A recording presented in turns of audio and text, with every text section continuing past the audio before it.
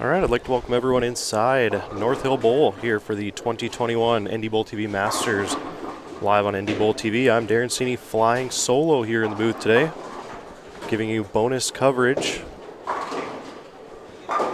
of the bracket round. 3-game total pin matches. There are 8 matches going on at the moment. After 2 rounds, we will have 4 players left, plus the high 6-game total of the losers in the second round. That individual will be the 5th seed. So, nice long day of bowling ahead of us. Our featured match here is a all-brother match, Blake Wahlstrom against Taylor Wahlstrom. So, expect low scores on the 1.6 to 1 ratio oil pattern here this morning. The 2021 USBC Masters pattern.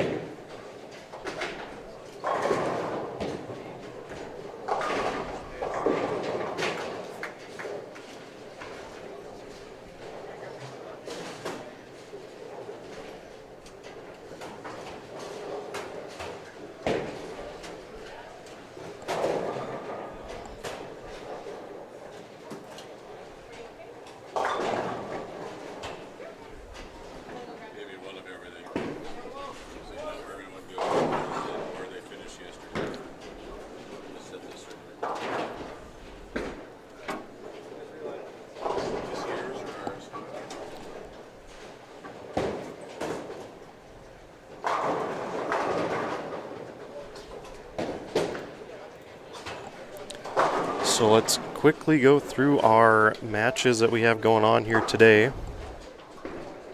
On 1 and 2 is John Breckel, top seed today against Mike Morris. On 3 and 4 is Brad Peterson against Jack Nelson. Lanes 5 and 6 is Mike Green against Dale Newton. 7 and 8 is Jamie Craig against Rodney Holmes. 9 and 10 is Josh Craig against Connor Allen. Our featured pair here, Taylor Wahlstrom against Blake Wahlstrom. Lanes 13 and 14 to the pair to the right is Randy Peterson and Tristan Clymer. And on 15 and 16 is Jay Fettig against Aaron Petrowitz. So these are 3-game total pin matches.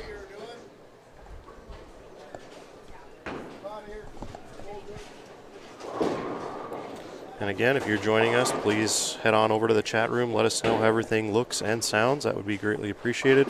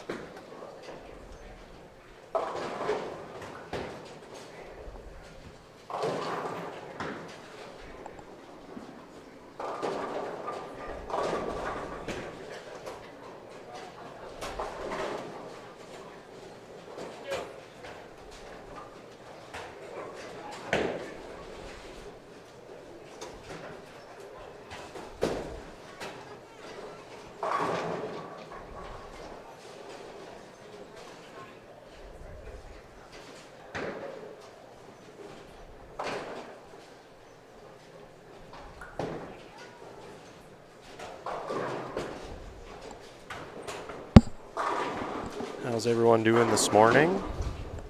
Again, we have 8 3-game total pin matches going on at the moment. Our featured pair here, Taylor Wahlstrom against Blake Wahlstrom. The winner will take on the winner of the Josh Craig Connor Allen match. At the end of 2 rounds, we will have 4 undefeated players. Those players will be ranked based on their 6-game total for the stepladder finals. And the 5th seed will be determined by taking the 4 players who lose in the 2nd round and rank them by their 6-game total. And the highest 6-game total is still alive as the 5th seed. So we will have a stepladder final on fresh oil following the 2 rounds of 3-game total pin matches.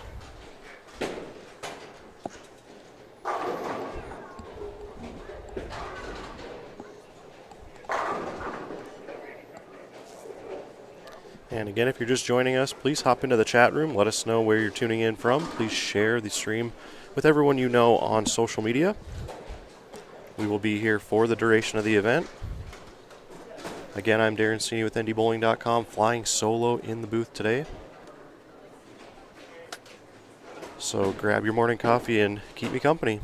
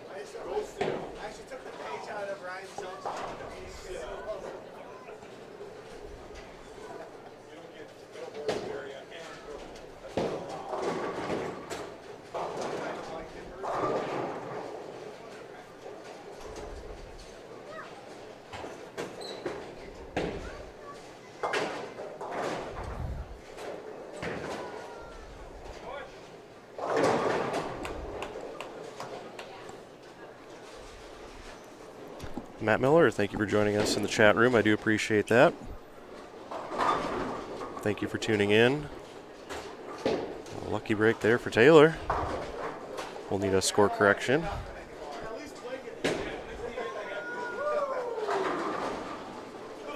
And in case you are wondering, this is an all-brother match here. Taylor Wahlstrom against Blake Wahlstrom.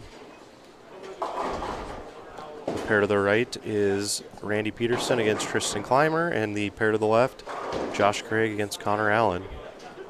So we kind of have view of 3 of our 8 matches here. We'll try to keep you up to date on all the scores as they come in. I can't quite see down to about 1 through 6, but I can see the scores everywhere else, so I'll try to keep everyone updated how things are going. The cut to the top 16 yesterday was Mike Morris at 196 under. Pretty brutal conditions out there with the 1.6 to 1 USBC Masters pattern. It's definitely not easy. I was fortunate enough to bowl the event yesterday and was the alternate at about 209 under.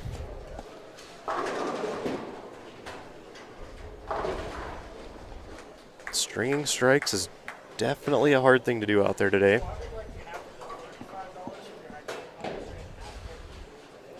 I'm sure today things will be a little bit different as players are going to have the opportunity to kind of set up the lanes how they want them in this first match, but the second match will be held on the burn, so players will have to kind of look around to see who started on those pairs that they go to. As yesterday, everyone moved as normal, rotating pairs after every game, so certain pairs were a little bit more difficult than others if people started with urethane on those pairs as opposed to reactive resin.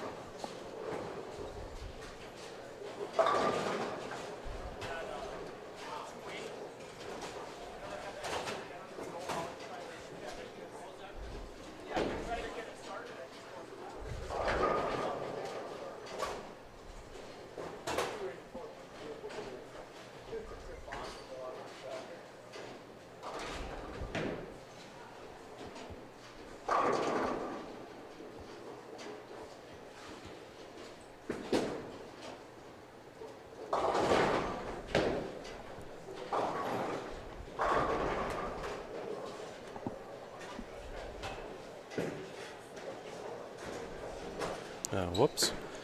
It's easy to do on this pattern.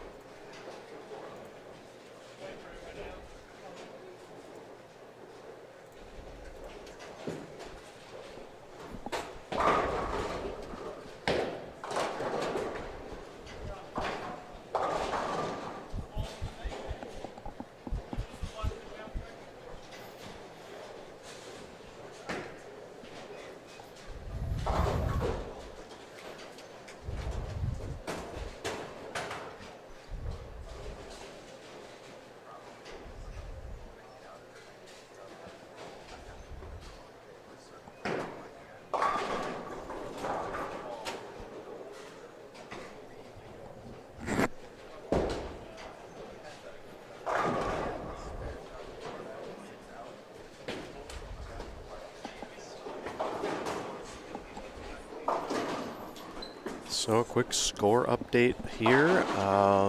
Josh Craig 174 to Connor Allen's 159 on the pair to the left. Down here on 15 and 16, Aaron Petrowitz 154, Jay Fettig 177. Again, this is a 3-game total pin match.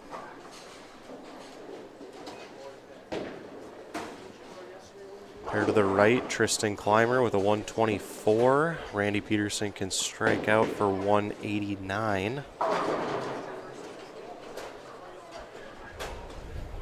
Looks like Rodney Holmes with a 174.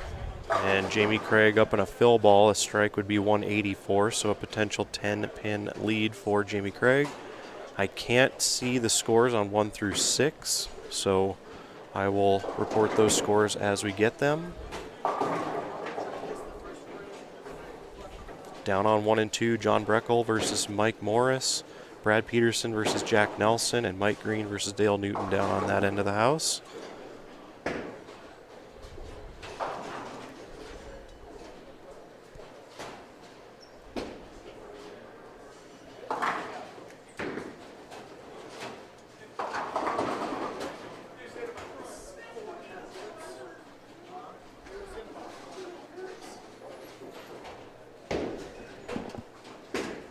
And that's a 184 to 174 10-pin lead for Jamie Craig to start that match. Taylor on our featured pair here can strike for 164. We'll have a slight deficit going into the second game there. Randy Peterson on the fill ball on 14 did strike for a 179. So he'll have a 50-pin lead or so after one game.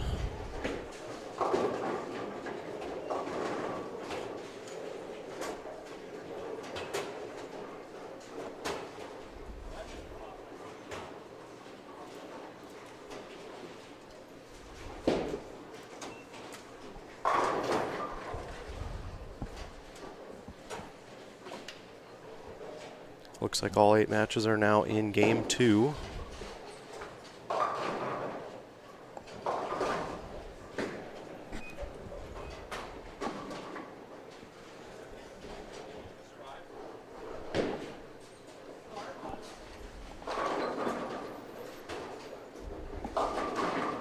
Can tell you one thing, spares are good here today. Scores were very low yesterday as 196 under made the cut. We did have 2 players shoot plus for the first time in the tournament's history. As John Breckel was the top seed at 1671, and Josh Craig shot 1643 for the number 2 seed.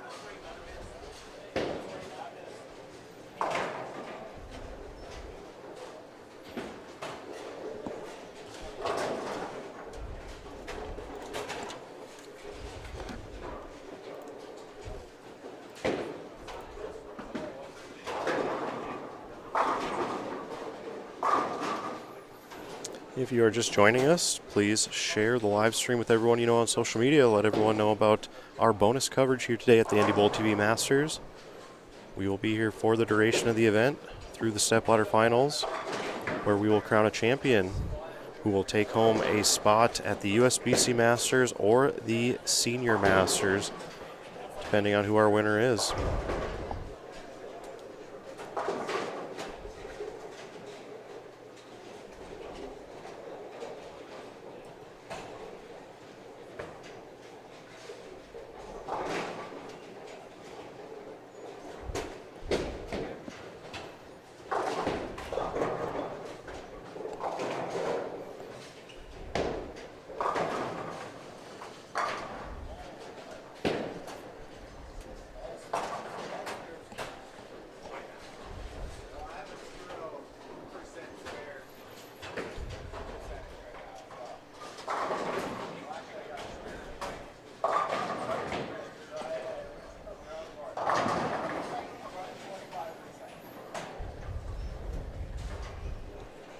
our second game, we are going to get the winner of the John Breckel-Mike Morris match and the winner of the Brad Peterson-Jack Nelson match. That's the match that we will have on our featured pair in the second round.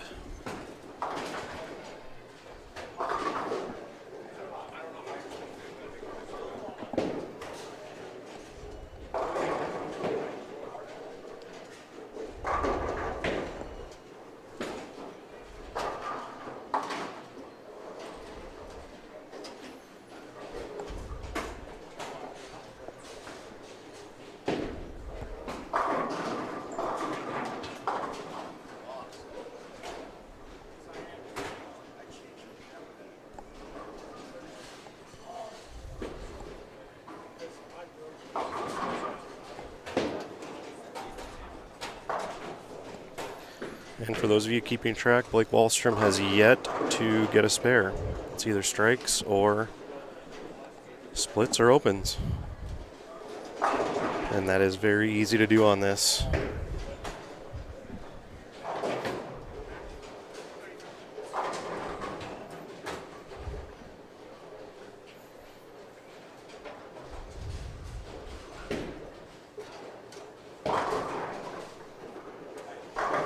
I bowled this yesterday, and I never had a 200 game. My high game, I believe, is 190. My low game was 159, something like that. Pretty tough sledding out there. 1.6 to 1 ratio USBC Masters pattern.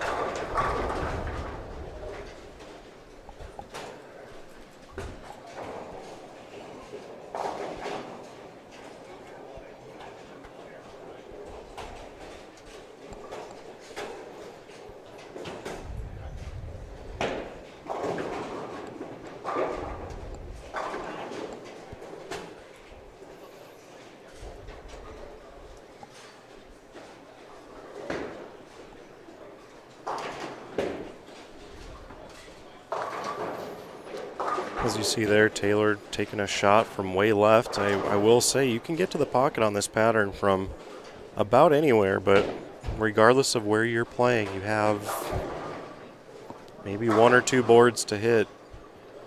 And then you got to throw it well too, so not easy out there. Spares will get you close in matches, filling frames.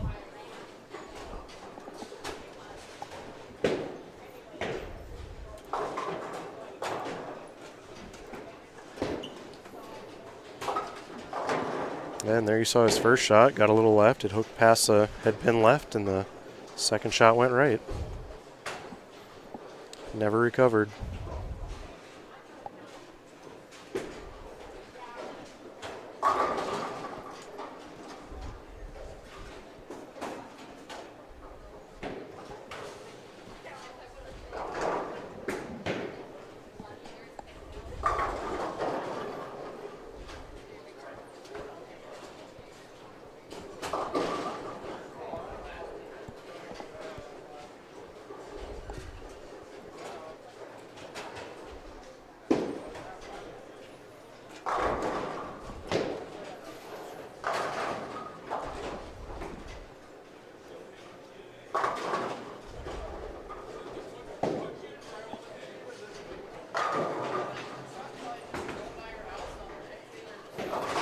I will say, looking around, I do expect to see some low 500 scores winning matches at the moment.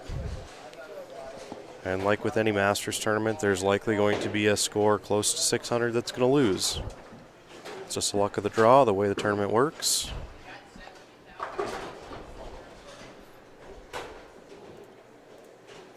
Again, if you're just joining us, please pop into the chat room. Let us know you're here, where you're tuning in from. Again, I'm Darren Cini with NDBowling.com, flying solo in the booth.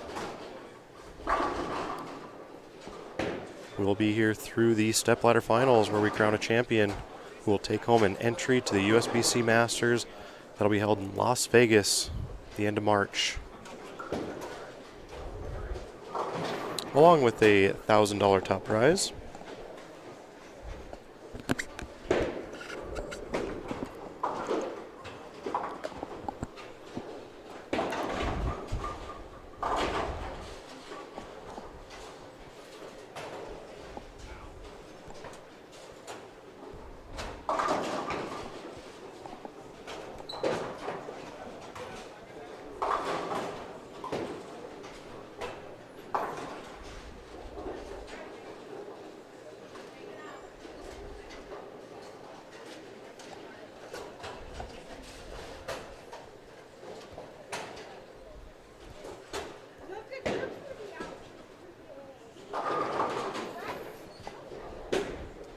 And shout out to Blake Wallstrom for getting his first spare of the day.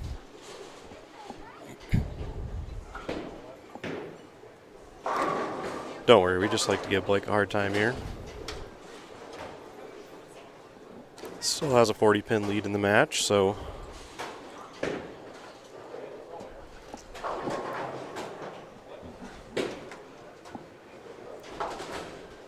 on the pair to the right, Randy Peterson in control here.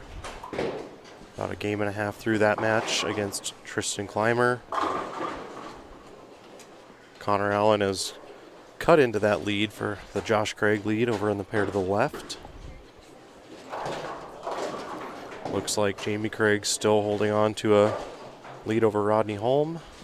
Again, I do not know what the scores are like down on the low end of the house. But once I receive those scores, you will know. Following this match, all 8 winners will then be bowling on 9 through 16 in front of us. So we will be able to see who's still alive and who's going to make our stepladder finals. Or they will re-oil lanes 11 and 12. I think all 5 bowlers then will get 10 minutes to warm up on fresh oil on 11 and 12, and then we'll be underway with our stepladder finals.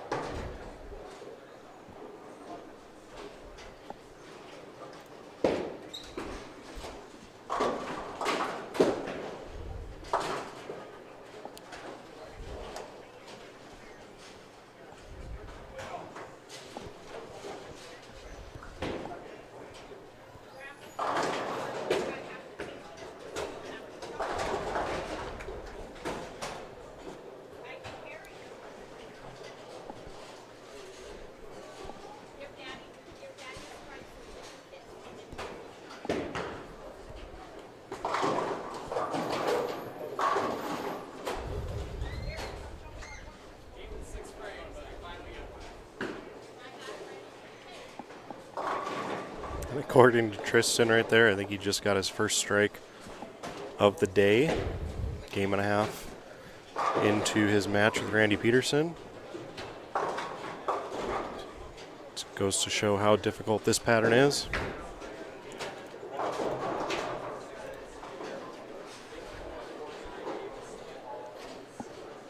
While it may be difficult, at the end of the day, someone's got to win. It'll definitely be a grind today in each one of these matches.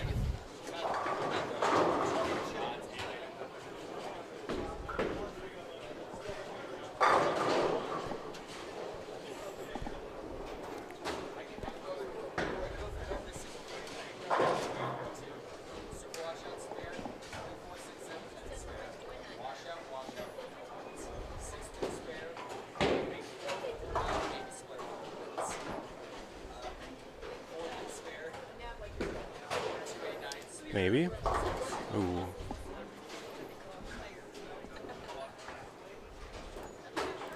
Split conversions were definitely a big bonus in the qualifying round. I know a lot of players that were close had some pretty key split conversions in their qualifying round. I got them into today's bracket.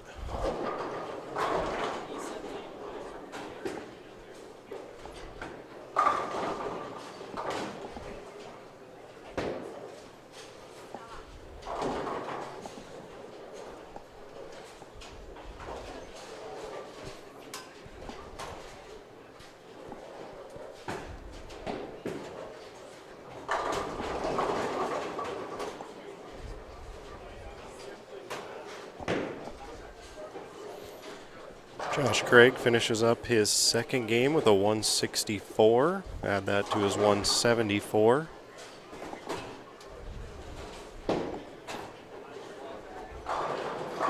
Connor Allen going to cut into that lead for sure, and looks like he might be taking the lead after this game.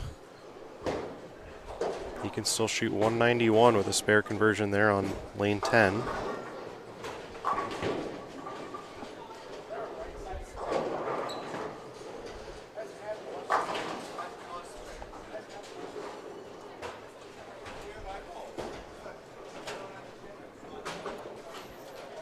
And a little bit of a booth jinx there. Sorry about that, Connor.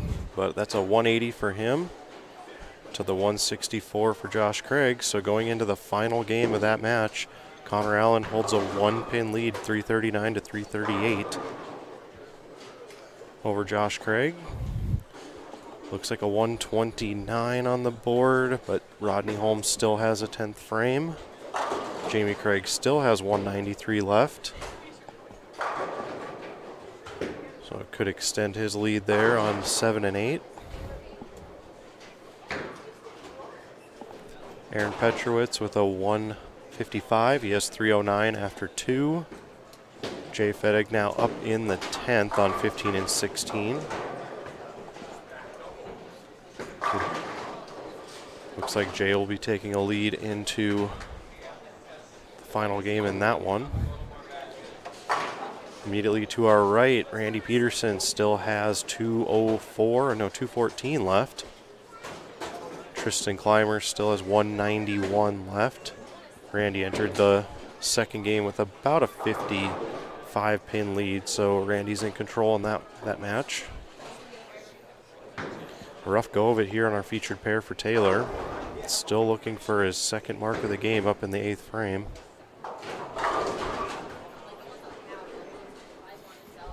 But like we were mentioning, this is only game 2. It's a 3-game total pin match. Anything can happen here. Oh, much better shot there, but a fast 8.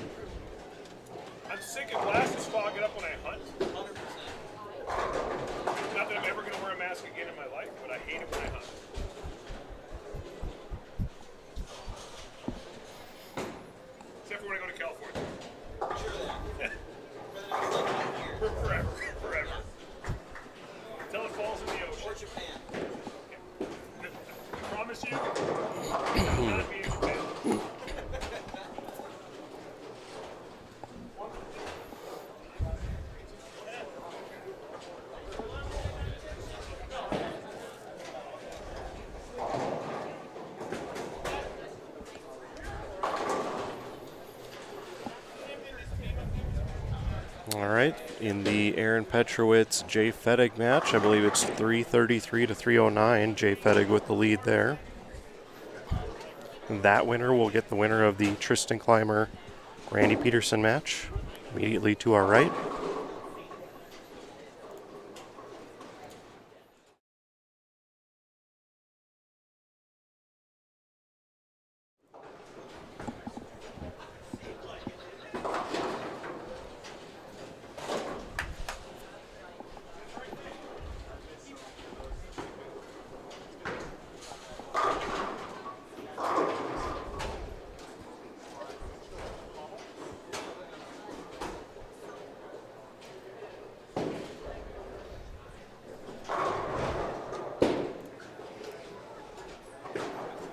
Thomas, good to see you in the chat room. Hope you're doing well.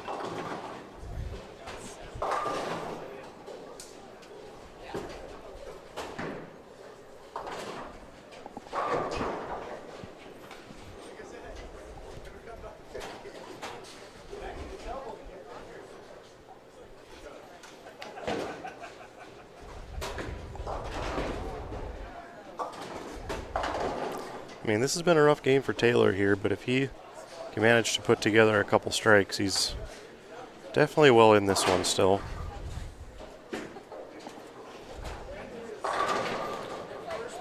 Randy Peterson enters game 3 with a 370 to 302 lead over Tristan Clymer. Looks like 346 for Jamie Craig and can't quite see what Rodney Holmes' score is. I want to say 312 or so. Again, I can't see the scores on 1 through 6, so we'll have to wait and see what gets reported on those matches. But again, on our featured pair in the second round, we will see the winner of the John Breckel-Mike Morris match versus the winner of the Brad Peterson-Jack Nelson match.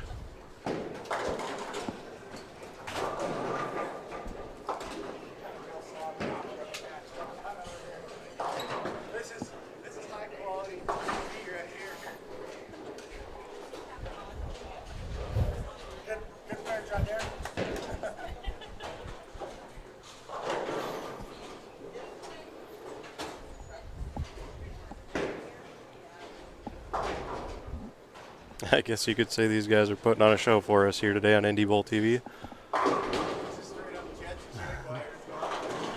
This may be the lowest combined game in the building on our featured pair.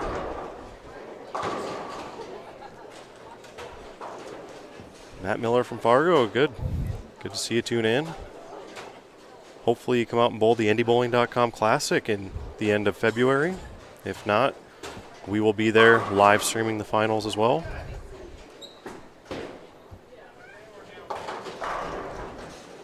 As of right now, our next show will be here at North Hill Bowl the last weekend in January for the Morris Anderson Memorial Shootout. Always looking forward to that tournament and that show.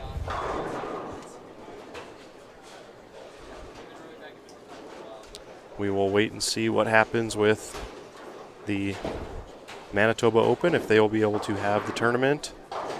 And if they do, will we be up there to stream the finals of it? hopefully everything goes well with the border and everything opens up so that we can get back up there and bowl that tournament. Always a good trip for us.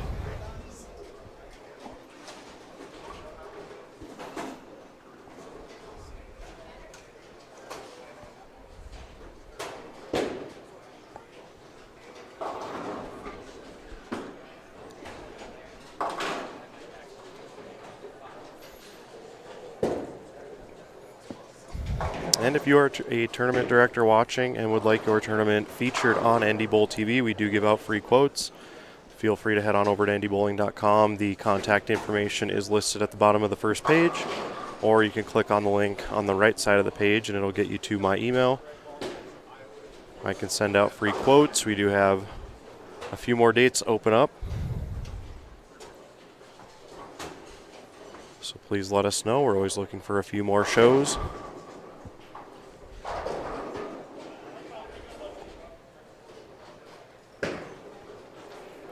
Now entering the 10th frame here on our featured match, Taylor Wahlstrom with a 131. And Blake Wallstrom here will just extend his lead. Looks like he'll be leading by roughly 50 or 60 pins going into the final game.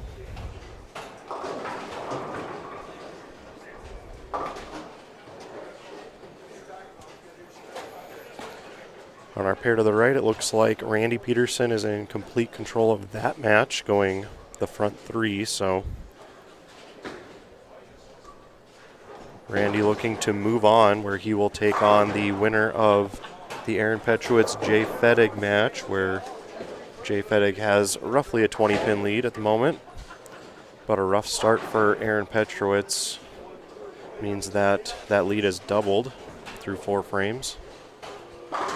On the pair to the left, Josh Craig and Connor Allen. Connor Allen entered that final game with a 1-pin lead. Pretty close match there. If Connor can convert that spare on lane 10, he will still hold a small lead.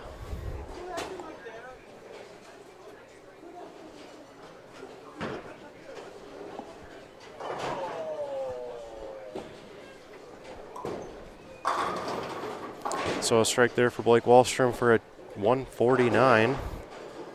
So 351 to 293. So 58-pin lead there for Blake Wahlstrom.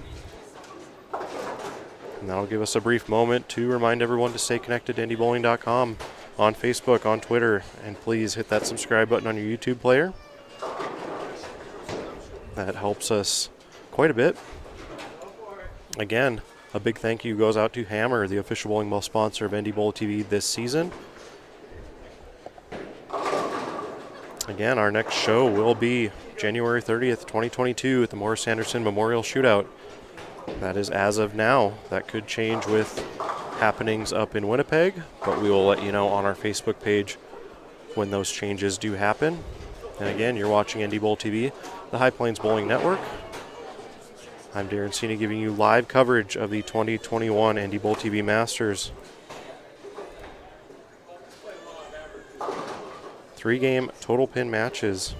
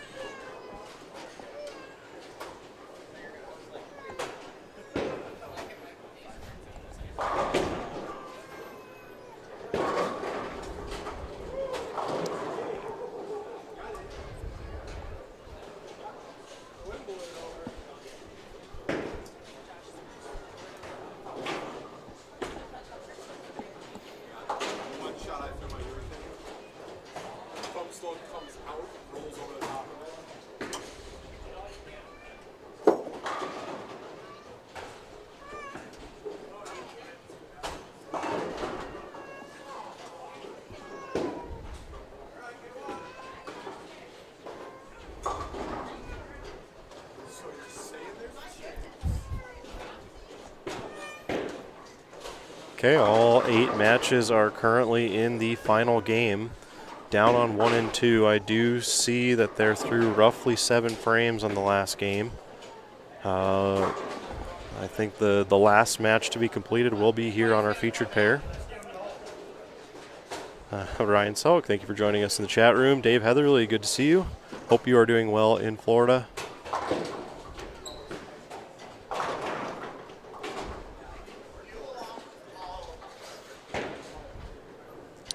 Again, thinking about 10-15 minutes here where we're going to know who will be featured on our featured pair here in round number 2.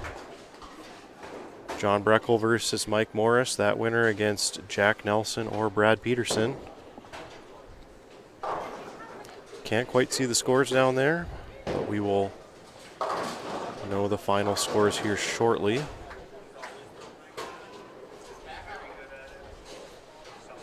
Pretty close match here immediately to our left. Josh Craig against Connor Allen. Connor Allen entered this game with a 1-pin lead. Can strike here to extend that lead. Up on lane 10 now. That's a good shot for Connor. That puts him at 116 in the 6th to Josh's 103 in the 6th. So 14-pin lead, both players working on a strike in the 7th. Really close match there. That winner will take on the winner of our match right in front of us, where Blake is in control early, but looking for his first mark of this game and does convert. So if you're Taylor, you're going to have to find a way to string a few strikes together on this. And aside from Randy here to the right, I haven't seen anyone string strikes. Randy's through 6 has only missed once, so he's looking pretty good. But again, he's been bowling 3 games on this pair, has been able to kind of work a good shim into that pair. We'll see what happens on his next match, as Randy has all but locked up that match against Tristan Clymer. Randy will take on either Jay Fettig or Aaron Petrowitz.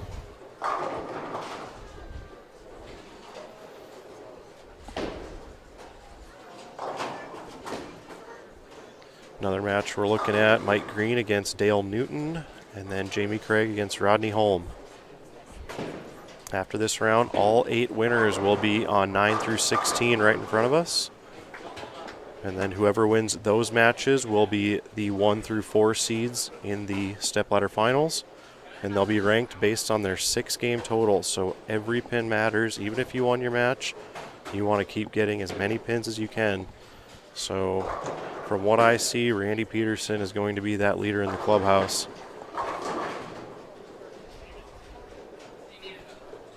And the other cool part about this tournament is in the second round, there will be 4 players that lose. Of those 4 players, whoever has the highest 6-game total will still advance to the stepladder finals as the number 5 seed and bowl in that first match.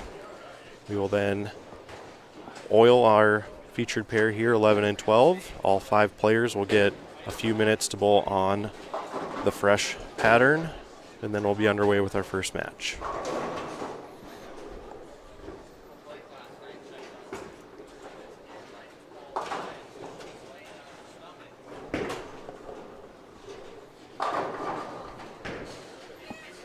Again, we're bowling on the 2021 USBC Masters pattern. It's 1.6 to 1 ratio, so extremely difficult. 194 under made the cut to the second round. And the winner today will take home a $1,000 top prize along with a paid entry into the 2022 USBC Masters or the USBC Senior Masters next year. And if there are any ladies watching, if you come out here and do win this tournament, it does apply to you as well to win a Queen's entry. So if you're thinking about bowling a challenging tournament with pretty tough conditions, come on out.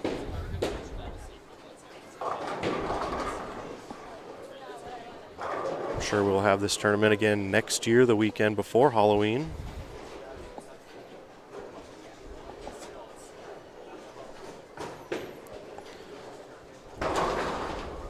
And it looks like Connor Allen is, I don't know, I think he's going to be able to going to take out the number 2 seed, Josh Craig.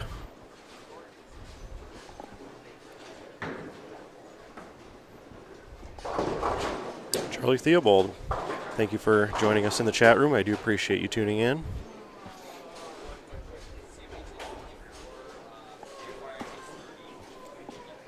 Again, Randy Peterson now up in lane 13. He's only missed twice through 8 frames, so he's locked in.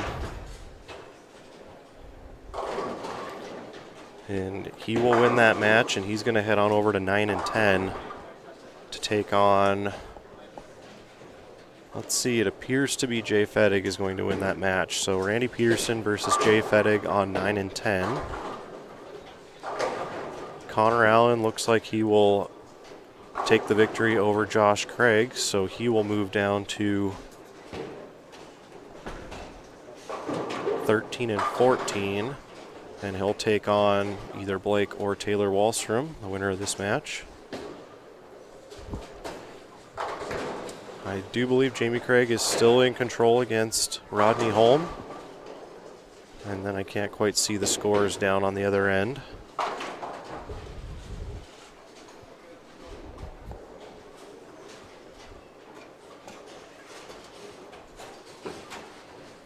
I bowled with Connor Allen all day yesterday, and him and I were within a couple pins going into the last game, and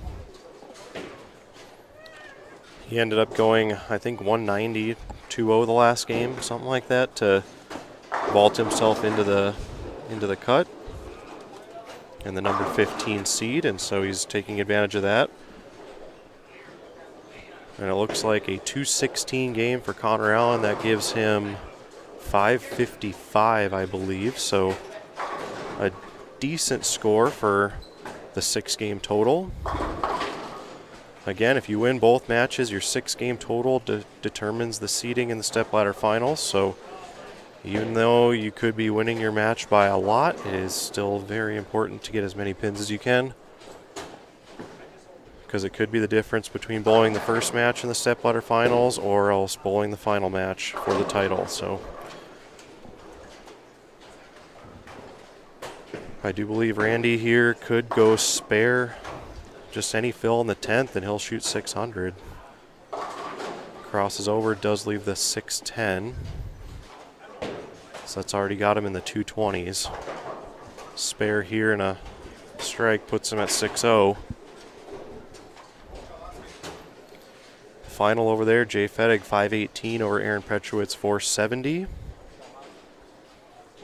Josh Craig finishing up on lane 10. He'll shoot 505, which I'm sure he's disappointed about after shooting plus yesterday, a 1643 qualifying block. But again, this pattern play is very hard.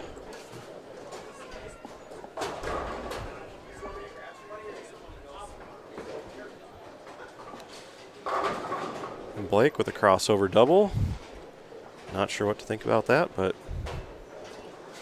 hey, take it, right? I had my fair share of those yesterday. The Mike Morris-John Breckel match is complete. We are awaiting the final score on that one.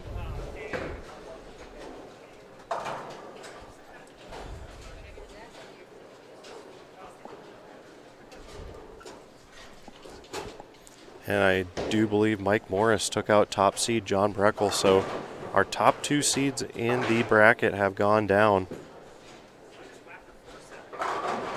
Both players are the first 2 players to shoot plus in this tournament for the qualifying round, and they are now headed on to the eliminated bracket, where they're going to bowl 3 more games, and everyone who bowls over there will be ranked, of course, by their 6-game total to determine their final spot in the tournament, as well as their payouts.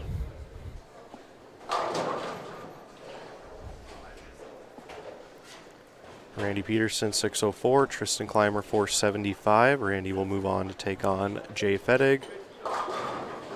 Winner of that match will head to the stepladder finals. Connor Allen will get what appears to be Blake Wahlstrom at this point.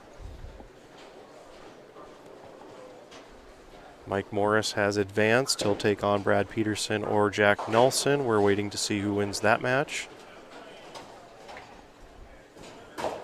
I see a 156 on the board for Dale Newton, and Mike Green is still up to shoot the 10th.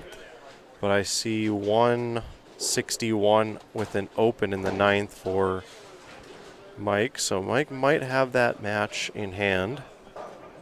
Mike Green will take on, or Dale Newton, I'm not sure who won that match, but that winner will take on the winner of Rodney Holmes and Jamie Craig.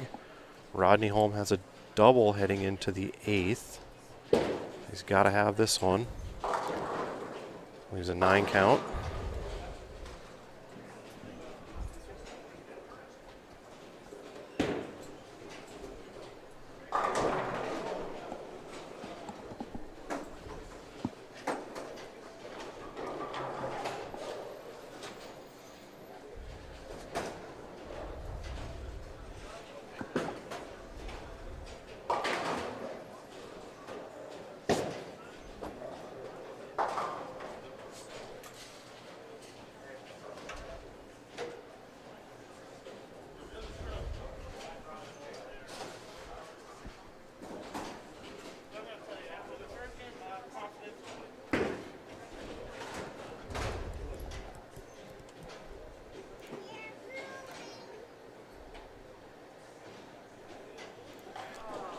Well, looks like we're just waiting on the Rodney Holmes, Jamie Craig match, and then this one right in front of us. Blake has it well in hand after putting up a 4-bagger there.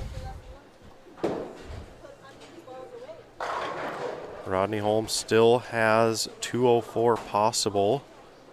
Jamie can strike out for 186. I do believe Jamie still has a decent lead. I'm not 100% sure. I think that leads around 30.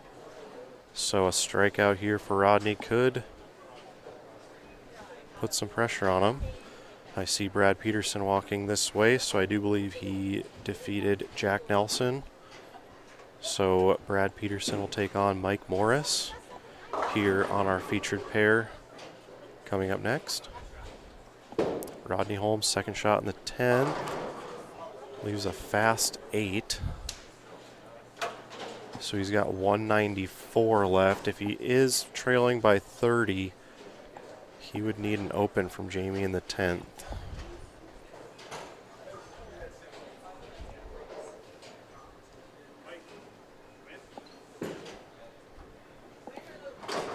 And I see Dale Newton walking this way. So Dale Newton did take out Mike Green. Dale Newton is down on 15 and 16 and will take on Jamie or Rodney. Still waiting the final of that match.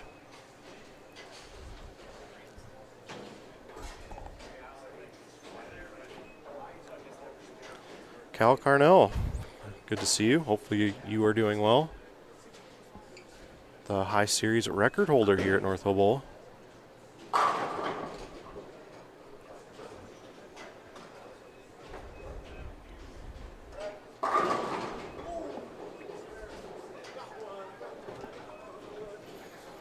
These two have far beaten their second game combined total already. So throw in some better scores here in game 3.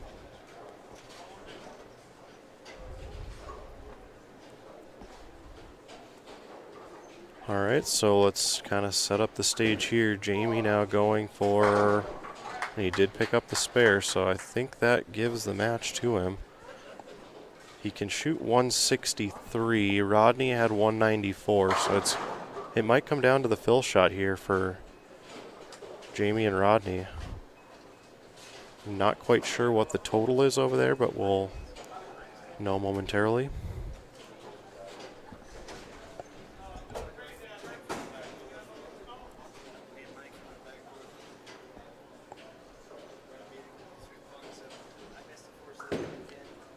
Jamie throws a 8 count.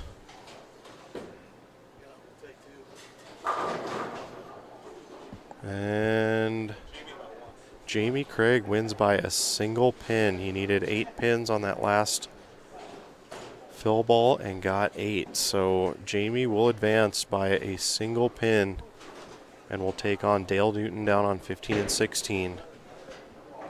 So on 11 and 12, right in front of us, will be Mike Morris against Brad Peterson. On 13 and 14, will be Blake Wallstrom against Connor Allen. And on 9 and 10, Jay Fettig against Randy Peterson. All 4 winners will advance to the stepladder finals and will be ranked based on their 6-game total. And then again, there will be 4 players who will lose this second round here on the winner's side of the bracket. Of those 4, the highest 6-game total will still advance as the 5th seed in the stepladder finals. So even if you're going to lose, you need to get as many pins as you can.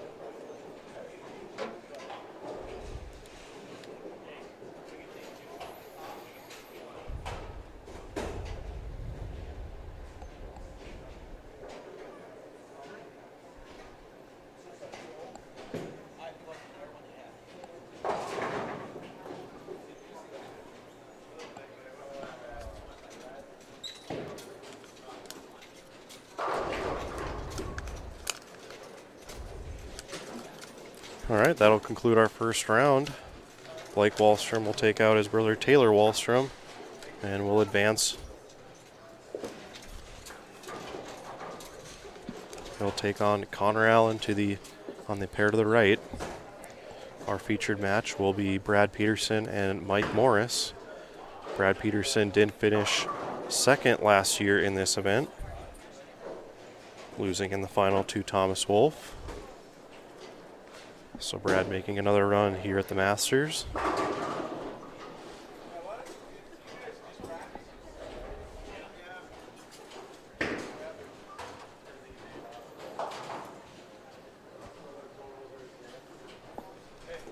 I do believe everyone should get 2 shots on each lane here, since they're moving to a new pair.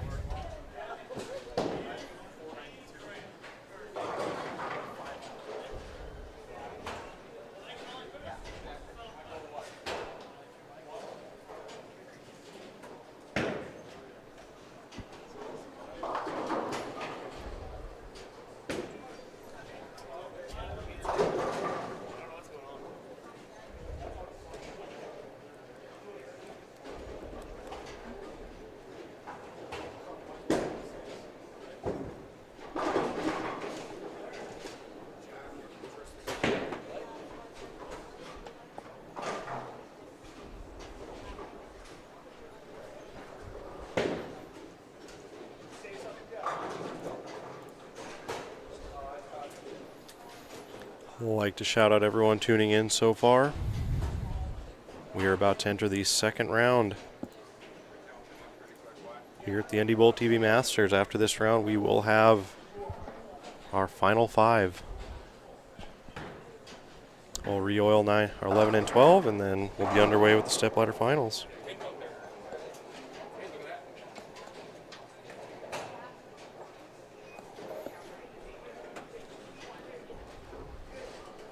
Again, Mike Morris against Brad Peterson on our featured pair.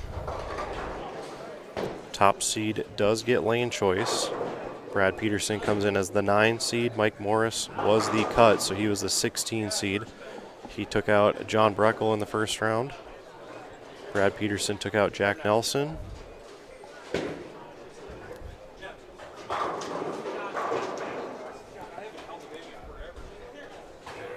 Brian Gehring, thank you for tuning in today. Appreciate your continued support of NDBowlTV and NDBowling.com.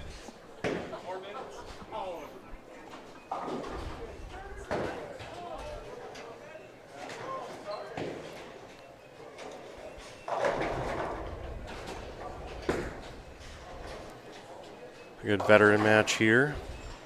Those of you in the chat room, let me know who you think is going to win this match. Brad Peterson or Mike Morris.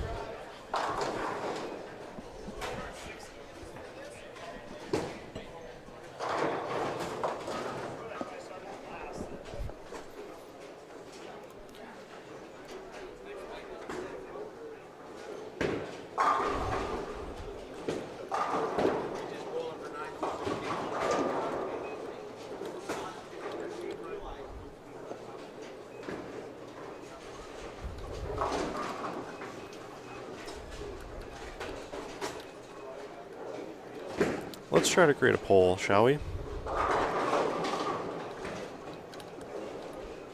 Never done that before, so if you're in the chat room, please take part in the poll once it shows up. Let's see what happens.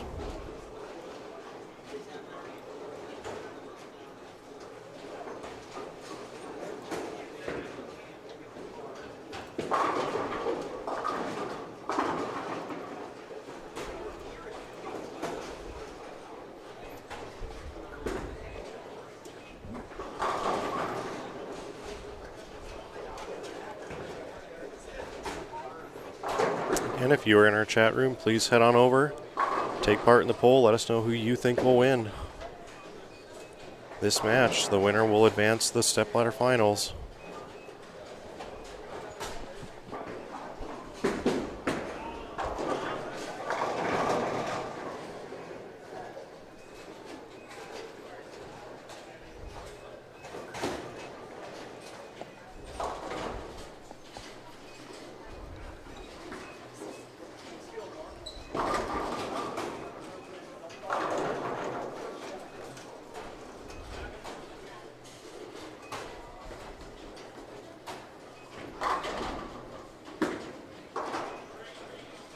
Looks like we have a few Brad fans in the chat room.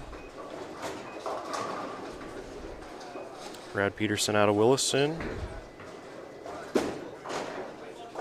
Shout out to Brad and everyone at Strike Zone, who will be hosting the state doubles tournament,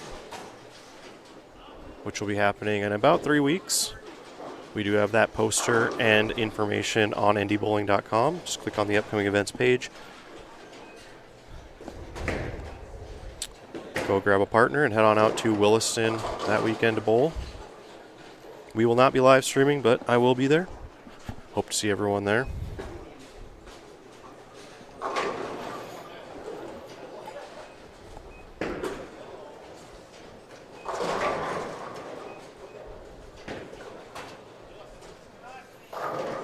And it looks like Mike will get us started on lane 11.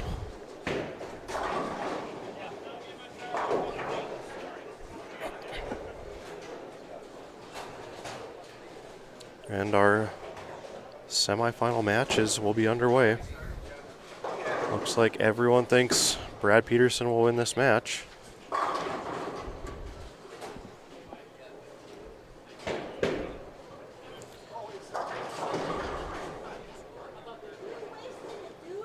And Mike throws a strike, but the arrows were not up there, so they need to, hopefully these guys know not to bowl.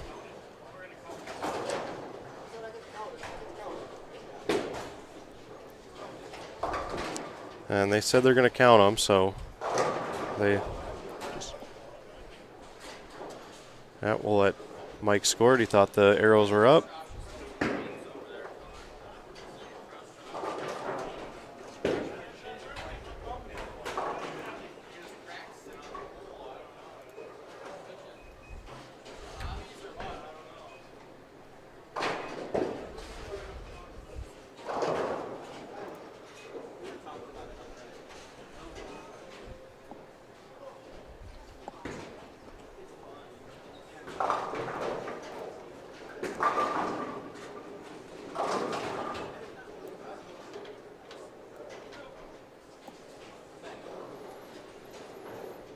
Well, sorry, Mike. It looks like our chat room is rooting heavily for Brad Peterson today. Looks like the Williston contingent is out in full force here on NDBowlTV. We do appreciate you all tuning in.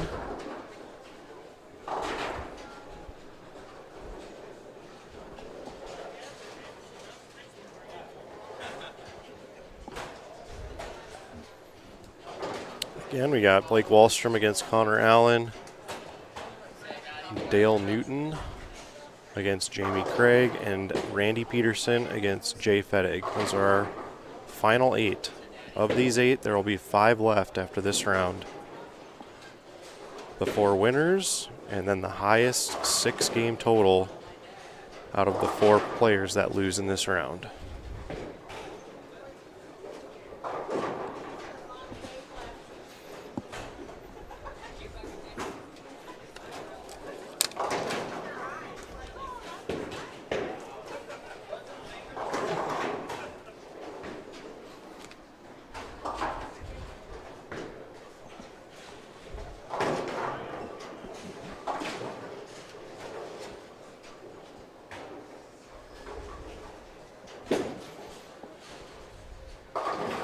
And again, we're bowling on the burn, so these players are coming to a pair they're not familiar with. There was a match that was bowled on this pair earlier, so they had a little bit to figure out. I would guess that the right side is pretty fresh here because Taylor was playing pretty far left, and then, of course, Blake was left-handed, so I don't expect much change out of this pair for these guys. I would expect Brad to play a lot further left than Mike.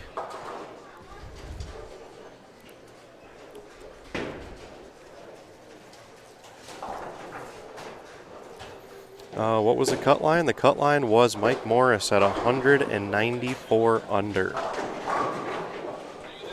And then yours truly, Darren Sini himself, was the alternate once again. I believe that is my 20th time being the alternate in my career at various tournaments, which you would think is a record.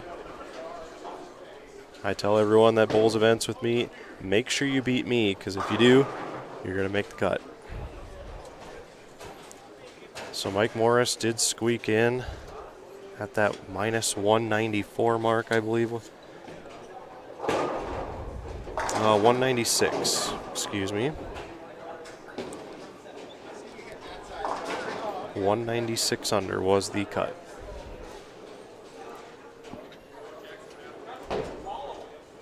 And while it was the lowest cut we've had in the 3 years at the NDBowlTV Masters, it was the first year we had players finish plus in the qualifying round. John Breckel and Josh Craig both finished their 8-game qualifying block yesterday shooting plus.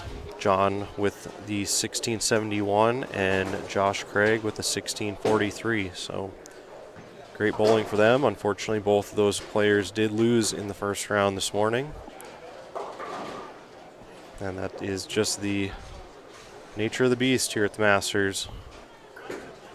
Once you make the cut, it's all scores reset. It's 3 games against 1 guy. You could catch the guy that shoots very well. You could catch the guy that doesn't shoot very well. It's all luck of the draw.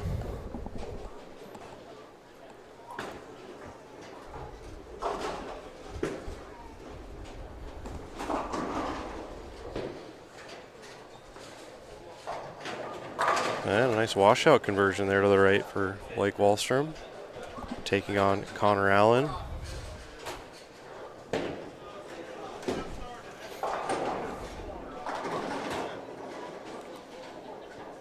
So looking at our scores, just because scores are going to matter now, out of our winners, Brad Peterson shot 655 in his first match against Jack Nelson.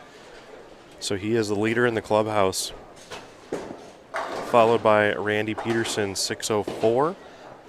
Mike Morris had 574, Connor Allen 555, Blake Wahlstrom 549, Dale Newton 520, Jay Fettig 518, and Jamie Craig won his match with the lowest score of 507. So that is who our final 8 are. Those scores are important.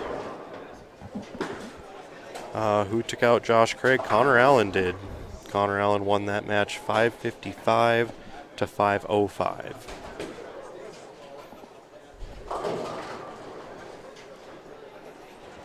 So both the number 1 and number 2 seeds have lost in the first round here this morning.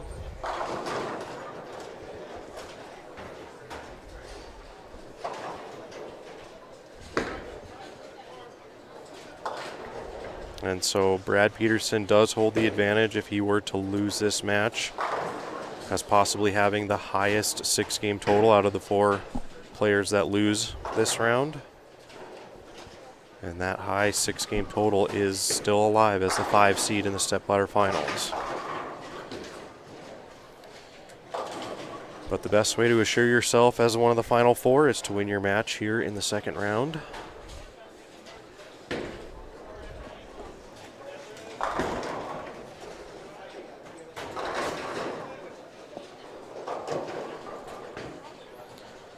Pretty fast start here on our featured pair.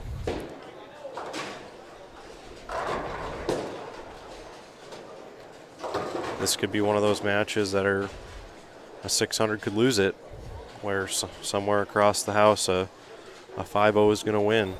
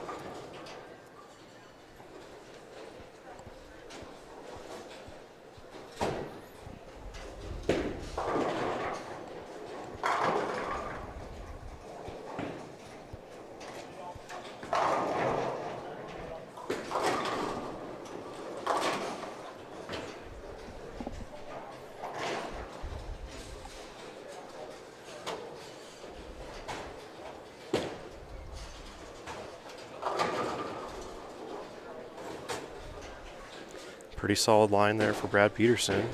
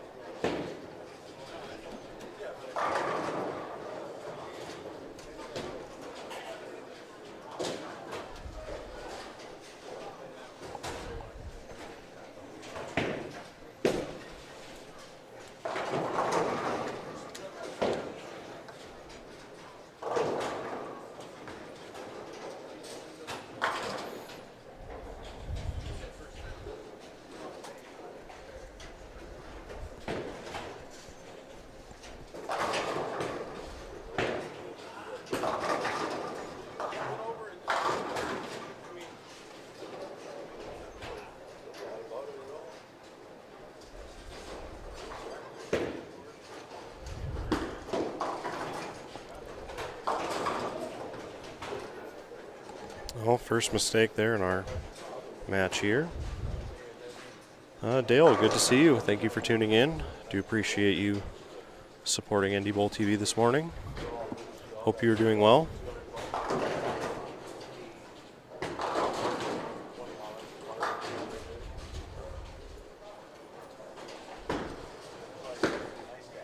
It's got a chance.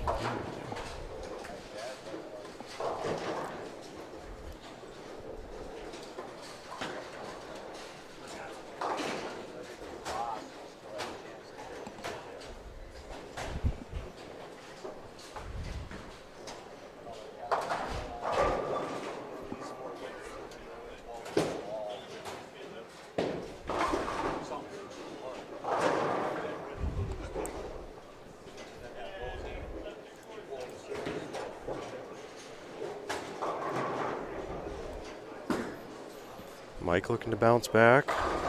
Good shot there, a little high with the 4-pin. As you can see, a wide variety of angles can get to the pocket on this pattern, but I think regardless of where you play, the margin of error is very, very small.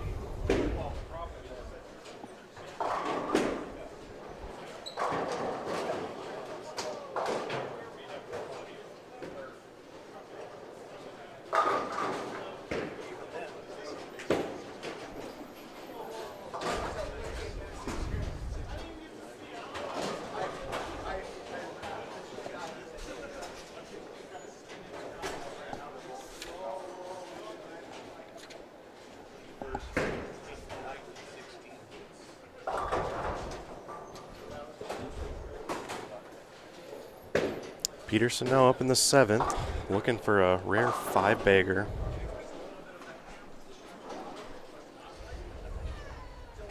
Looks a little wide.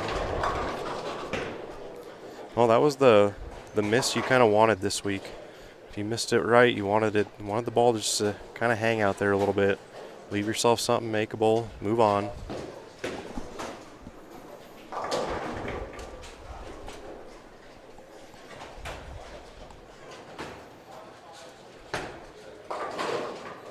And you just saw there the other side of the miss on 13 for Blake. He missed it, but he has a little more angle than Brad does at the moment, and paid for it. Is that going to hook?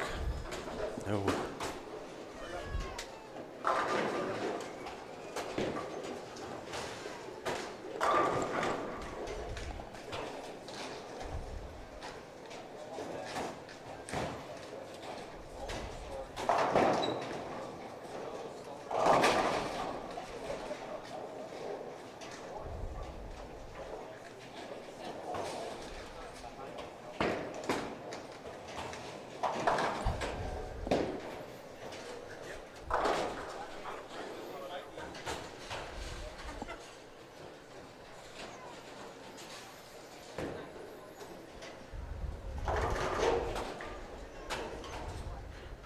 Yeah, I know I jinx everything. The booth jinx happens every time. If you're ever featured on NDBowlTV, just hope you're not doing well and I say something.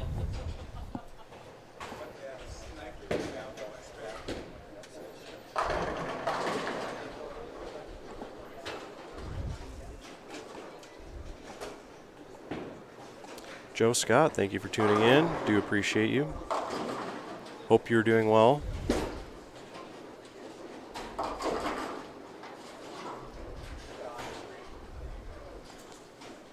Well, it just goes to show how quickly this pattern can trick you at times.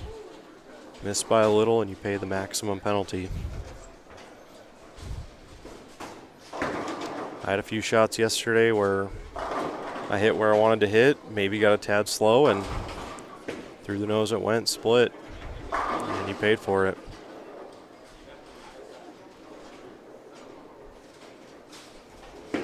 Really tough condition out here this week. And then depending on what pair you hit in qualifying, depending on who was throwing what in certain parts of the lane, really made you have to move around.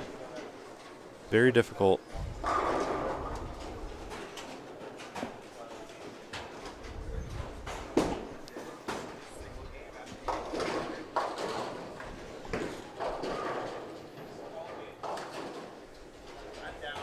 Again, if you're tuning in with us, please hop in the chat room. Let us know where you're tuning in from and who you think is going to win this match. We will leave our poll up till the end of this first game. Again, it's a 3-game total pin match. We are in the second round. The winners of these matches will go on to the stepladder finals. They'll be ranked based on their 6-game total this morning. And then the highest 6-game total out of the 4 players that lost in this round will advance as the 5 seed in the stepladder finals. So losing your match does not necessarily mean your tournament's over here in the second round.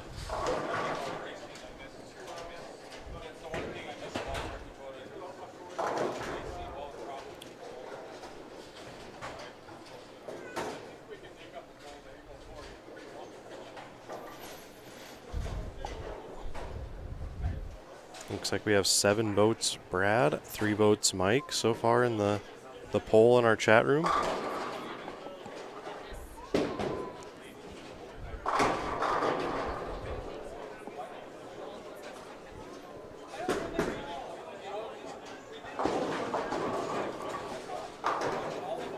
And Dave, your son thinks I sound Canadian, eh?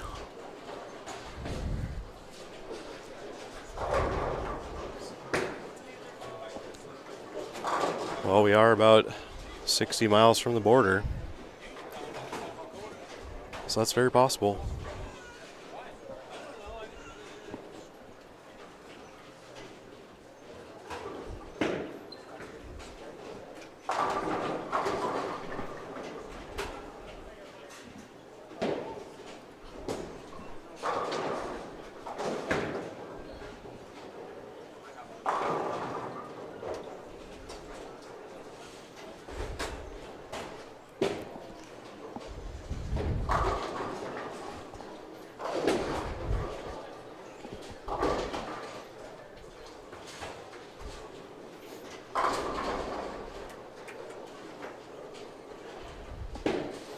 Well, a pretty close match here in our featured pair. Mike Morris holds a 1-pin lead as we enter the 10th frame.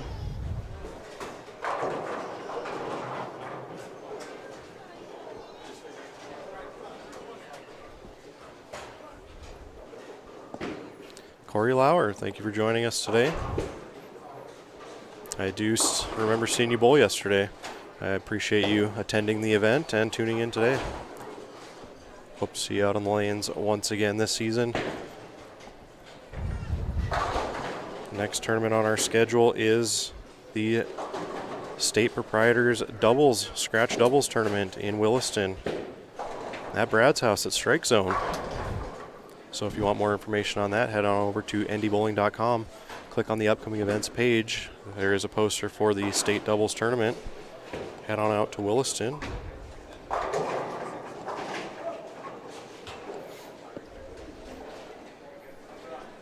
As of now, I will be in attendance at that event. Hoping for a good weekend. Good shot there by Brad for a double in the 10th.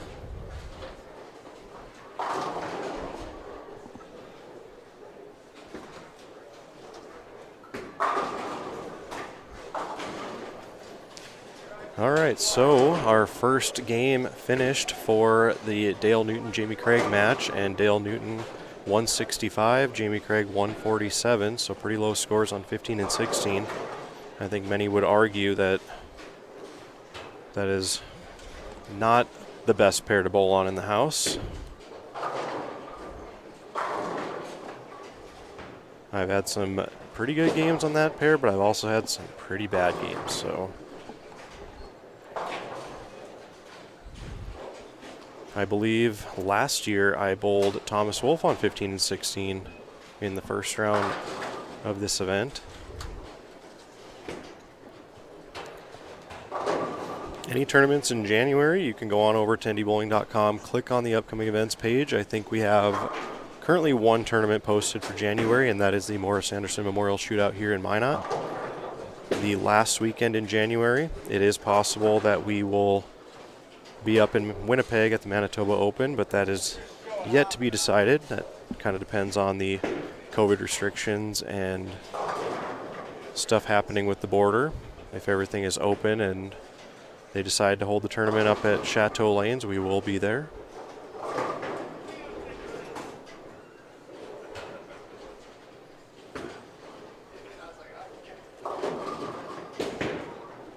And then following the Morris Anderson Memorial Shootout, the schedule really fills up through the first part of March. There's about 4 tournaments in that time frame. You have the KFYR-TV Bowling Classic, which I did get from Jack Nelson, confirmed to be the first weekend in February. The Sherburne Scratch Singles Tournament that's held in Aberdeen will be probably 2 weeks after that. And then the final weekend of February, I do believe, is the NDBowling.com Classic, which the finals will be live here on NDBowlTV. So a full slate of events. We do have the state team tournament happening here in Minot at North Hill Bowl in December, second week in December. That is teams of 4.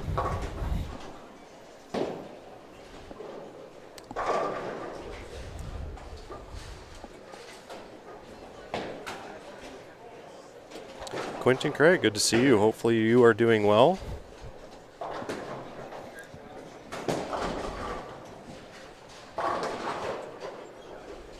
Thank you for tuning in. And an early lead here for Brad Peterson, 209 to 191. On our pair to the right, Blake Wallstrom 202 to Connor Allen's 188. And then the immediate pair to the left, Jay Fettig covers the 6-pin to shoot 192 against Randy Peterson's 187. So all 4 matches here in the second round have completed their first game.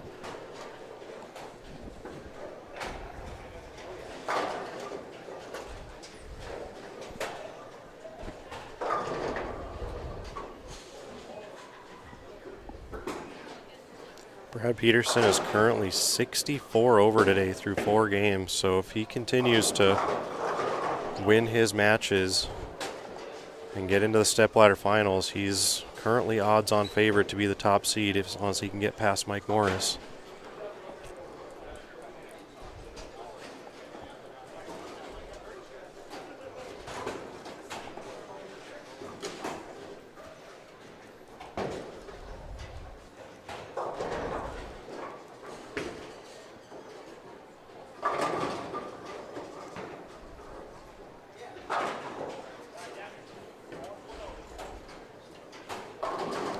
And Blake Wahlstrom getting settled in on the pair to the right.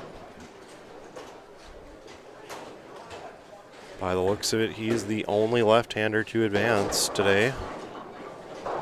So as long as he's got a decent shot on the fresh, you got to give him a little bit of an advantage.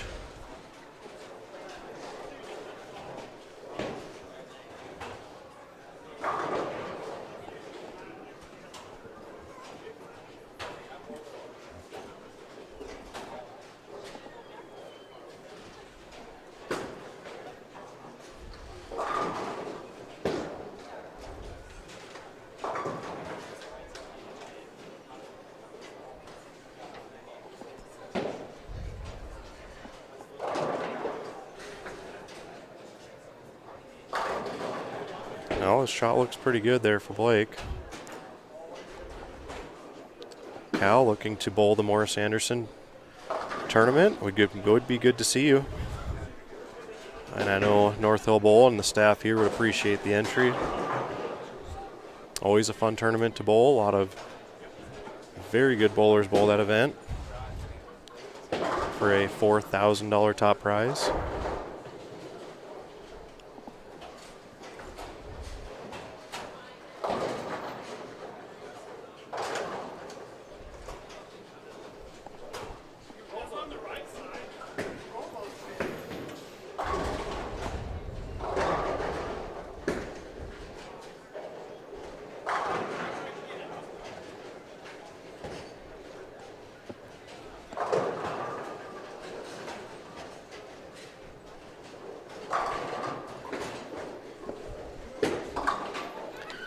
Again, if you're watching, if you would consider subscribing to our page, it is free and we would appreciate that. Trying to get towards 2,000 subscribers. We will be live a few more times this season, so hit that subscribe button to make sure you don't miss anything.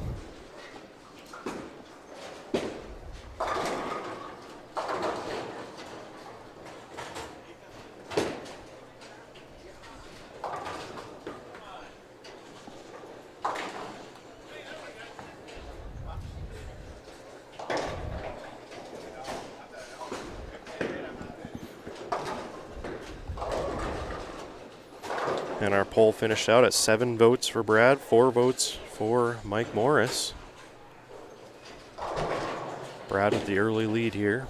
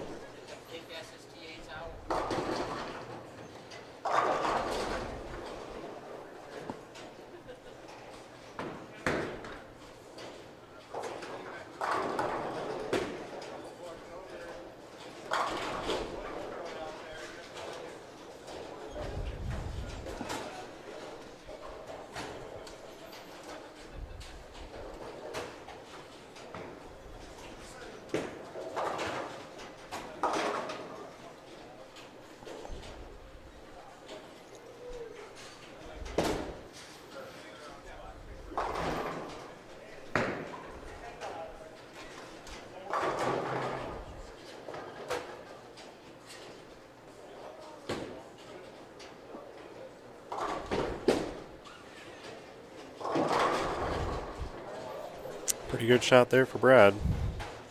Looking comfortable.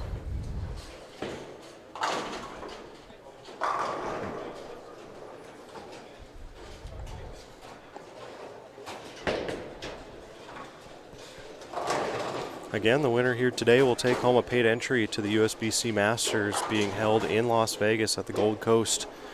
Just announced yesterday at the end of March. The winner will also have the option to go to the Senior Masters instead, as long as they are eligible, which looks like we have a few players here that are eligible for that if they were to win.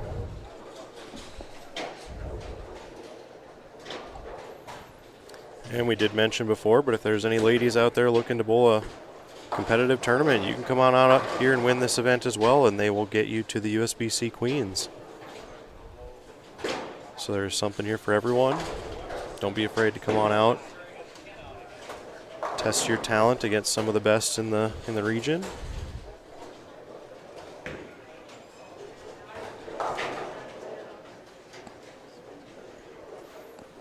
Joe Scott wondering if any local guys made it besides Blake. Well, Blake took out his brother Taylor Wahlstrom in the first round. Mike Green did lose in the first round.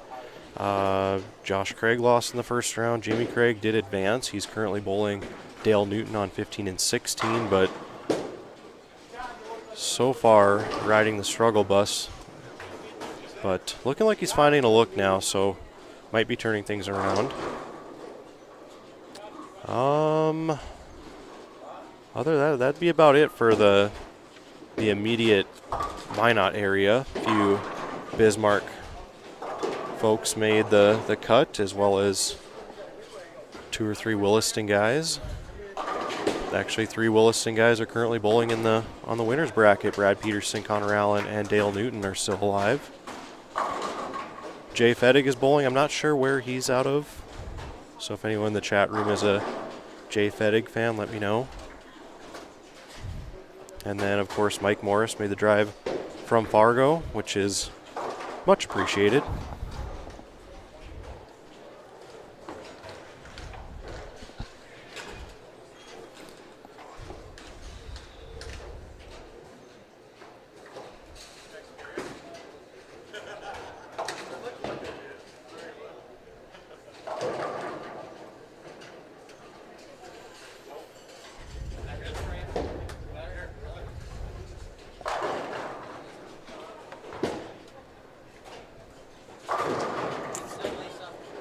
Well, he trips out the 7 on the 7-10. 10 remains. How's Connor doing? Question in the chat room. Connor's got 77 in the 5th.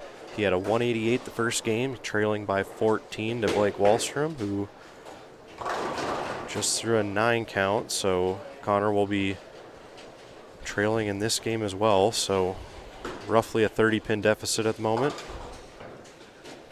Jay Fettig is from Bismarck Mandan. Good, thank you. Good to see them here. Good to see them bowling.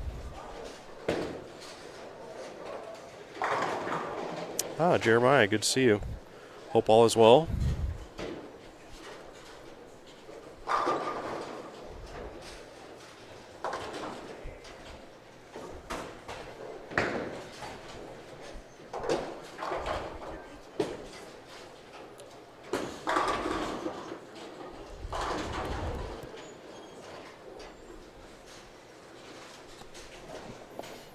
Well, in the first round, we had the lowest scoring match in the house on our featured pair, and now it appears to be the highest scoring match in the house on our featured pair. So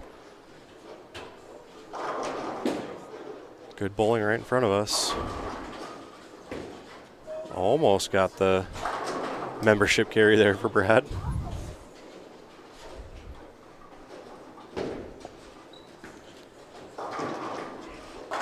Blake Wahlstrom looking pretty comfortable in that match against Connor Allen.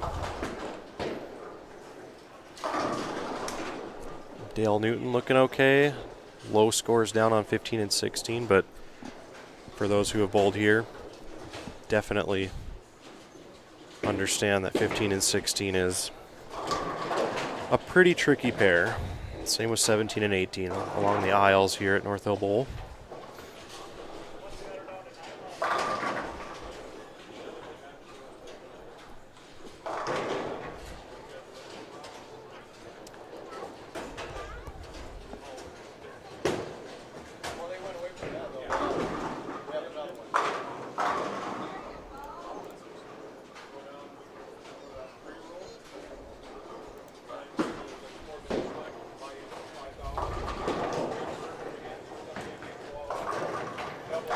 first mistake this game for Mike Morris.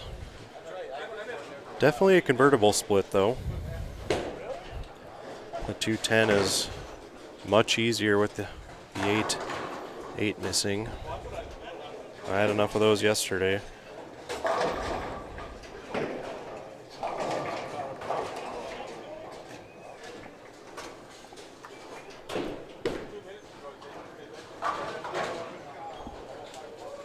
So an open frame in the 5th for Mike. Still has a slight advantage in this game.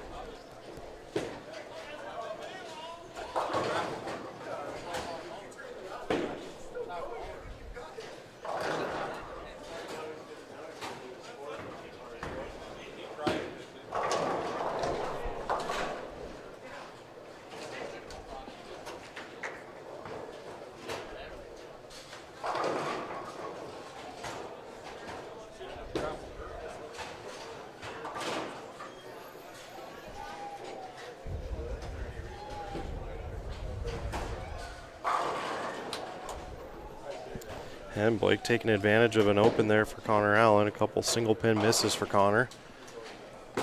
Likely not too thrilled with those, as many bowlers out here would be.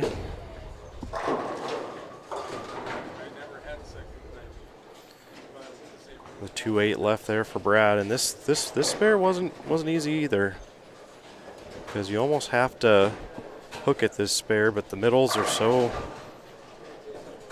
hard to control. You definitely have to trust your ball reaction at the time to pick up spares like this, or any multi-pin combination on the right as well.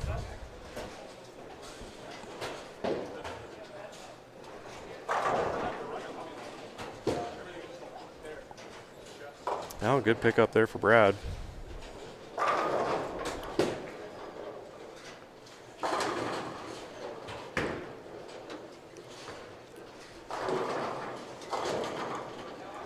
Connor Allen rolls a 2-pin on 14. Unfortunately for him, Blake Wallstrom's got a 3-bagger up on the board. Jamie Craig finally kind of found something going there with a 3-bagger of his own, but now a little bit of a washout in the 10th frame. So potential open here in the 10th for Jamie, as he had a chance there to kind of wipe away that deficit he had in the first game. Randy Peterson and Jay Fettig still rather even through 7 frames of game 2. Jamie does indeed open that 10th frame for a 179. Dale Newton can still strike out the 10th for 189.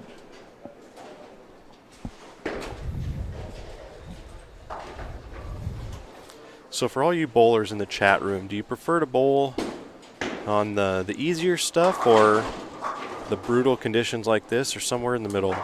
Let me know what you think.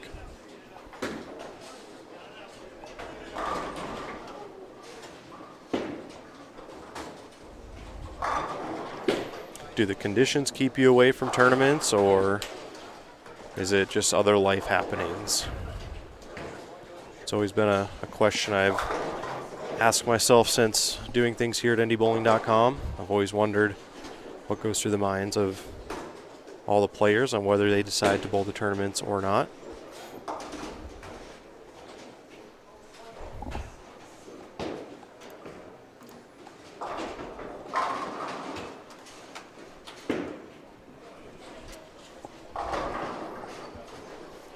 And a 4-bagger for Blake Wallstrom up on the board. And good recovery shot there for Mike Morris. Brad Peterson with that good split conversion in the 7th. Definitely an advantage to all the good spare shooters out here this week, because you know we threw at a lot of them.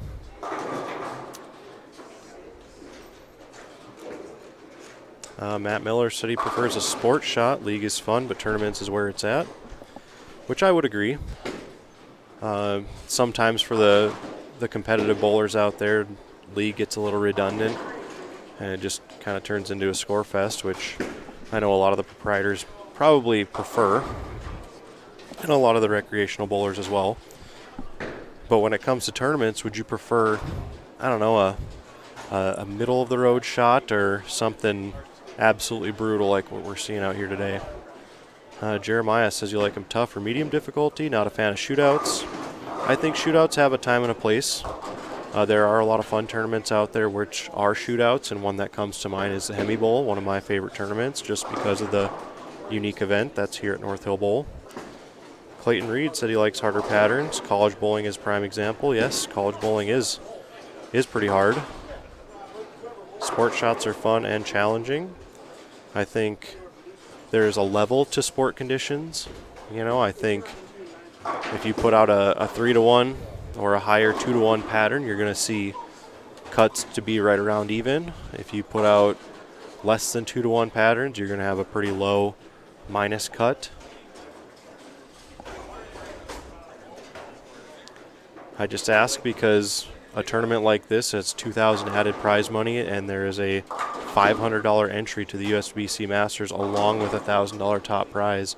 In the last 2 years, we've had 30 and 34 entries, so it's a question I like to ask. I want to know, you know, what could get more people out here? Would a slightly softer condition do that? I don't know. I know it's always a tough time to bowl tournaments here in North Dakota and around that October range, as people are still doing things outside and they're not quite fully into tournament mode quite yet. And I know putting out conditions like this early in the season might hinder some people from coming out here and bowling because it is so tough.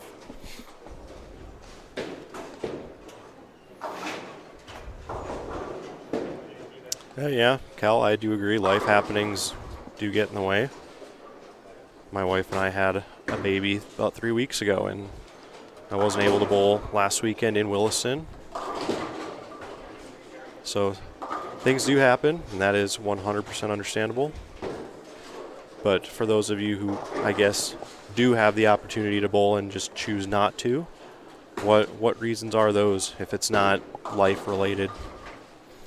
Do you go to the tournaments that have more added money if you have to pick and choose between consecutive weekends? You don't want to bowl consecutive weekends. I mean, a lot goes into it.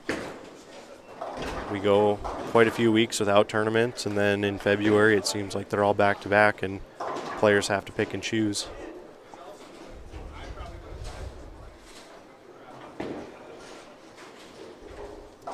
Again, we are in game number 2.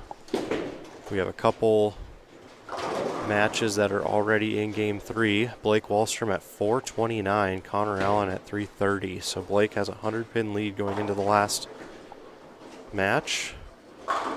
Over on 15 and 16, Jamie Craig 326, Dale Newton 341. So Dale has a slight advantage in that one.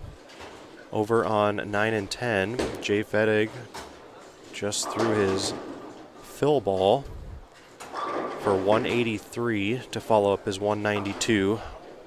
Randy Peterson has a 3-bagger going into the 10th, so Randy can take the lead with a good 10th frame. Ryan Selk, I've never bowled and not bowled based on the pattern. It's the same for everyone. I do agree.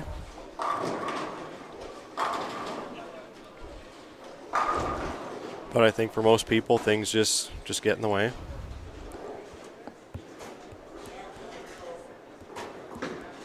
Still building confidence up after moving to North Dakota 6 years ago. Had I think the best way to gain confidence and to gain experience is to come out and bowl some of these tournaments. This tournament is open up to all entries. We do restrict the Masters entry to North Dakota USBC average holders, or if you have bowled the Morris Anderson Memorial Shootout or NDBowling.com Classic in the past year.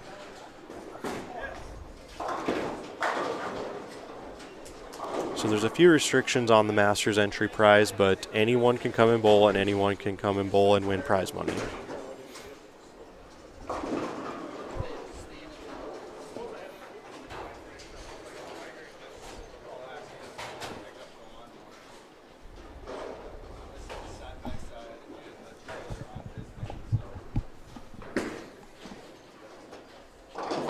So Randy Peterson goes strike 6 count there in the 10th. He can convert this spare for 221, which will put him roughly at 608, I believe. Matt Miller, for me, it's a drive and the confidence to bowl against with some of the best in the state. I don't feel confident I can compete, but I'm slowly getting there. That is 100% understandable.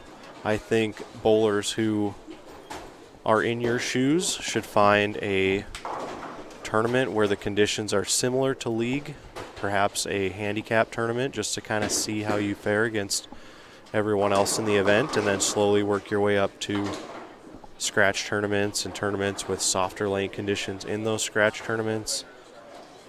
And then, you know, just the only way you're going to know is going out and entering, taking a chance at some of the local events. I know you mentioned you were in Fargo. They have the Master Doubles event in December. I don't know if they still run that at Sunset Lanes.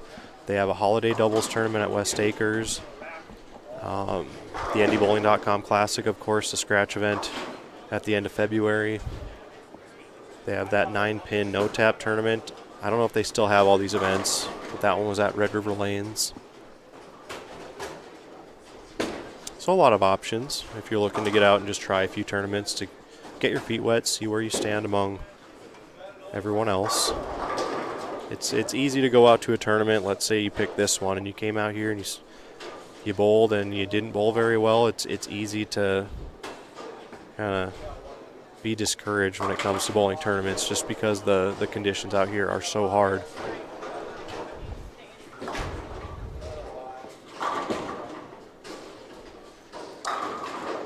Well, Brad Peterson needs a good 10th frame here to keep this match close. Mike Morris with a 214. Put him at 5 over through 2 games. Randy Peterson leading that match to the left of us, 407 to 375 over Jay Fettig. Again, Blake Wahlstrom in complete control against Connor Allen, and then a very close match against Dale Newton and Jamie Craig. The winner of all 4 of these matches will advance to the stepladder finals and be seeded based on their 6-game total. The 5th seed will be the highest 6-game total among the 4 players to lose in this round. So if Brad Peterson were to lose this round, he's definitely got the advantage with a 655 in the first round against Jack Nelson. So if you were someone like Jamie Craig, who won your first match with a 505, I believe, 506, you almost need to win this match to guarantee your spot into that stepladder final. So 384 to 405, a 21-pin lead for Mike Morris. 1 game to go. Again, Brad's got that advantage with the 655. He's only 16 under here through 2 games, so still well plus through 5 games. You got to think he holds the advantage right now if he were to lose to be that 5th seed.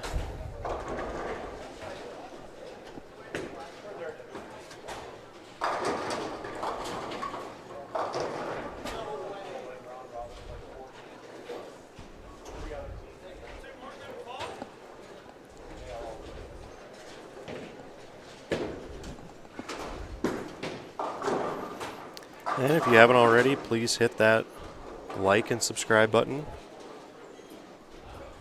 We do appreciate everyone tuning in today for complete second day coverage of the 2021 NDBowlTV Masters here at Northfield Bowl in Minot.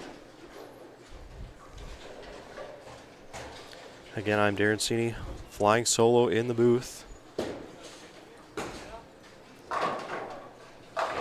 Hop on into the chat room. Let us know if you have any questions.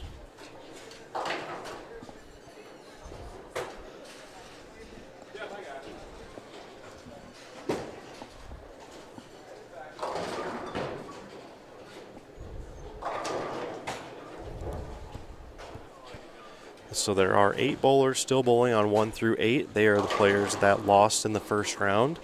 They are bowling 3 more games and will be ranked based on their 6-game total, and that will determine their finishing position 9 through 16 and their subsequent payout. Following this round, we will take a brief break for the staff here at Northfield Bowl to re-oil lanes 11 and 12. The final 5 will then get a few minutes to bowl on that pair. And then we'll be underway with our 4-5 matchup in the stepladder finals.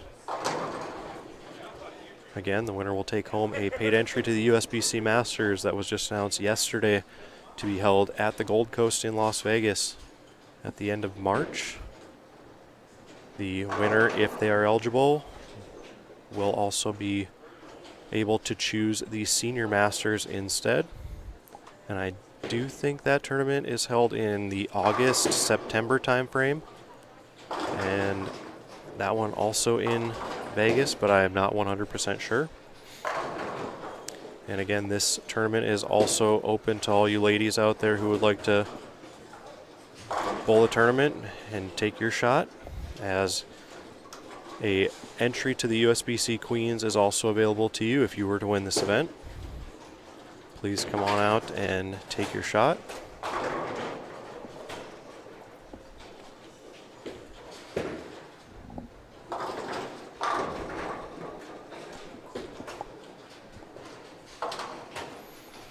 The Jamie Craig Dale Newton match on 15 and 16 is now entering the 7th frame. Dale's got a 11-pin lead on this game and a 15-pin lead in the match. So 26 pins at the moment with half a game to go.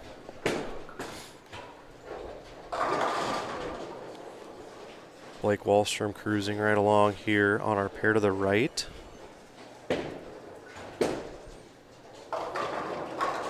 So now the next thing to think about is the race for the number 1 seed. We had Randy Peterson with a 6:04. Brad Peterson had that 6:55, but currently trails in his match against Mike Morris. Blake is 4:29 after 2, but kind of struggling here in the 3rd game. So the top 6-game total of the 4 winners will be the top seed and bowl for the title. A lot can happen here. First things first, got to win your match.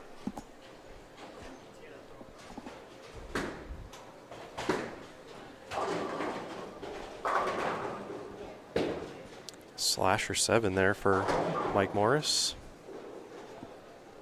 Kent, thank you for joining us from Arizona. Appreciate you tuning in. Hope all is well.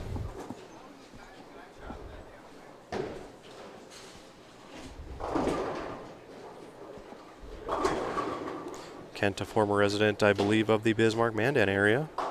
Recently moved down to Arizona.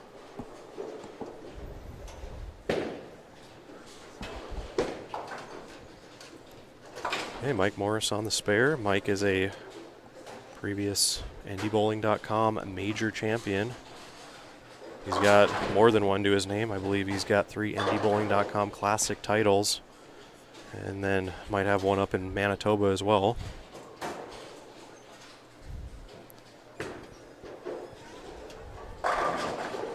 So Mike definitely has the experience out here. And you know he'd love to give the Masters or the Senior Masters a shot if he were to win here today.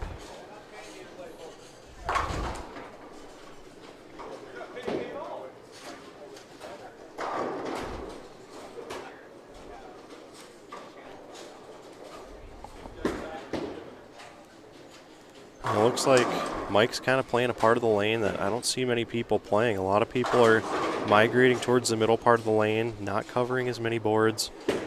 But Mike seems to like that float area down about 7 board.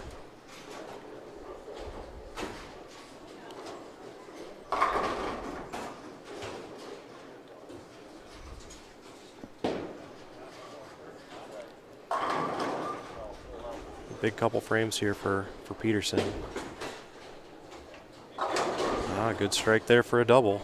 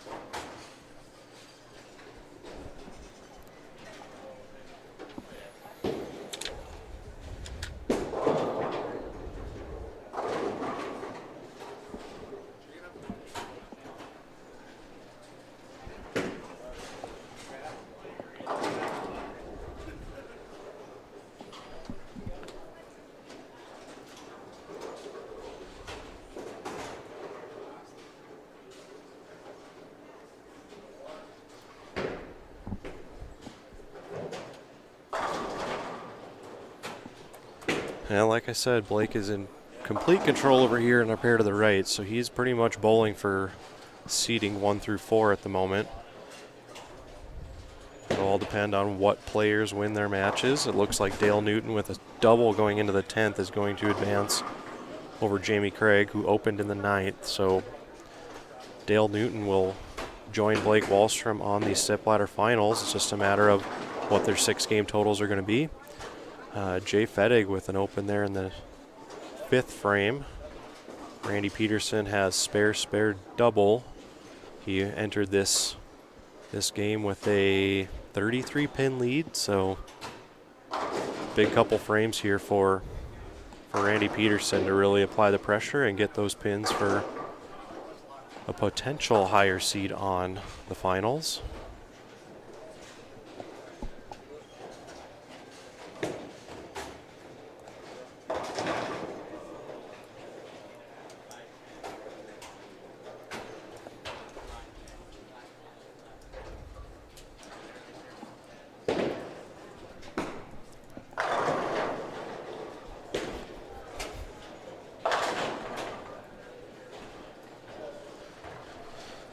Well, Blake's struggling a little bit here, so he's going to have to keep an eye on the total pins. Again, he was 30 over going into this game. And they're putting Stu to work here with the Deadwood clears.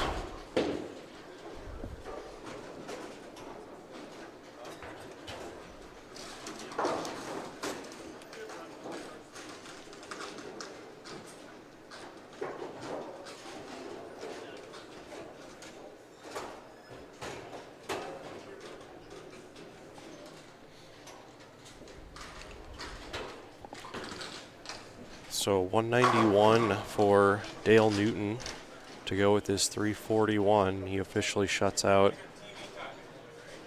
Jamie Craig. And with Jamie Craig's 506, I believe, in the first round, I do believe he is already eliminated based on the scores that I'm seeing. But another great tournament here for Jamie, as he's been on day 2. I think every year he's bowled this event. He finished second to Matt Smallin 2 years ago in the finals. And I know he made the bracket last year as the top seed as well. So always a good tournament for him.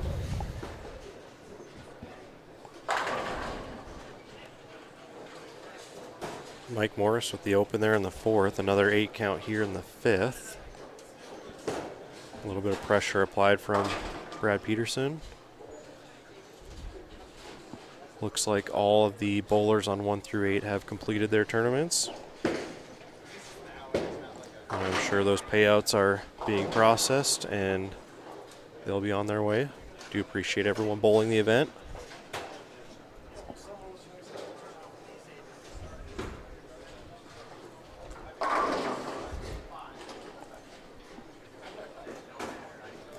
So the final score is Dale Newton 532, Jamie Craig 487. Dale Newton officially on to the stepladder finals.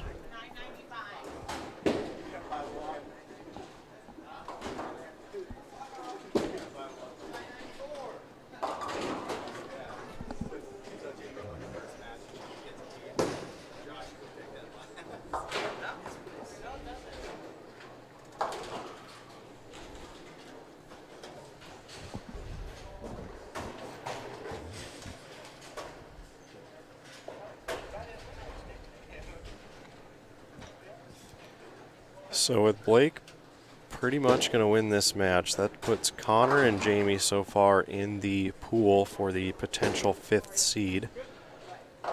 And then it's either going to be one of these 4 players to the left of our viewing area and on our featured pair, I suppose. But with Randy Peterson winning against Jay Fedig, he had a pretty high score, and then if Brad does lose this match, I do believe Brad's going to be the odds-on favorite there for that 5th seed. So a little bit of an insurance policy here for Brad Peterson after shooting .655 against Jack Nelson this morning. And only 16 under here. Can't quite remember what Mike Morris's first set total was.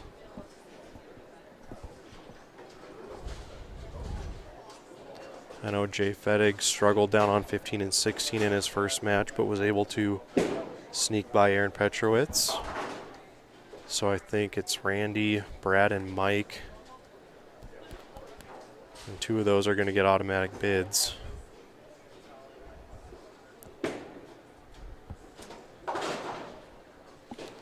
Good spare conversion for Randy on lane 10.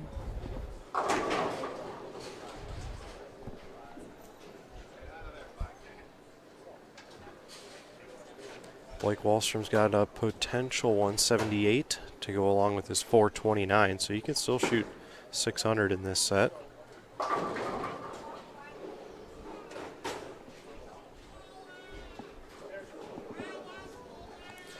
But the big match so far is the one right in front of us. Could be the difference between bowling for the title and bowling in the very first match on the stepladder finals,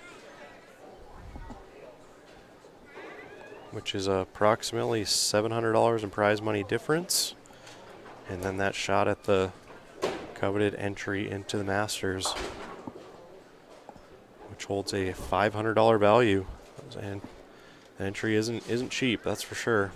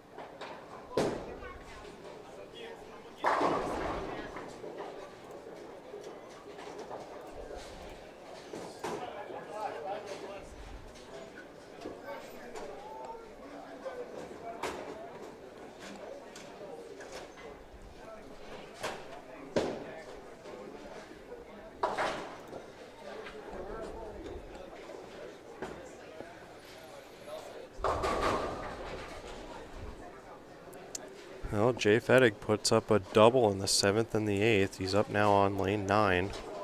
Could apply a little bit of pressure to Randy here with a strike. Crosses over, leaves a 6-pin. So with going in with a 30, what do we got here? 32-pin difference at the moment for Jay Fedig. Randy looks to be in control to win that match, and Randy can still shoot plus, so Randy might be on his way to the top seed here if he can win this match, and Mike beats beats Brad Peterson.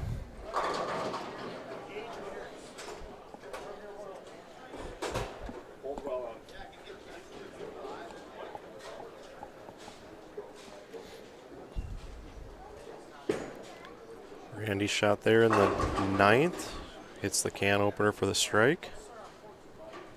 That's 152 in the 8th, so he still has a shot at 212 to go along with 407 start. So he's pretty much locked up a score of plus for 6 games, which is pretty strong out of the players that are 2-0. I know he'll be ahead of Dale Newton for sure. Blake Wallstrom, he'll be ahead of as well because Blake did not shoot plus in that first match against Taylor, but will end up shooting close to even here in the second round. So if Randy beats Jay Fettig, he is guaranteed to be the 2 seed. It just depends on what happens in front of us here.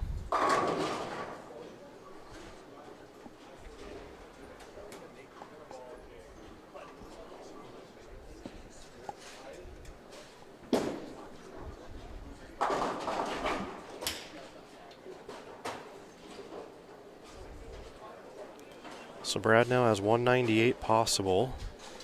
With his 655, he's still, again, in really good shape to keep that number 5 seed if he were to lose this match to Mike Morris.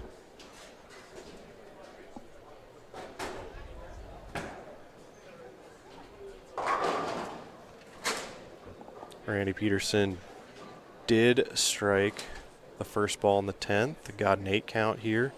He can pick that up for 200 and a 607 to go along with his 604. So 11 over for Randy Peterson, which the only way that's not good enough for the top seed is if Brad Peterson comes back and defeats Mike Morris here. I'm not 100% sure on Mike's score in the first match against John Breckel, but I want to say it was close to 550. So he would need, I don't think he has the pins left, so I do believe if Mike Morris were to take out Brad Peterson here, Randy Peterson will be our top seed.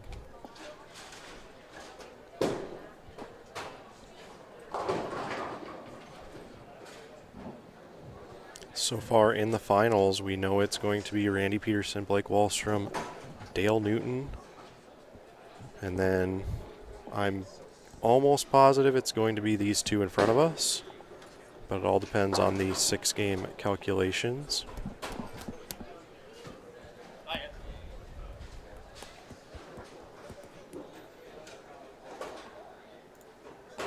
If you are just joining us, please share the live stream with everyone you know on social media. Hit that thumbs up button.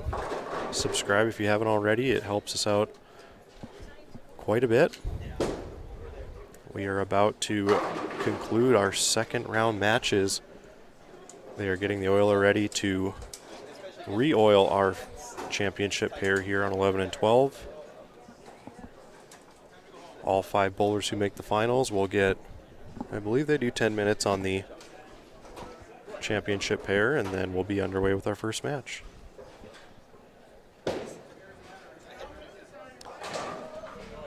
Close spare there for Morris. So Brad can strike out for 198, which would make him go 18 under. So I do believe Mike almost has this one in hand, but Brad still has a chance. He just needs to strike out. Pretty sure he's still going to earn that 5th seed in the finals. Got the first one.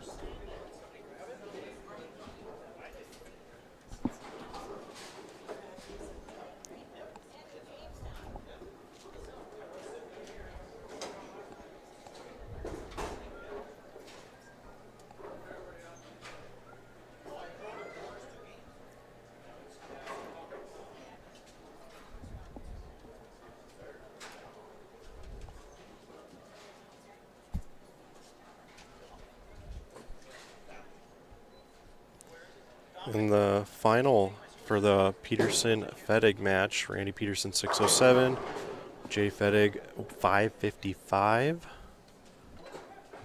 Another good shot there for Brad. Mathematically still alive.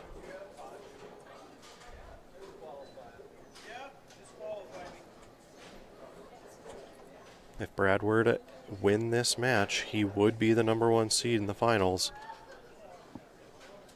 And then Randy would move down to the #2. Randy is guaranteed a top 2 seed in the finals.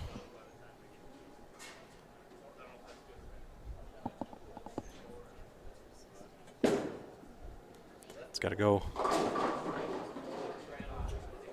8 count, that'll mean a max of 186. 14 under to go with that. It'll be 570 with a conversion here. And I believe Mike Morris is already there. And that means Brad will have a 6-game total of roughly 25 over.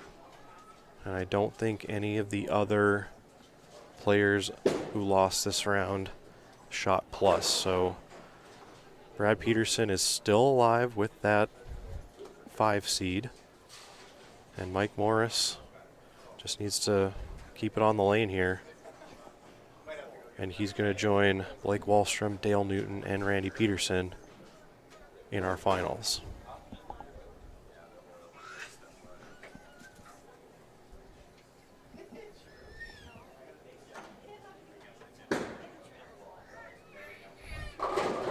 And he keeps it on a lane, and that will do it.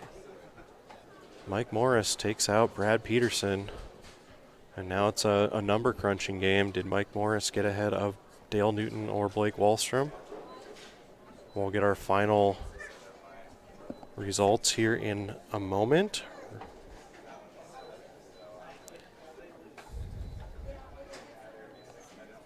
I do believe Blake could be the 2 seed, depending on what Mike Morris has. I know Dale struggled a little bit in his 2nd round match, so I don't know if his pin total is as high as Blake or Mike, but we'll see.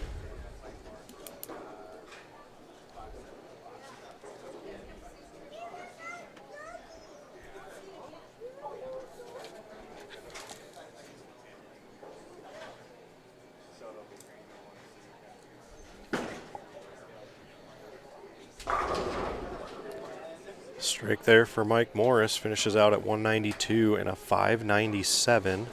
So a pretty good score there for Mike.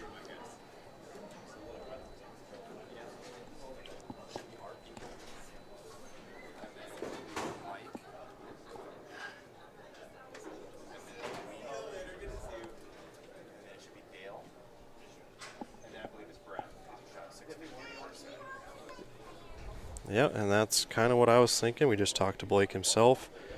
From what we think the final scores are going to be, Randy Peterson will be our top seed in the finals. Mike Morris is the 2 seed, Blake Wahlstrom the 3 seed, and then our first match will feature Dale Newton and Brad Peterson. But we will await confirmation on that.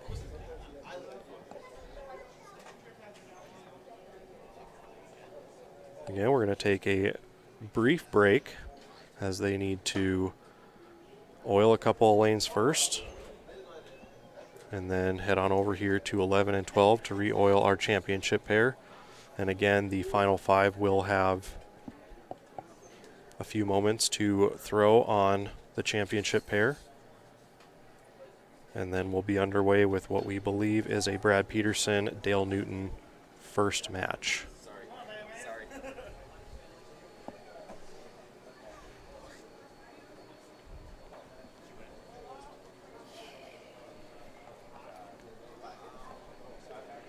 Okay, we have a moment, so maybe we'll talk to Randy Peterson.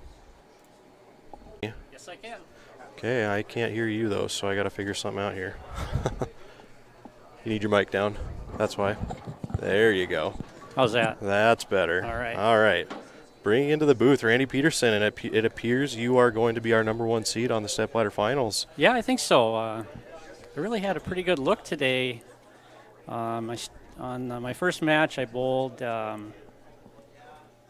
Tristan. Yep, Tristan. on 13 and 14. Yeah, and he struggled a little bit the first game, made it kind of easy on me to free up my arm swing. But, Yep. Went pretty good, and then I bowled Jay Fettig the last match over here, and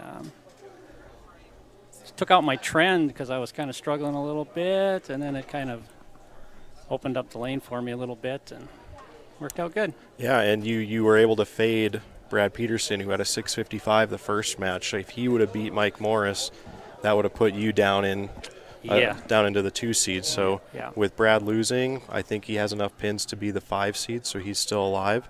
But Randy will be bowling for the title. They're going to re-oil our championship pair here on 11 and 12.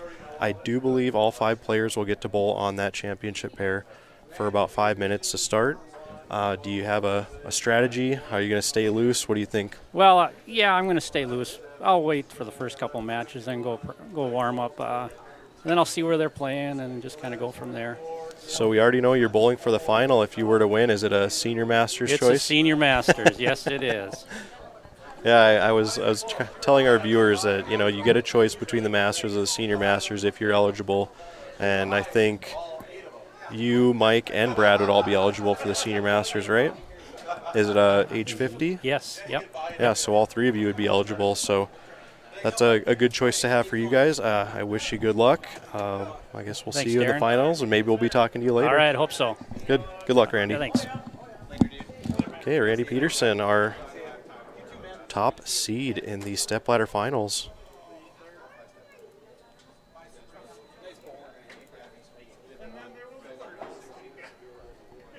We'll be seeing him later and maybe talking to him in the booth,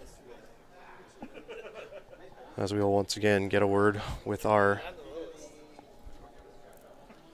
winner.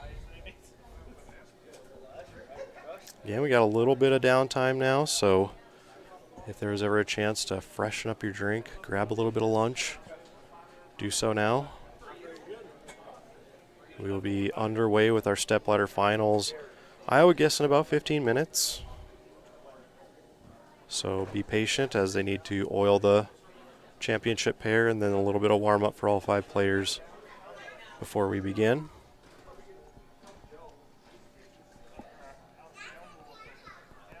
Matt Small, and thank you for joining us in the chat room. Do appreciate you tuning in. Hopefully you are doing better than you have been, and hopefully we will be on track to bowl the doubles tournament in 3 weeks.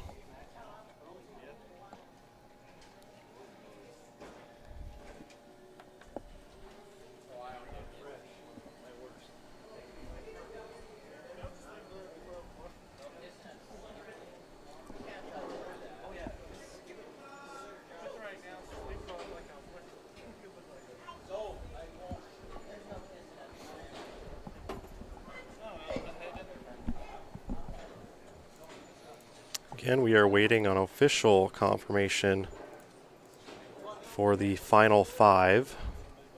Again, we're going to take a brief break here. We probably won't see any scoring here for, I'm going to guess, about 15 minutes. So feel free to take a break, share the stream with everyone you know on social media, and we'll be back to bowling here momentarily.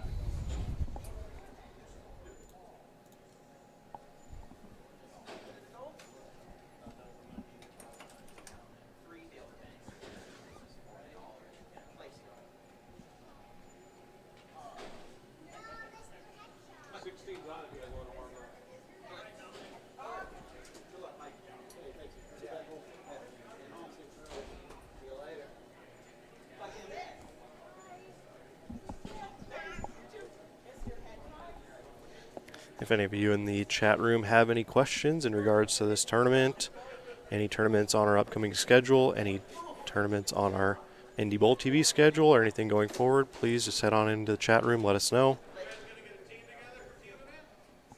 I know they're currently talking about the State Scratch Team event here at North Hill Bowl the second weekend in December. Always a pretty exciting tournament for the locals, a favorite among the locals. I do think I'll be in attendance on that one since it's right here in town.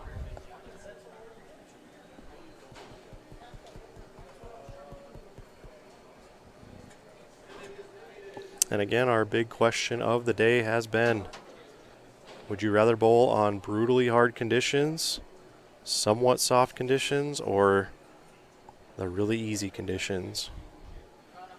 Do you even look at conditions before you go out to bowl a tournament? What determines your attendance at a tournament? Is it distance driving? Is it the money added? Is it the lane pattern? Is it the prestige that surrounds a tournament? Let us know. Head on into the chat room. Let us know. I'm interested. I'm sure a few other viewers are interested.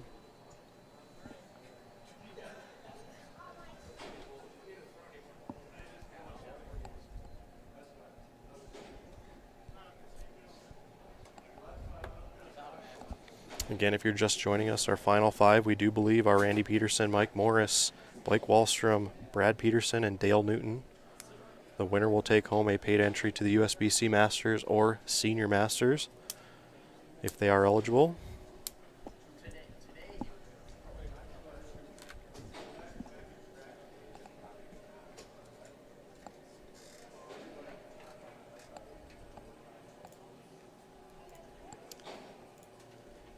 And again, we want to thank the folks at Hammer for being the official bowling ball sponsor of NDBowlTV this season.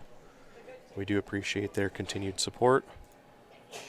And you can stay connected to NDBowling.com and NDBowlTV on Facebook, on Twitter, and please hit that subscribe button on your YouTube player. It is free and it does help us quite a bit. Again, I'm Darren Sini with NDBowling.com, and you are watching NDBowlTV, the High Plains Bowling Network. Continued coverage of the NDBowlTV Masters here at North Hill Bowl in Minot. Our next show will be January 30th at the Morris Anderson Memorial Shootout here in Minot. We do have a potential show up in Manitoba. That will depend on COVID restrictions at the border, as well as Manitoba at least having the tournament. There has been talk about having the tournament this season depending on certain restrictions, so that is still up in the air, and we'll let you know when that becomes official and if we'll be there.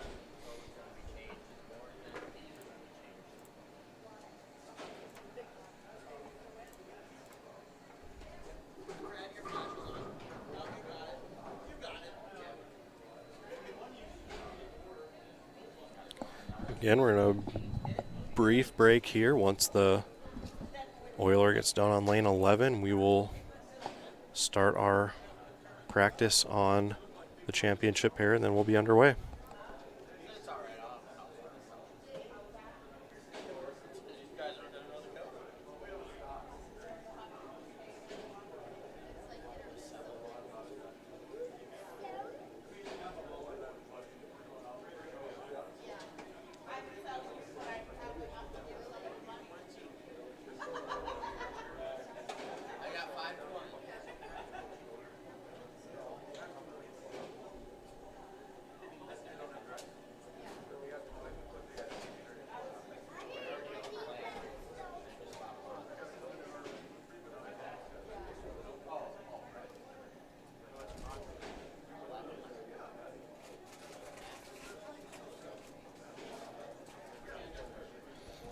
Mike Guthrie, thank you for tuning in. We do appreciate you being here today.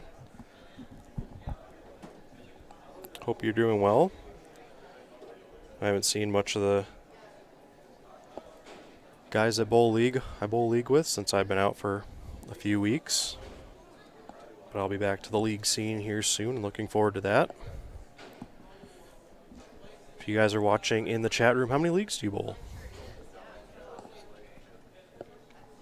Is everything back to normal in your area as far as the COVID restrictions and things like that?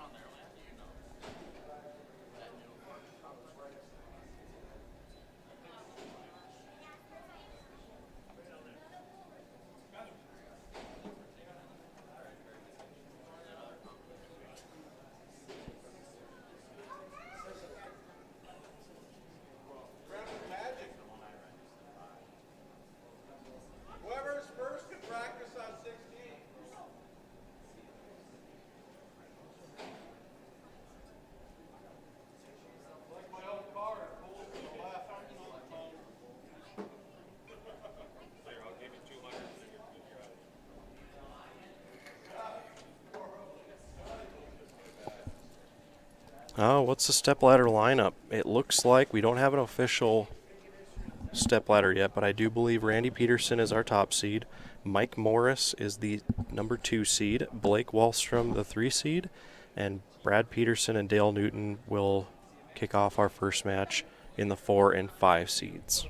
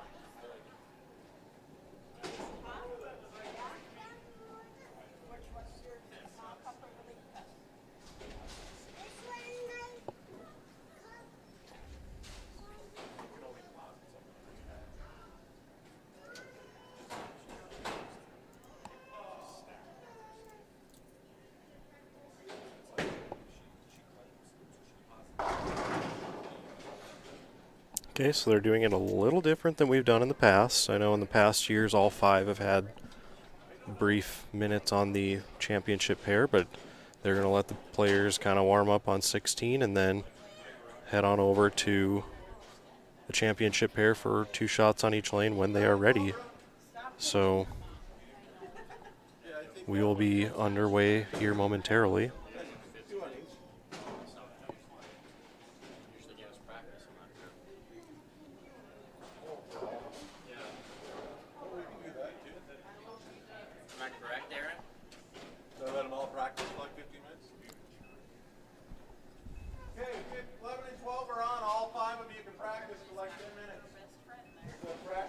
Okay, now they're going to let everyone practice on 11 and 12 if they choose to for about 10 minutes, and then looks like 9 minutes, and then we'll be underway. Lost a minute of it already. You can all practice. Who's the fifth one?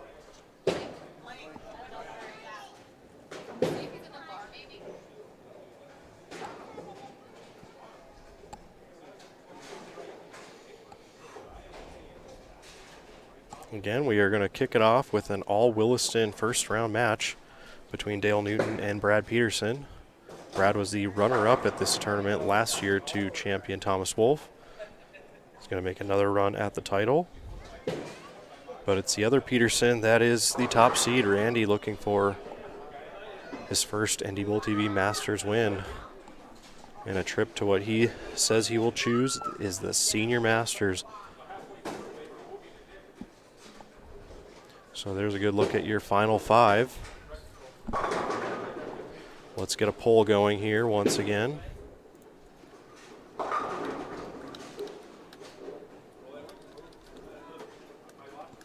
guys remember how to bowl? Yeah. Maybe not. He's almost taller than you. That's scary. That's scary.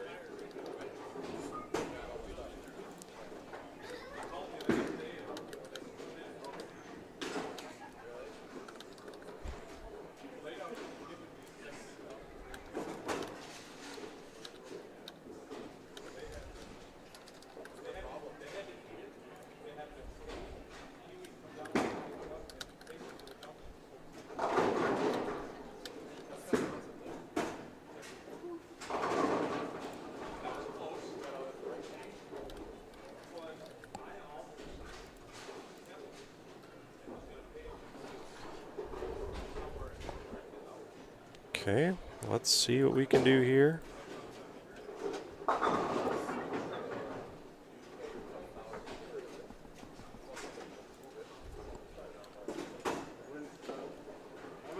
Poll is live. We'll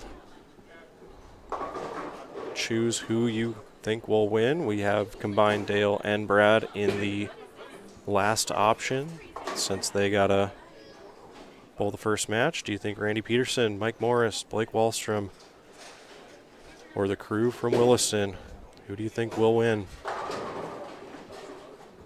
the 3rd annual NDBowlTV Masters?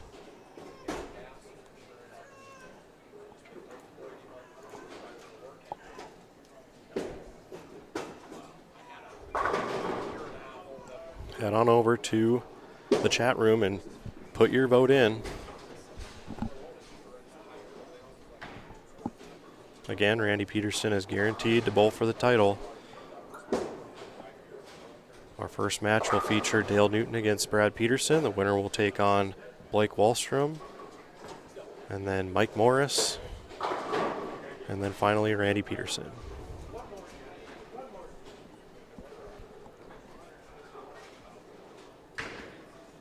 Hey, yes, Blake is the only lefty currently bowling. I believe looking at all the righties, we have kind of a variety of styles playing different parts of the lane. You see Mike Morris playing the little float game down 5s to 7. See Dale and Brad playing a little bit further left, and then I think Randy's kind of in the middle.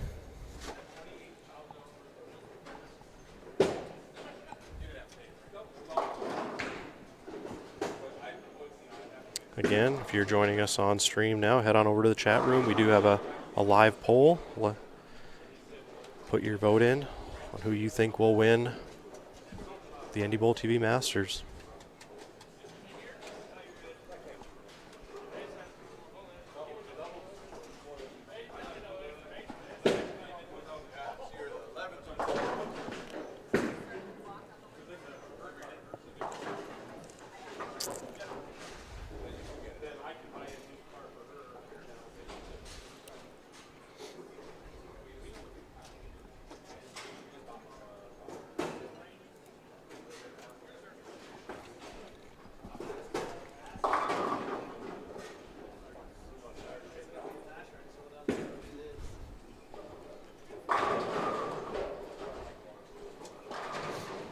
Again, I do believe Randy, Brad, and Mike would all be eligible to opt for the Senior Masters entry.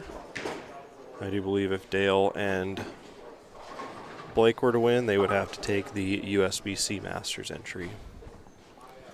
If either of these players is unable to use the Masters entry, it would go to the next finisher. The entry does not carry a cash value, so you cannot turn down the entry and take the money. A player from this tournament will go to one of the Masters events. It's just a matter of who wins, and then it just goes down the order.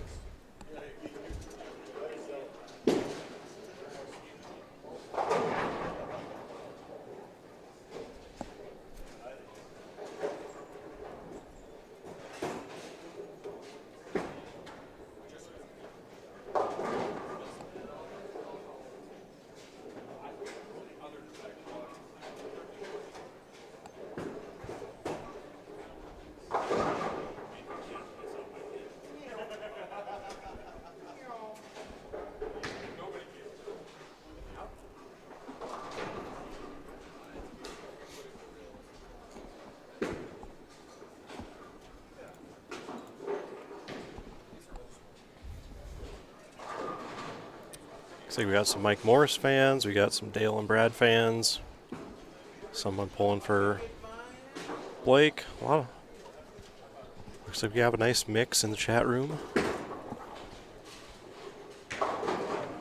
I think it's going to come down to how these lanes break down with this first match. I know the first match will contain two guys that are probably going to play a little further left on the lane, and I think it'll all depend on how that affects the right side. If that affects the right side to where Randy's playing, then I think Randy might have a hard time when he gets there. Just being that top seed and not having experience on this pair, he'll have to wait, the 3 matches that happen before he gets to bowl. Blake can kind of carve out a nice line. He's going to be tough to beat, being the only lefty. And then you got Mike Morris, who I think, is playing a different part of the lane than any of the other righties. So will the righties break down the lanes to make them a little easier to get past the lefty? And if they do, will it take certain guys out of their comfort zone and where they want to play? So a lot of questions going into this stepladder final. I think a lot of possibilities.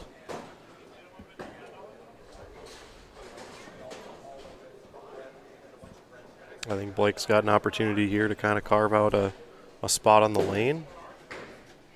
If I were Blake, I'd be throwing a lot of chalk down the left to try to kind of burn up a little bit of shim.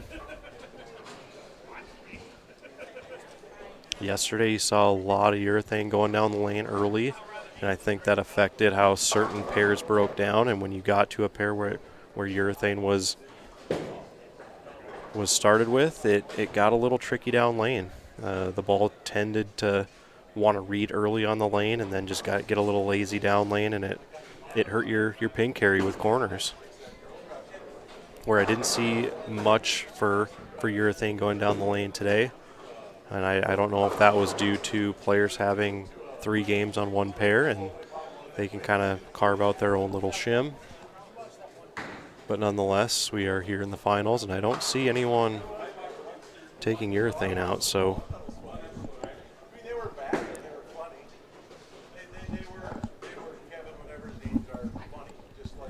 now in the finals, these will be one game matches, starting with Dale Newton and Brad Peterson. If we look on our votes, 33% think the winner of the first match will go on to run the ladder.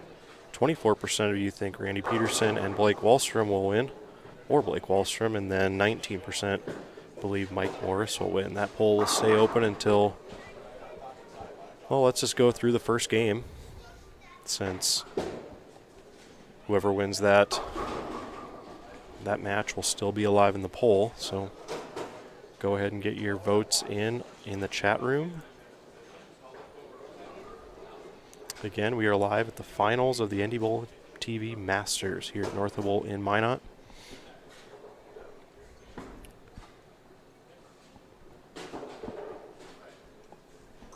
And Brad is asking for clarification there on altering the surface of the bowling ball, and since this is considered a separate round in the tournament, you are able to change the surface on your bowling ball. So that is allowed, but once we do throw the first shot here in the stepladder finals, the round has officially started, so you may not alter the surface of the bowling ball. Now, I don't know how the rule applies to players who are waiting to start their part of the round, but my interpretation of the rule is that once the stepladder final starts, you can't alter the surface of the bowling ball. So some players are adding surface to the fresh lane pattern here on 11 and 12. And it looks like we have 2 minutes left on the practice clock, and then we will be underway with our first match.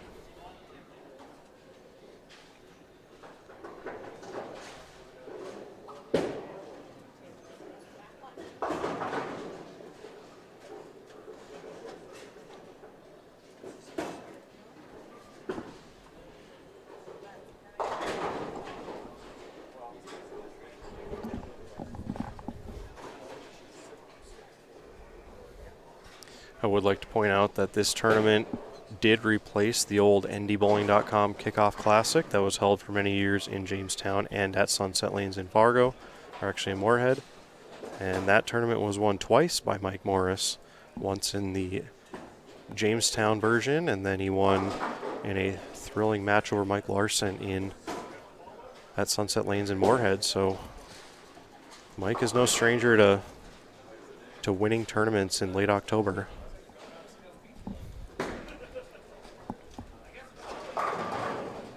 I do like where he's playing. I think he's going to be a tough guy to beat. There's a reason he's won the NDBowling.com Classic 3 times. There's a reason he's won the Kickoff Classic twice. I believe out of everyone on the show, he's probably got the most wins under his belt, tournament wins. Blake Wallstrom does come in with that KFYR TV Bowling Classic title a couple years ago. Dale Newton was on our, I believe, the Morris show not that long ago. And then Randy has made this show, I believe, the last couple years. One of the last 2 years he's made the show here at the Masters.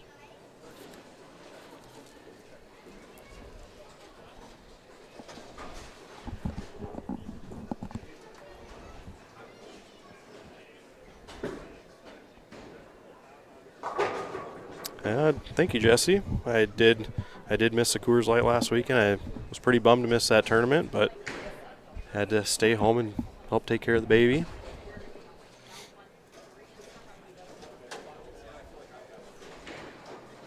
Which, shout out to my wife, by the way. She's a rock star. Most of us men do not deserve the women we have. Dave Roberts, good to see you in the chat room. Thanks for tuning in. Hey, what are we doing there, gentlemen?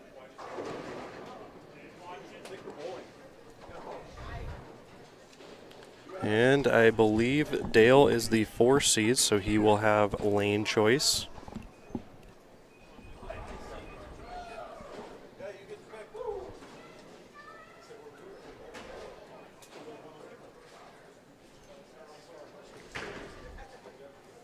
And Dale chooses Brad to go first on the left lane.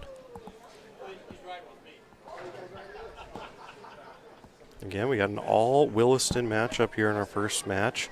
Single game match. The winner will take on Blake Wahlstrom in the quarterfinal.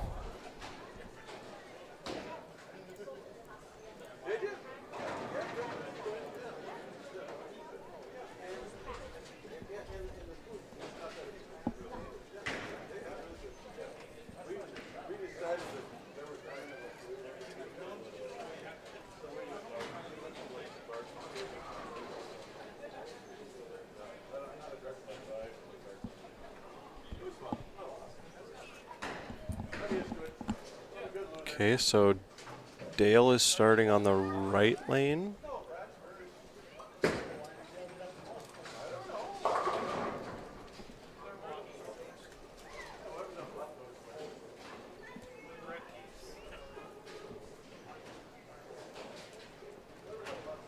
Oh, I guess Jeff will reset. I don't know if there was a miscommunication going on here, but I think we all kind of figured in the building here that the left lane would go first as per usual. And that's what's going to happen here now. At least they all got a good laugh out of it. Dale trying to get an extra practice shot, I think. All right, now we're underway officially. Brad Peterson against Dale Newton.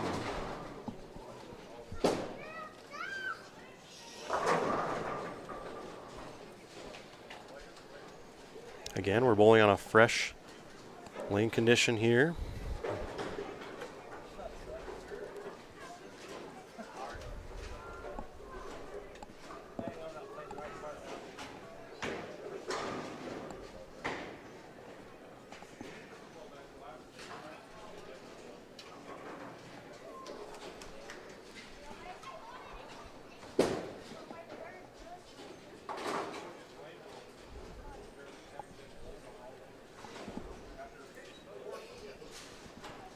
Appreciate everyone going in and voting on our poll who you think is going to win the NDBowlTV Masters here today.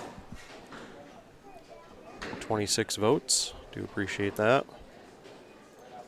Again, if you just joined us, head on over to the chat room. Let us know where you're tuning in from, who you're cheering for, who you think is going to win.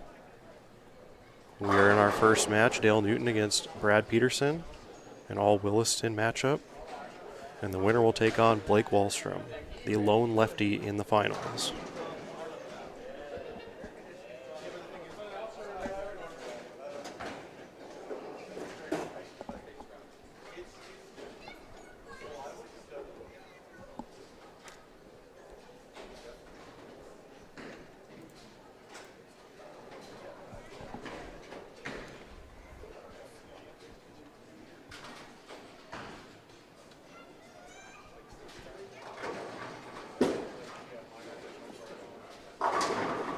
like the reaction from Dale Newton there, but this comes up a little flat.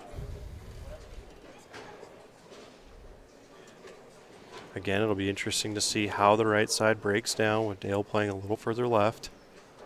You can expect to see Mike playing up the gutter. Brad and Randy kind of in between.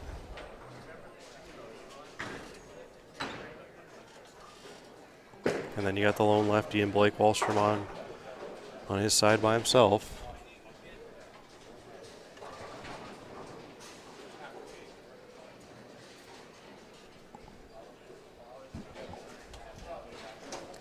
Again, Brad almost won this tournament last year. Thomas Wolf took him out in the 10th frame of the finals.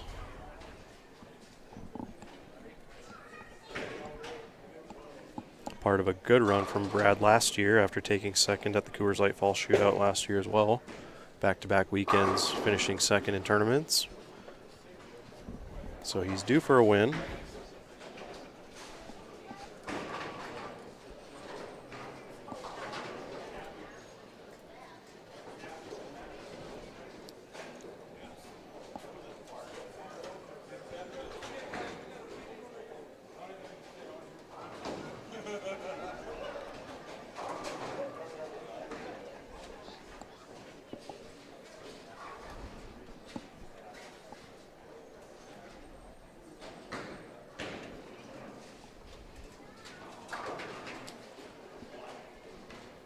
So for all you bowlers out there, if you were bowling in a stepladder final, is there a preferred position that you would prefer to be in? I know everyone will likely say if you have a chance to bowl for the title, you'll take that every single day.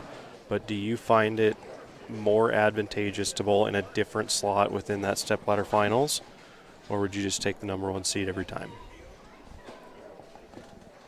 Let us know. I do feel like there's some sort of an advantage to having experience on the lanes, and I think anyone who gets through a match period has the advantage in the match going forward. Just because you have experience on the lanes, you've already made adjustments, and I think that goes a long way. Looks like we have a ball stuck in the back. So a brief machine call, brief delay.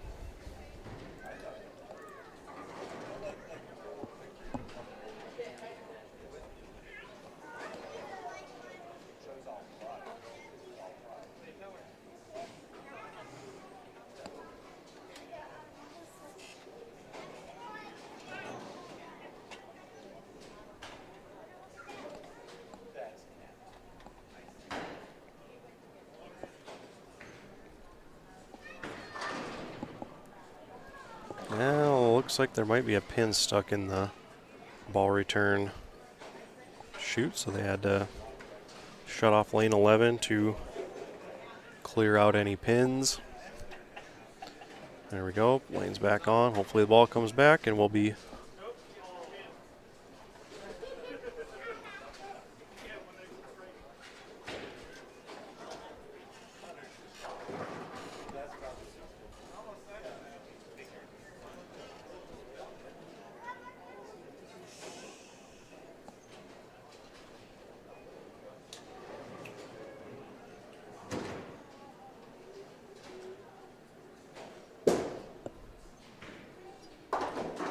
okay on the spare there after a quick delay.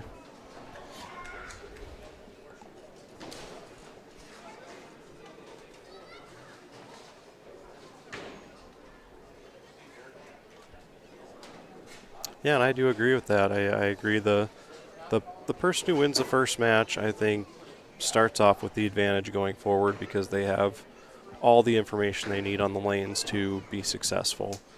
And those who have to wait tend to, not be as sharp having sat around for a while. And some people are good at it, some people aren't. I think it's a preference that's different for a lot of people. With the use of practice pairs and this and that, I think in this certain event, since the pattern is fresh, I think the advantages go to different people. But in other tournaments where they don't re-oil the championship pair, there's a certain level of burn on the pair that I think is an advantage to the people who bowled well late in the match play, late in the blocks, and maybe made a move towards a step ladder final, and then they've got all the advantage. It's hard to say. There are different consequences, there are different formats that come into play there.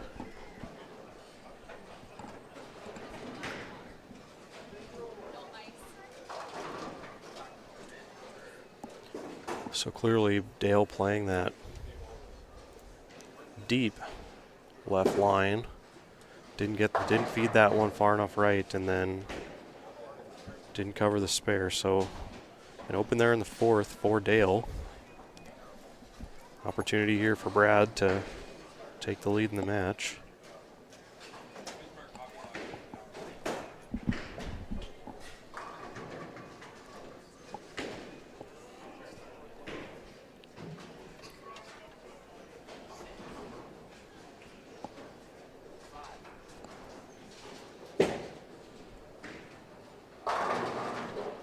Good shot there.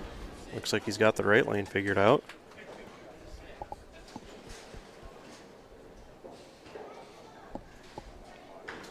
I think the next match was going to tell a lot of the story. We get to see the lone lefty, Blake Wallstrom, in the next match. We'll see how his look is and then monitor how the look on the right side changes, whether good or bad. I do know that when we started practice yesterday on this pattern with the back ends relatively, the relatively fresh back ends, you had that ball reaction to get the corners out. You had that ball reaction to, promote carry.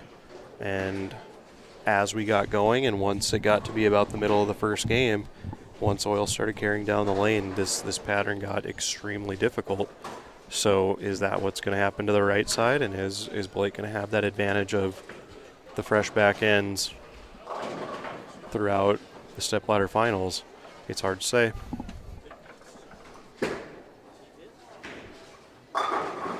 Good shot there, wrap 10 for Dale.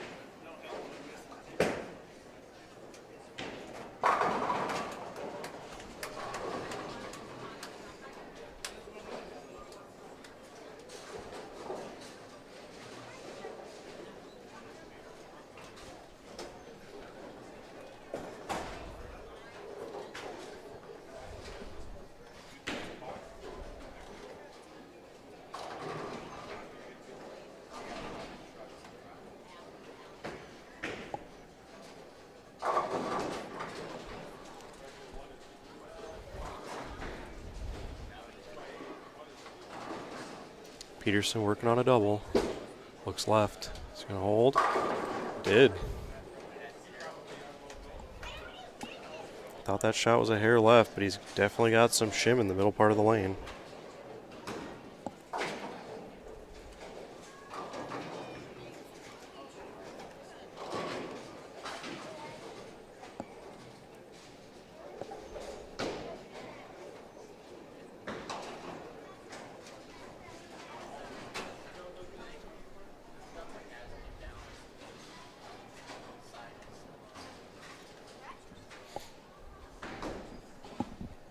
Looking for a four-bagger.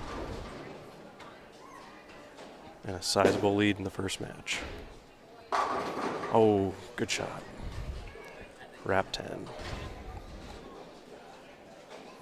Those are the kind of shots that kind of got you this week. You throw a strike, Luckily for Brad, he already had 3 in a row, but a lot of people would throw a strike, label the next shot, and get 9. It was so hard to string strikes and to put up scores. Some people were able to do it, but it was very, very rare.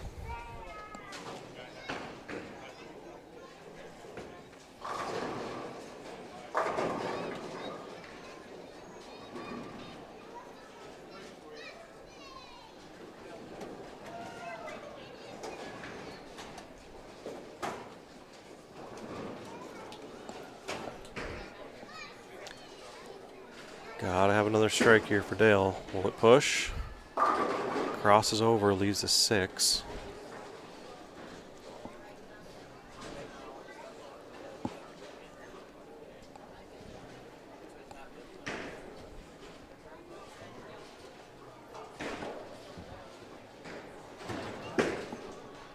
Okay, on the spare.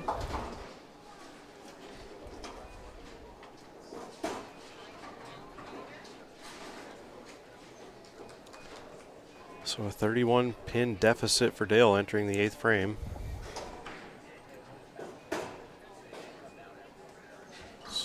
Entering must strike territory.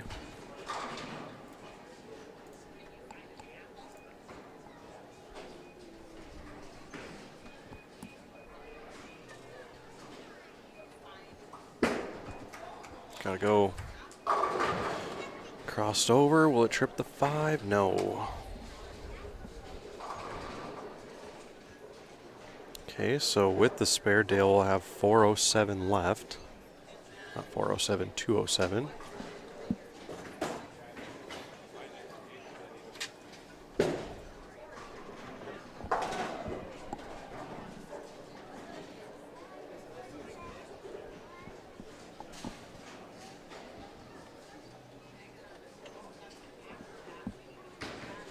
So on the spare there, so still has 207 left.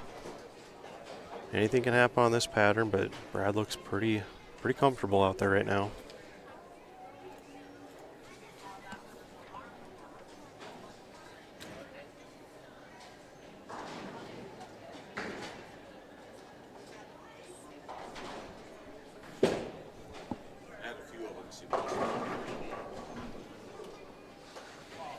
And just like that, anything can happen.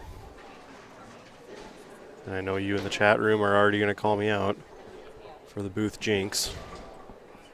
I don't want to hear it. It was not my fault.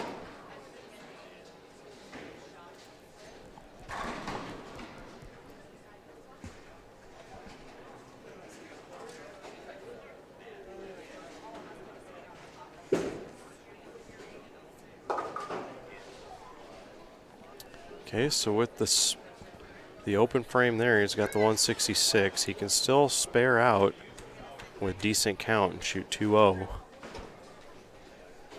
But he's going to have to double here to shut out Dale.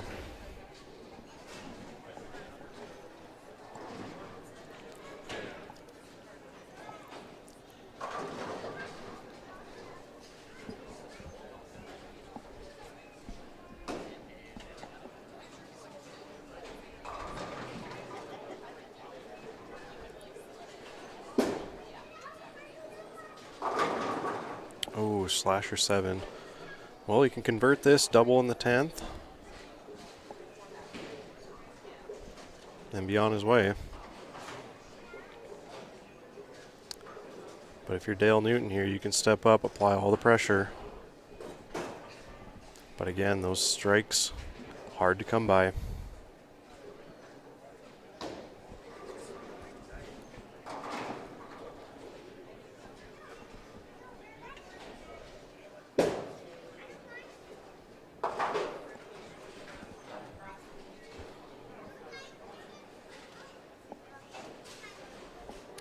So Brad's already in the 180s. Dale's got a strikeout here for 207.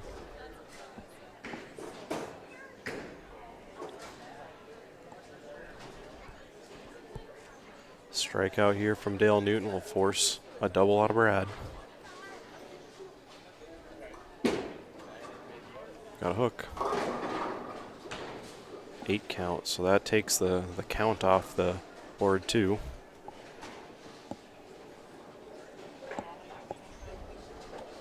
Now is 195 possible.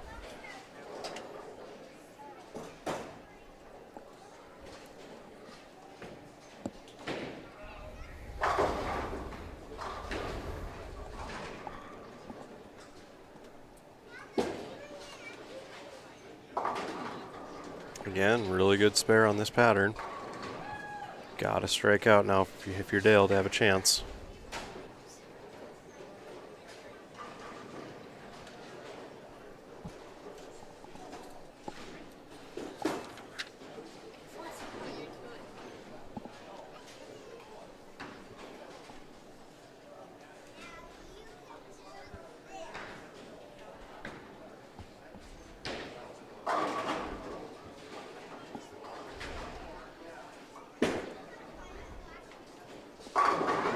Shot there for Dale. He's got to have it.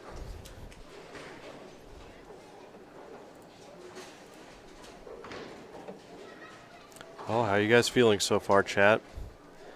Who do you think is going to go on? Do you think the winner of this match has a good chance to keep going, or do you think the lefty is going to have a good look?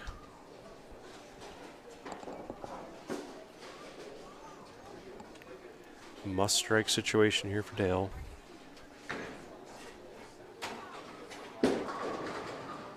Hook. Looked like you got that one a little fast. So with the 180s here, Brad just has to keep it on the lane. Looks like Brad will be moving on to take on Blake Wahlstrom.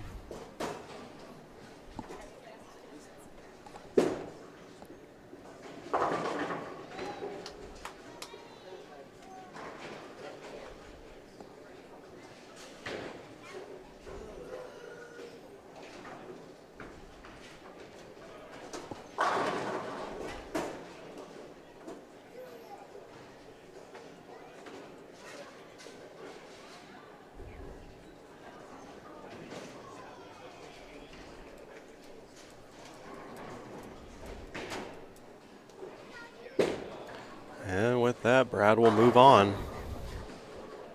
Winner of the first match.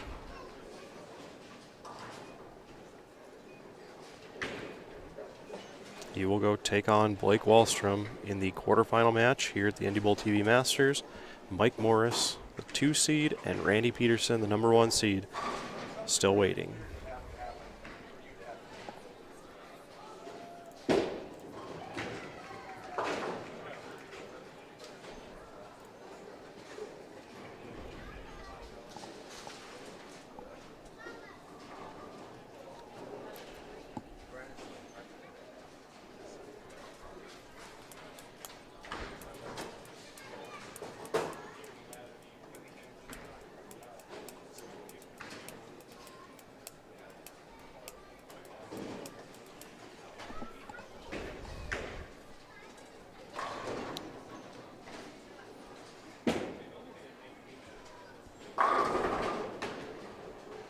Yeah, a good 10th frame there for Brad. Looks like he tried a little something different on the lane. So 205, 185 winner. And Blake Wahlstrom will come to the championship pair with a couple shots on each lane.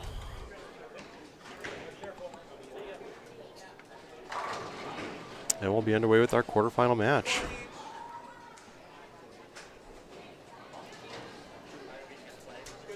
Gives us a brief moment to remind everyone to stay connected to NDBowling.com on social media. Like our Facebook page, follow us on Twitter, and please hit that thumbs up and subscribe button on your YouTube player. We do greatly appreciate that. Again, a big thank you goes out to Hammer, the official bowling ball sponsor of NDBowlTV. Again, our next show will be here in Minot, January 30th at the Morris Anderson Memorial Shootout. We do have a chance of going up to Manitoba if they do have that tournament, but that is still up in the air, so we may have a show before then. But the next one on the schedule is here in Minot, so tune in there approximately 1:30 p.m. Central Time for the finals of the shootout. Again, I'm Darren Sweeney with NDBowling.com, and you are watching NDBowlTV, the High Plains Bowling Network. Live coverage of the NDBowlTV Masters here at North Hill Bowl.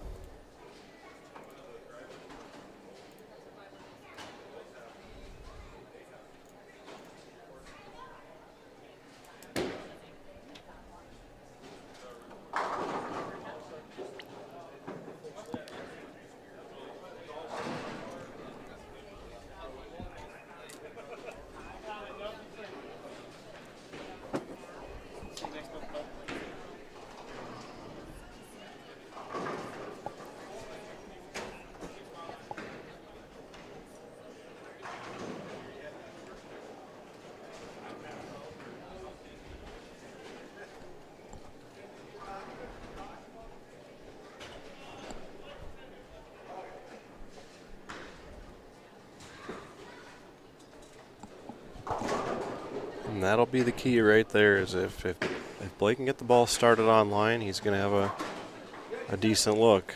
It's just a matter of the shots that miss left. Will he leave himself something makeable?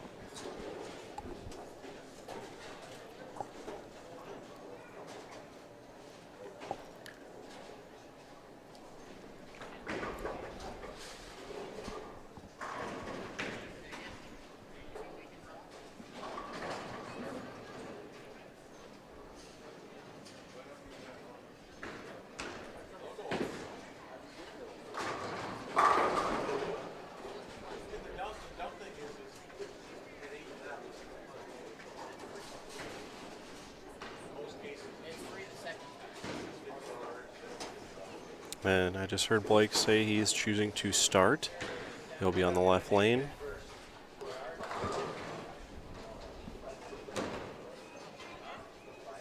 Another question for all you in the chat. Do you prefer to start or finish the match?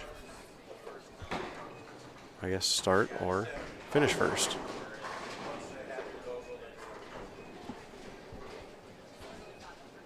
I know a lot of people base their choice off of which lane is good for them. Other people prefer to step up and finish the game first.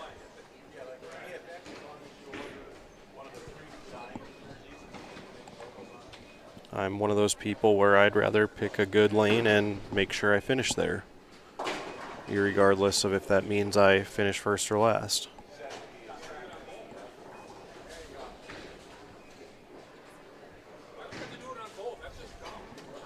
Hey, we're underway here in our quarterfinal match. Blake Wahlstrom against Brad Peterson.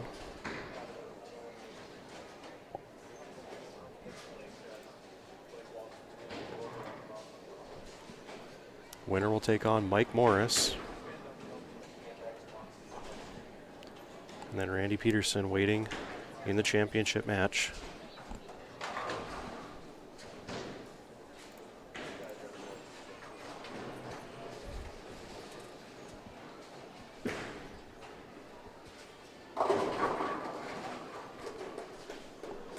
Little swisher strike there for Blake to kick off his first match here on NDBowlTV.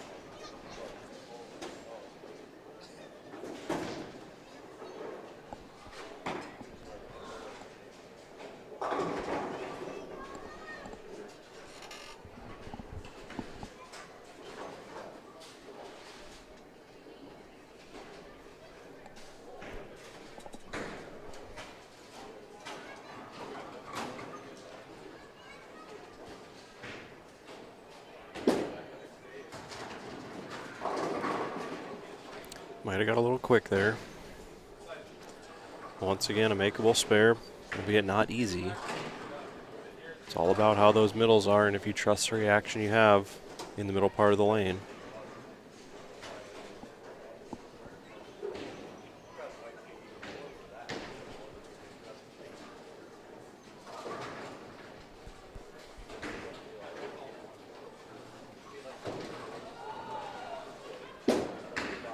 Gotta go. Just misses the 2. So an open frame there for Brad. Opening for Blake here. Let's see if he can take advantage of it.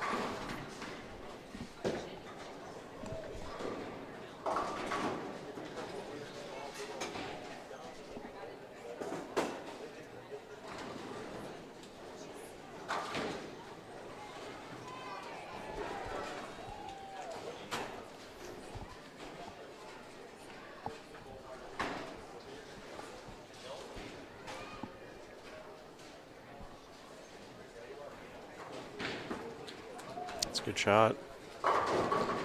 Well, not good enough. Welcome to the Masters. And that's just how it goes sometimes. And Blake had to start the day on this pair. And I know we've oiled since then, but I know he didn't care for this pair this morning. And perhaps he still doesn't after that shot.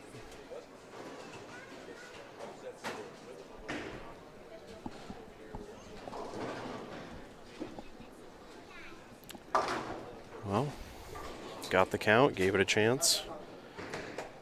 Tied here through 2.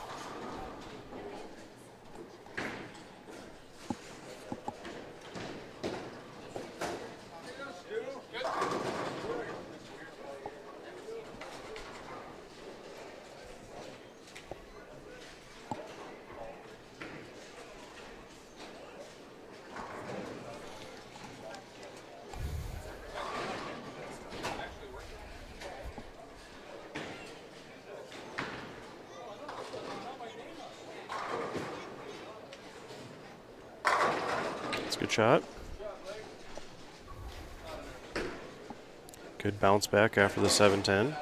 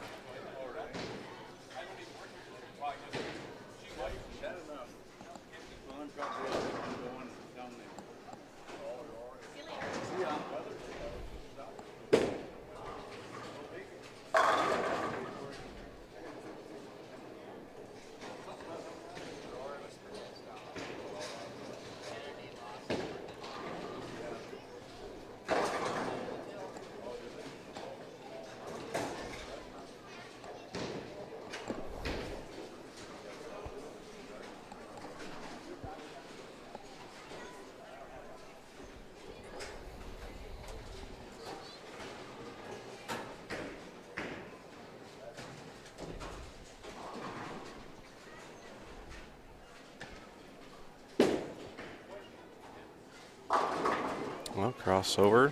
Fortunate just to leave the 5-9.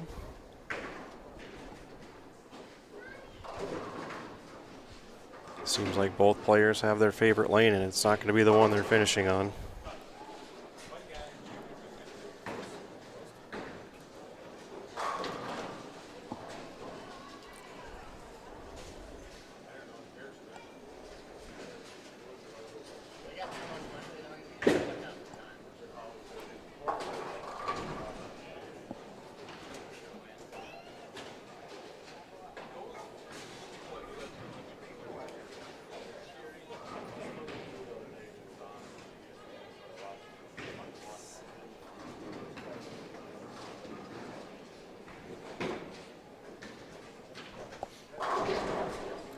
Unfortunate chop there for Brad, but still early in the match.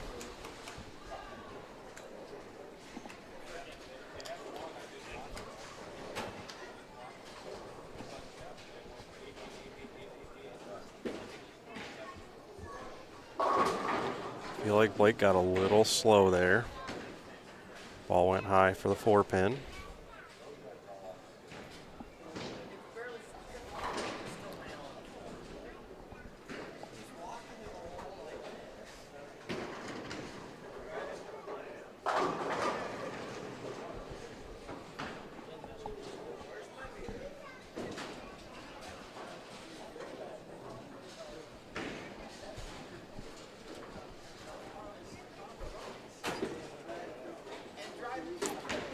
And Blake with the single pin miss, so they just keep giving it back to each other.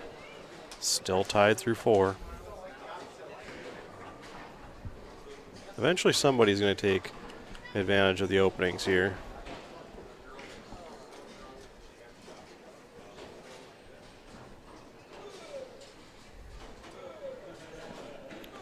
I think at this point Blake would prefer to not be on NDBowlTV at the rate his games have been going on stream today. Can't get over here without glasses on. What are you looking for? Petro says he left the blue shoe brush down on 15-6. He will finish on 7. The wide shot, but fortunate to get 8. Now you just drive home and decide, like, oh, I think I forgot a shoe.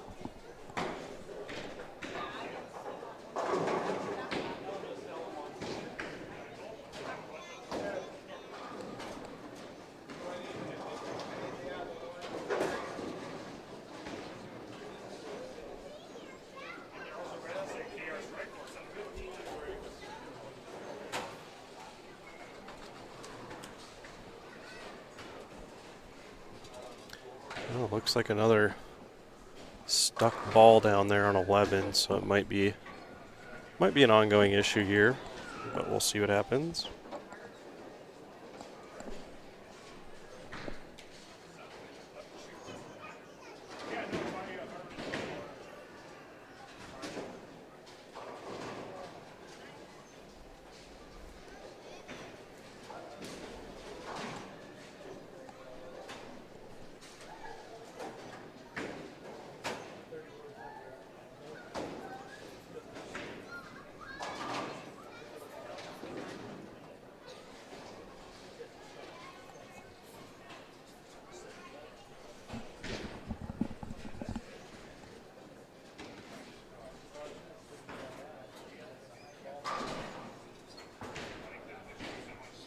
On the 2 and converts a spare.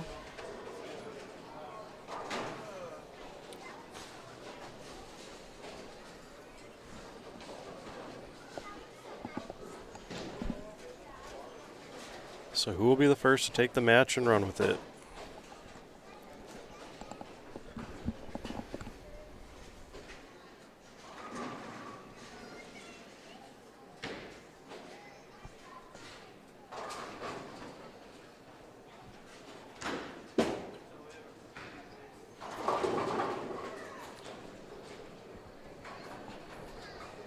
And the theme of the match continues.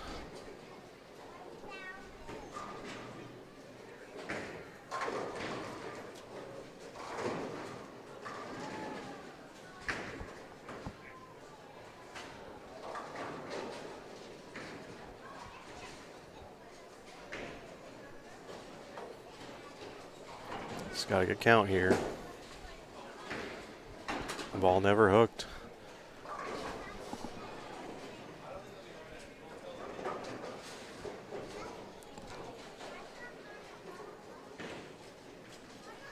Looks like the lanes are getting to that point in the breakdown to where the oil starts carrying down a little bit on the right side.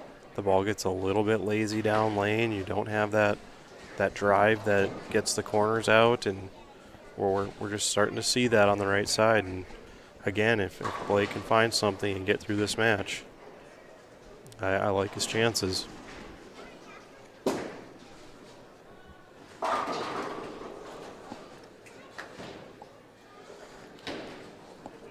Good recovery shot there for Brad.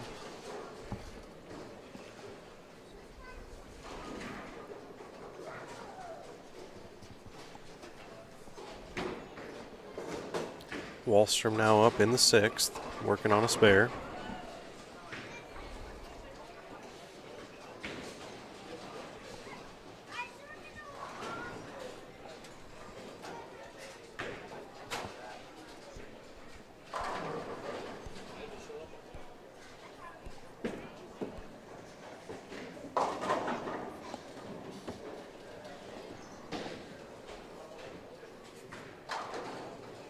Sent that one wide for the washout. 6 count.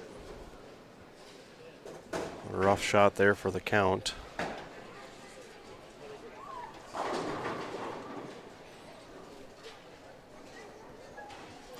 Definitely a makeable spare though.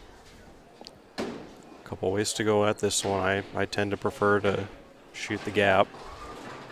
So Blake's going to attempt here and just got the 2, so open frame in the 6th. Let's Brad right back in it. Blake is yet to fill on the right lane, which he needs to finish on.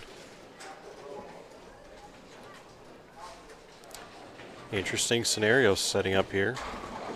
Again, the winner will take on Mike Morris, who you'll likely see playing up the gutter.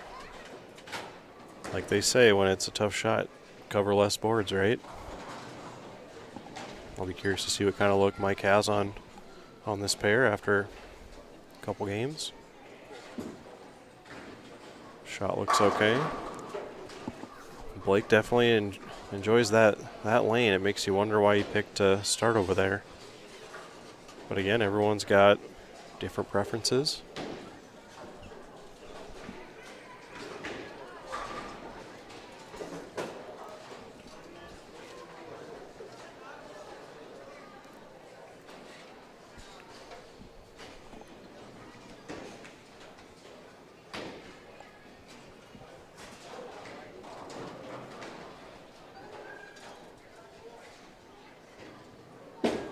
Looks left. Yep, fortunate to get 8 and a makeable spare. It's really all you can ask for. So many times in my block yesterday, if I missed, it was just hoping to leave something I could pick up.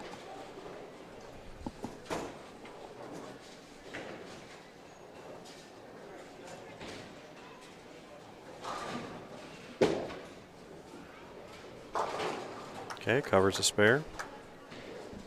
3-pin match. Blake with the slight advantage with the strike.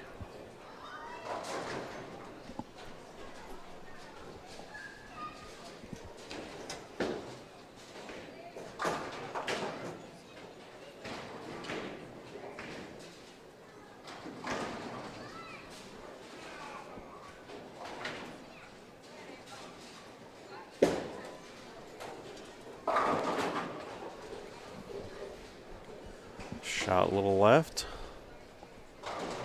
Again, a makeable spare though. Advantage Wahlstrom at the moment.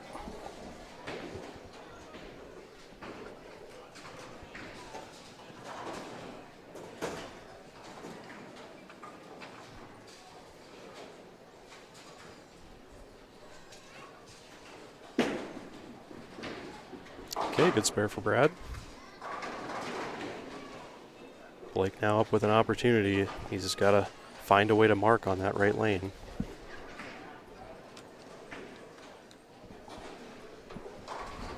You got to think with his last shot before the 10th frame, he's got to figure something out here on 12.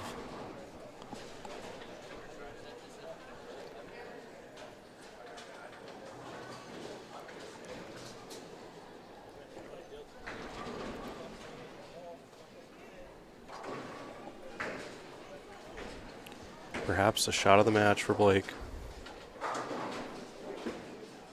He's got to push. Crosses over and gets the strike, so a lucky break there for Blake. Now can you cash it in, take advantage of it on that left lane.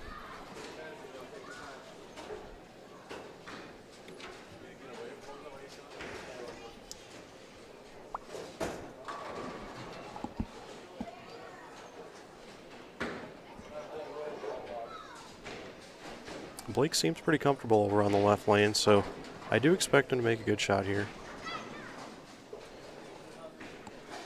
Take a good lead into the 10th frame with a strike here.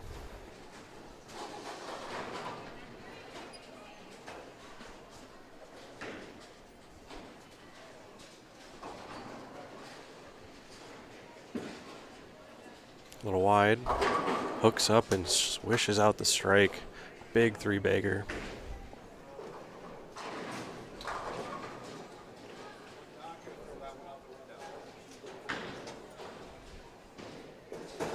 All right, so Brad's got 181 left. Must strike territory for Peterson.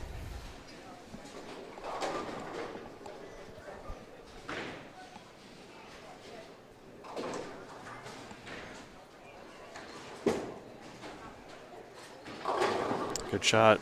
Good strike when you need it.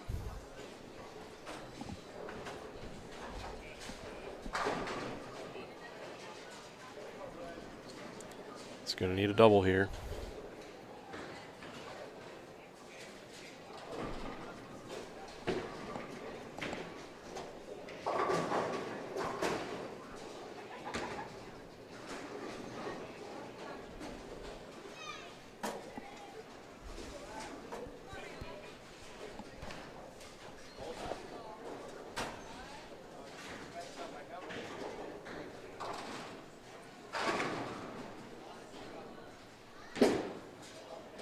Left, and Brad gets a break of his own. Again, take advantage of it.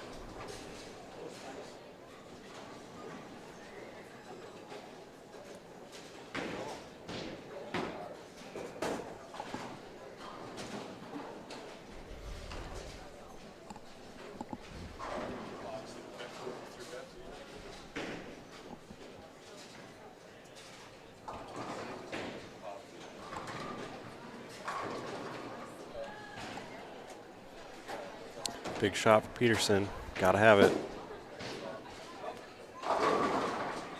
Big three-bagger. Way to answer. He's gonna give himself a chance now. Count is big here. Count is big on this shot.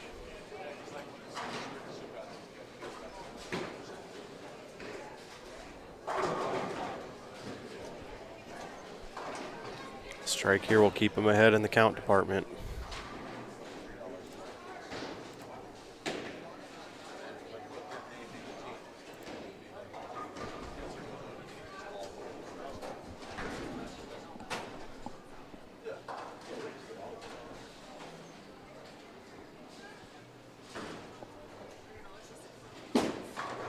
Shot looks okay. Big strike there. So great finish for Brad Peterson. 181 on the board. Just going to make Blake perform. The way that match started, I didn't expect it to finish like this. Blake's got to guard against throwing it out the window.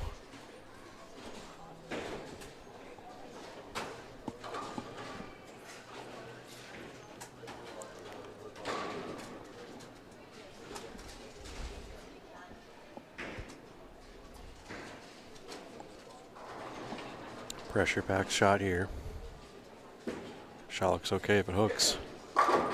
Oh, wrap. 7. Wow. And that'll do it. That's game.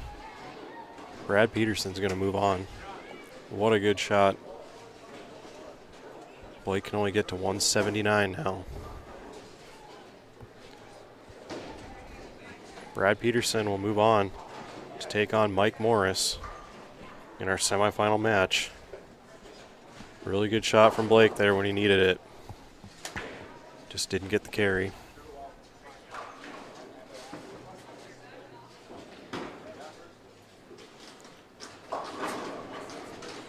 So Peterson does it once again. Threw a four-bagger when you need it to win.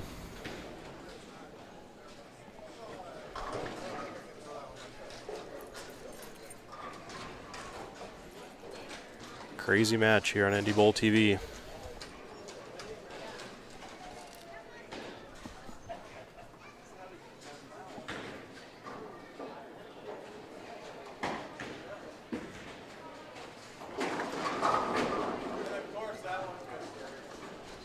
Another good finish here for Blake. You know he's going to be disappointed with that one, the way he threw that first shot in the 10th, but crazy finish. And Brad's moving on, keeping the Williston dream alive of an NDBowlTV Masters title.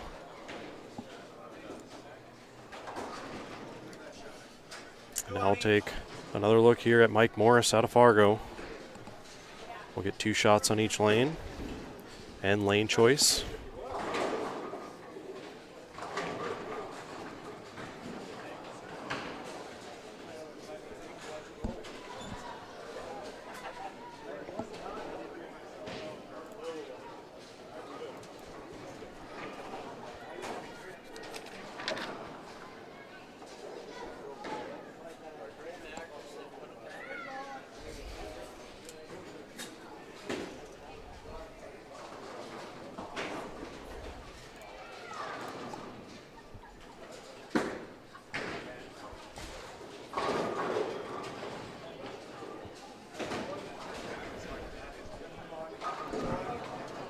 So what do you think, chat? We got 3 players left. Randy Peterson will take on the winner of this match, Brad Peterson and Mike Morris. They're very familiar with each other. They had a match here on 11 and 12 not too long ago. We'll add one more to the book. Winner gets Randy Peterson in the final. And it's slowly looking like we will be giving away a USBC Senior Masters entry, as I do believe all 3 bowlers are eligible to bowl the Senior Masters.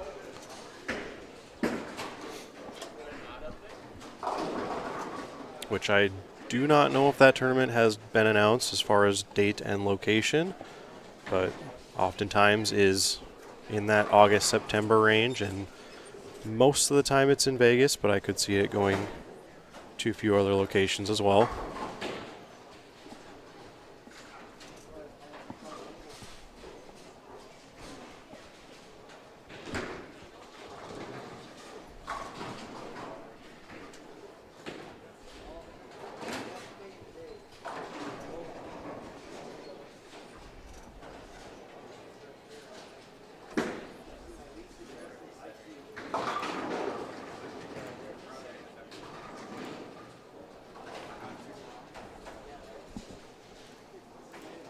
Once again, we would like to take a minute to remind everyone to stay connected to NDBowling.com on social media through Facebook, Twitter, and please, if you haven't already, hit that subscribe button.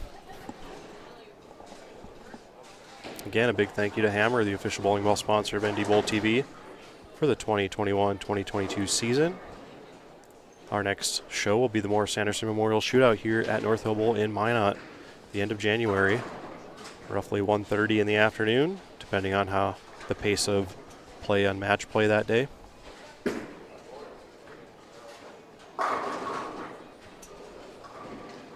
Now, once again, I'm Darren Sweeney with NDBowling.com, and you're watching NDBowlTV, the High Plains Bowling Network, giving you live coverage of the 2021 NDBowlTV Masters Tournament.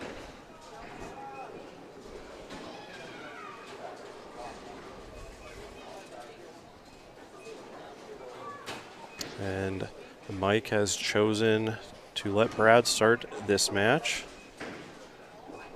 So we are underway in our semifinal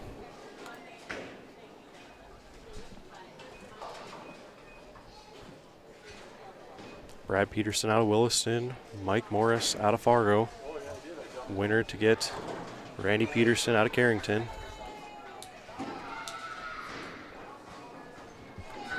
Top prize is $1,000 plus an entry into the USBC Masters or Senior Masters. So pretty good prize fund for only 34 entries this week, which is a testament to the folks here at Northville Bowl for adding in $2,000 added prize money, and they've done that each of the last 3 years. So big thank you to everyone here at Northville Bowl, the staff. They've done a great job. The machines have run great. We do appreciate everything they do for us here at NDBowling.com. And we are underway. Thought that one was a little quick by Brad. He didn't quite roll that one like he did the last few frames. But if there's ever a spot to do that.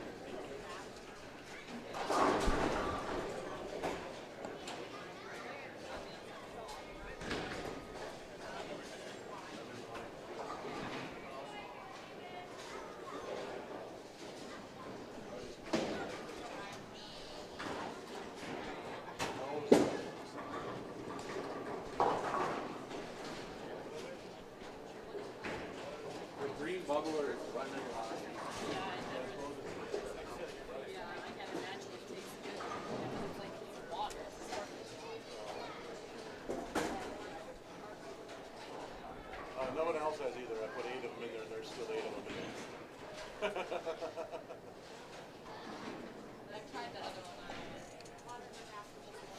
there. First look at Mike Morris on our stepladder finals. Once again, I do like his look. Playing a little direct line from right up the gutter. I feel like that's going to keep him out of trouble.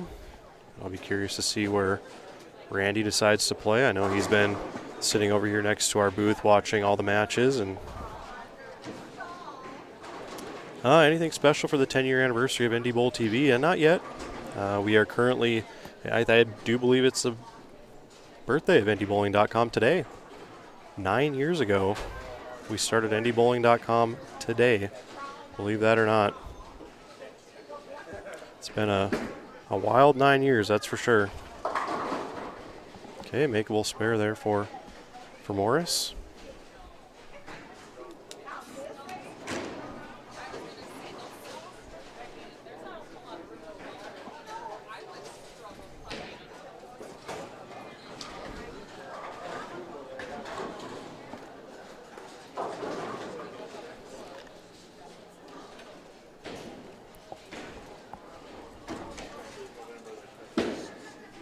On the spare, careful. Yep. Early open for Morris.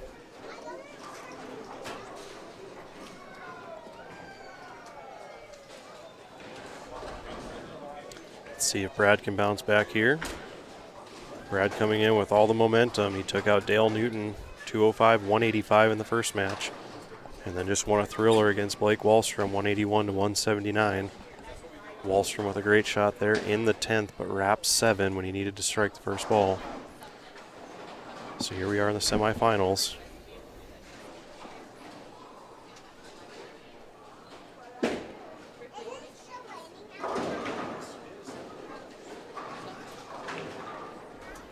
Still a little quick there for Brad, but fortunate to leave the 2-8. I know we've mentioned it before, but another pretty tough spare on this.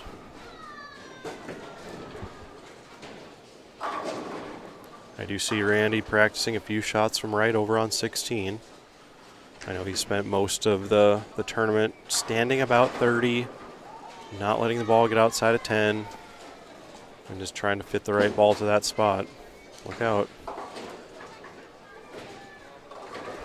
The middles are so unpredictable here on this pattern. Again, we're bowling on the 2021 USBC Masters pattern, which is a 1:6-to-1 ratio oil pattern, which is very low scoring.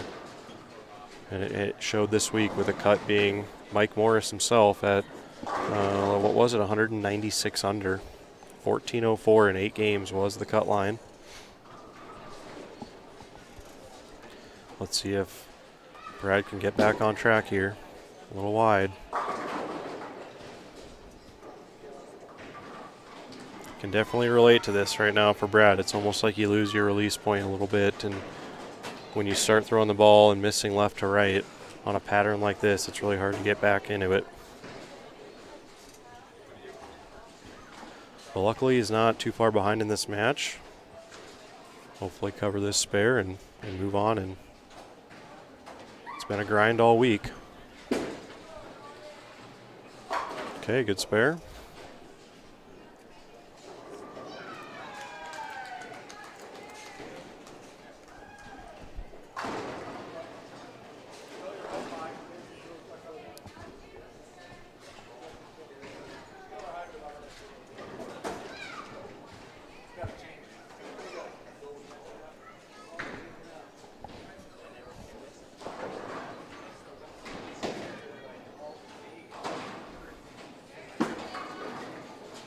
Looks good. I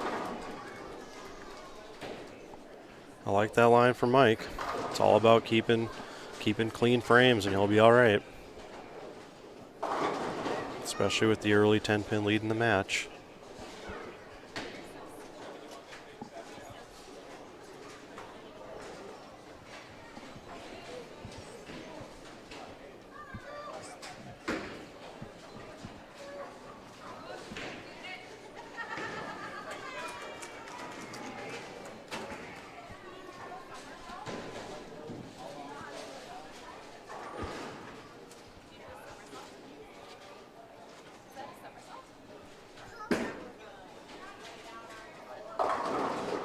Well, it looks like Mike's definitely got the two lanes a little different. And again, he likes the right lane, which he will not be finishing on. So again, it makes you wonder how the lane choice came into play.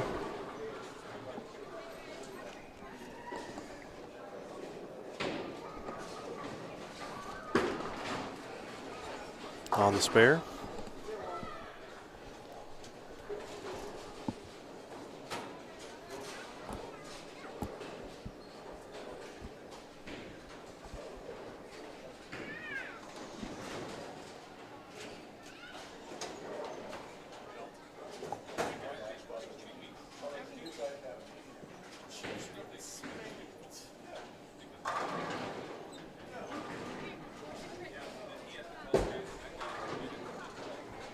Yeah, Brad really let that one roll that time. That was a pretty good shot.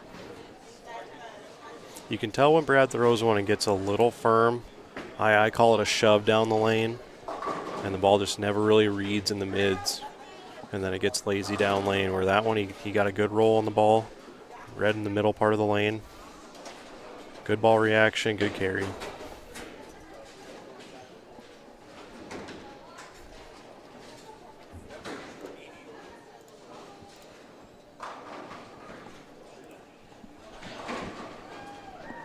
Big opportunity here for Peterson to put up a double.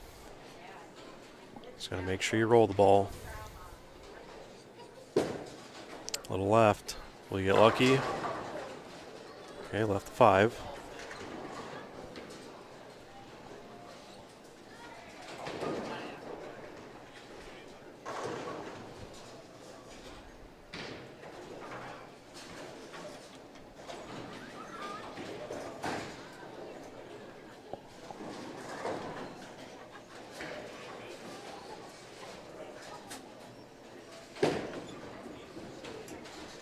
Okay, opts throw straight at the 5 pin, which I believe is smart. Again, this one's going to probably come down to the first one to double. Let's see if Mike can keep it going on that right lane.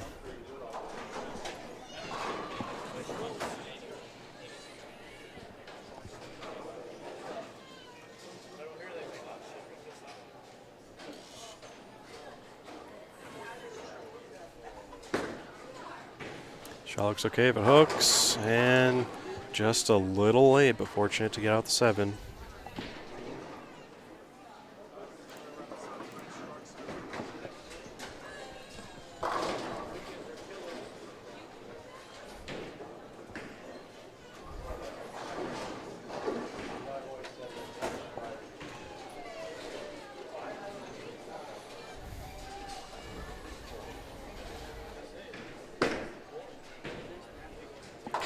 All right, good spare. Morris at 67 through 4 frames with a spare working in the 5th.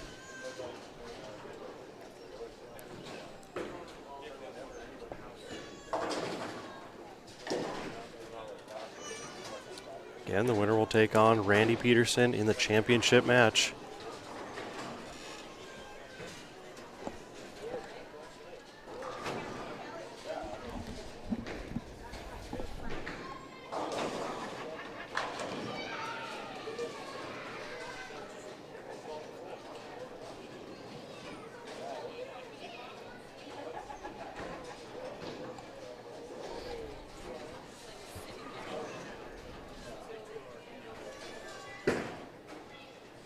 Shot looks better on 11, made the adjustment and got the 10 out. Great shot by Morris.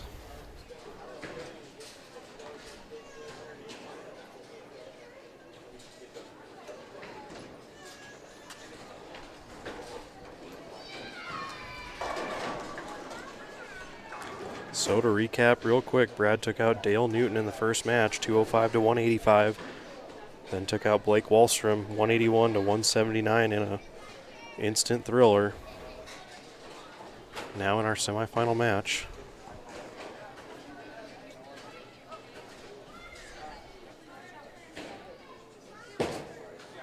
Shot looks okay if it hooks. Still a little late. Very speed sensitive pattern out here today.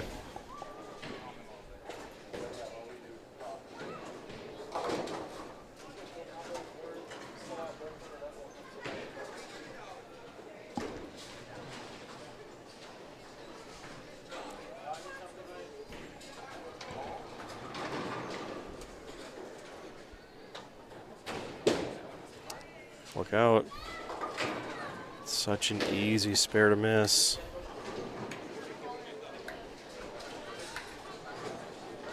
Advantage Morris. Let's see if Brad can finish the game like he did the last one.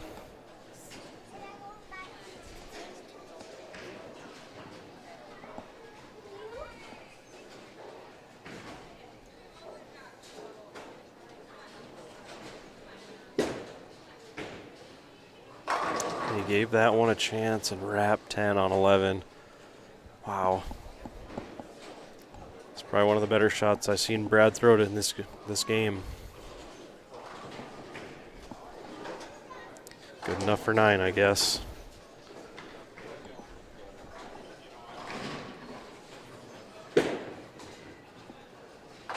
Okay, on the spare. Big opportunity here for Mike Morris to take advantage of this match.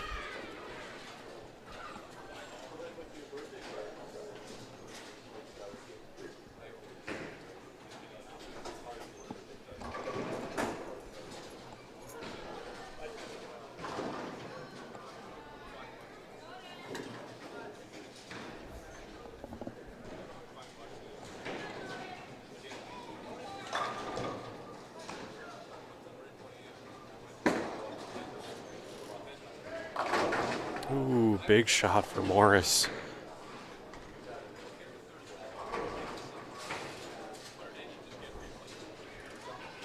The thin shot always carries well here at North Hill Bowl.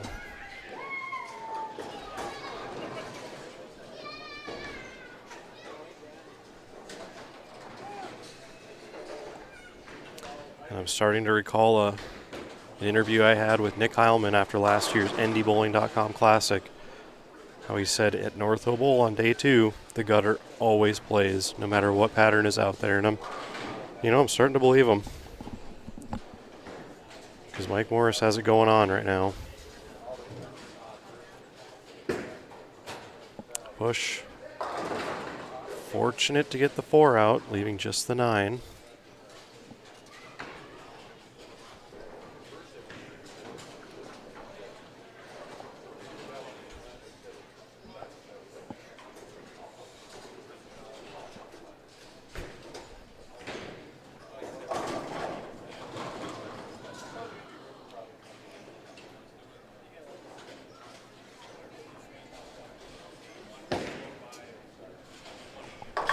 Okay, on the spare.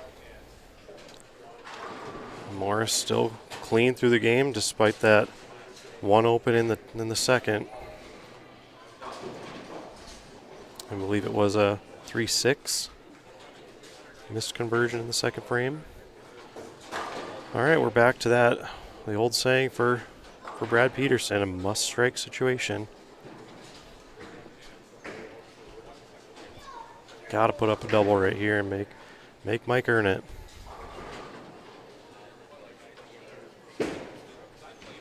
Rolled it, but still got a little firm. See him looking at his hand there. Maybe he's the product of way too many games over the last couple weekends. Coors Light Fall Shootout last weekend in Williston. After this weekend, it'll be a good break for a lot of these bowlers, and then we'll be back in Williston for the doubles tournament in 3 weeks. And another open there for Brad, so 110 in the 8th. He can only get to 170 now. Morris just needs to keep it on the lane to get there, so about a foregone conclusion here.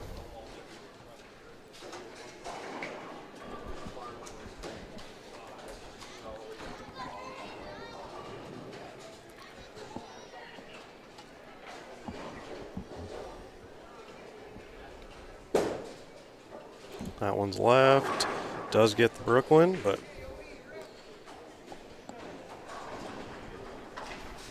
so it's pretty simple here for Mike.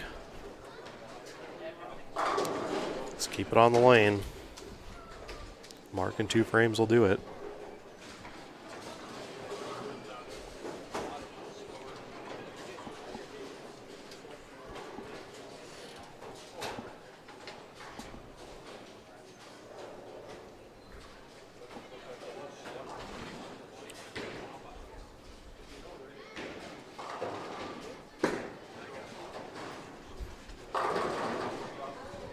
And leaving another 9 pin, but that will about do it. He just needs 7 more pins.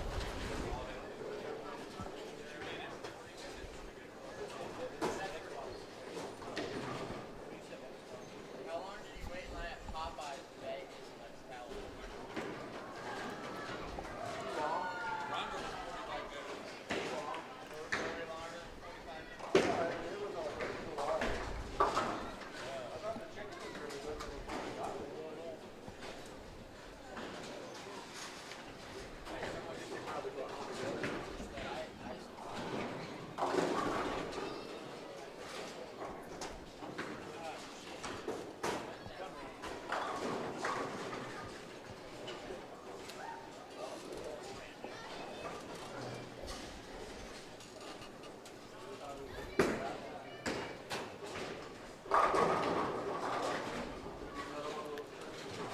Okay, well, officially over here. Mike Morris will advance to the title match against Randy Peterson live here on NDBowlTV. Congratulations to Brad Peterson on a great run, winning 2 matches and finishing in 3rd this week after a 2nd place finish last year.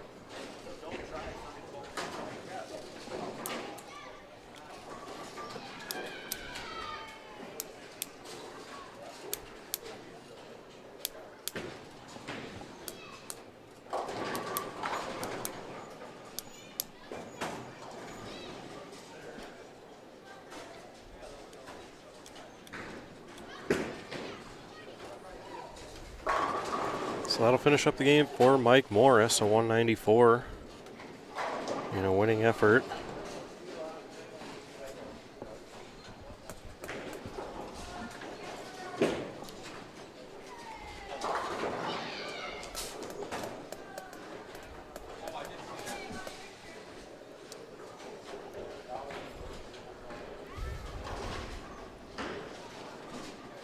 All right, time for one last poll, everyone.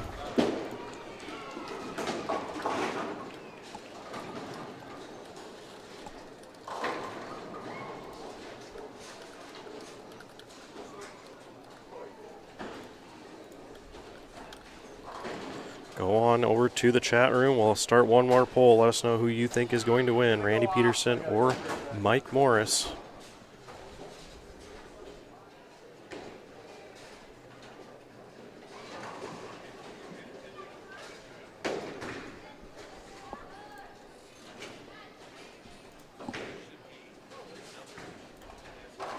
Head on over to the chat room, get your votes in. Randy will get 2 shots on each lane.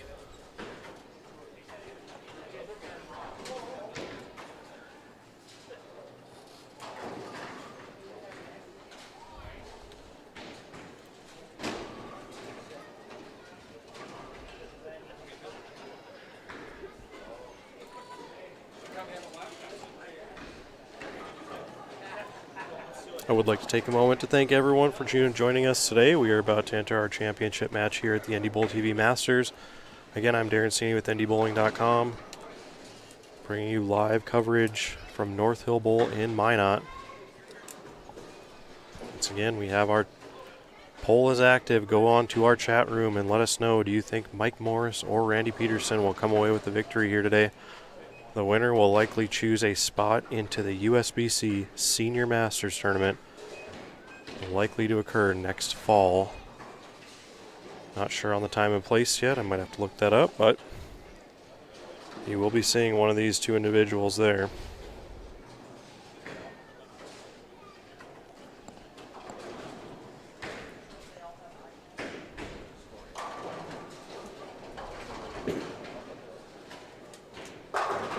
I would have to agree with you, Lundy. 2 of the best shot makers in North Dakota are out here on one of the toughest shots I've seen in a long time, so it's pretty fitting.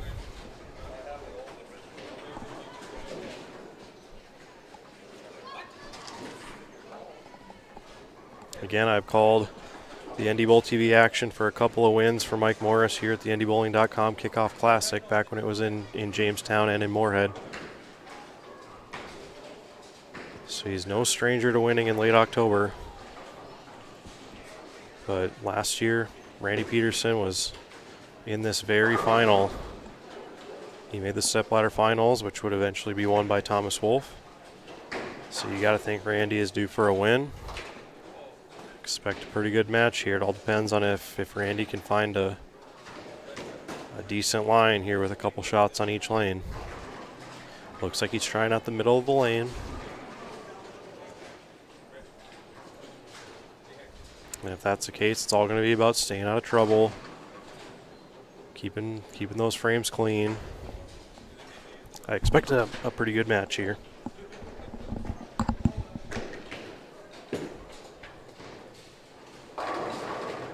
That's about where Randy's been playing all week. I think he likes playing there. I think that's kind of his A game, and as long as he can find the right ball to fit that line.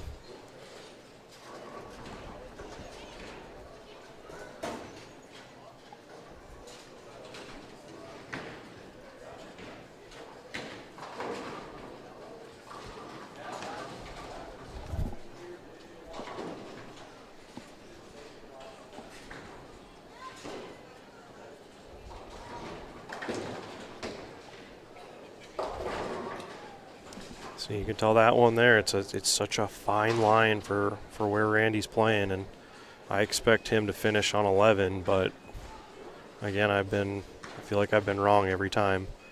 Yeah, and he's choosing Mike to start, so Randy will finish on lane 11.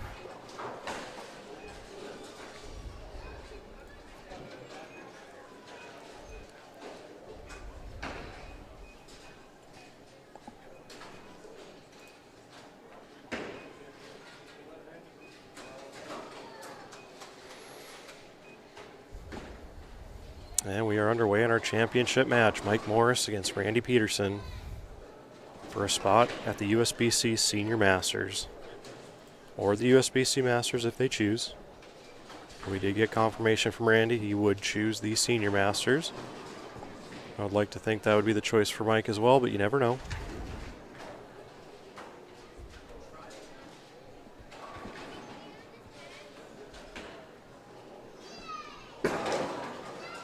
Left. It starts off with a runaway Brooklyn first frame for Morris. Well, Randy, welcome to the stepladder finals. That's quite a shot to start off with. Let's see if Randy can get comfortable quick. I remember talking to Mike back in Jamestown after defeating, I believe it was Matt Smallin in the final of the NDBowling.com Kickoff Classic. And he told me he doesn't like watching his opponent bowl. He doesn't want to see what they do. I expect the same sort of strategy.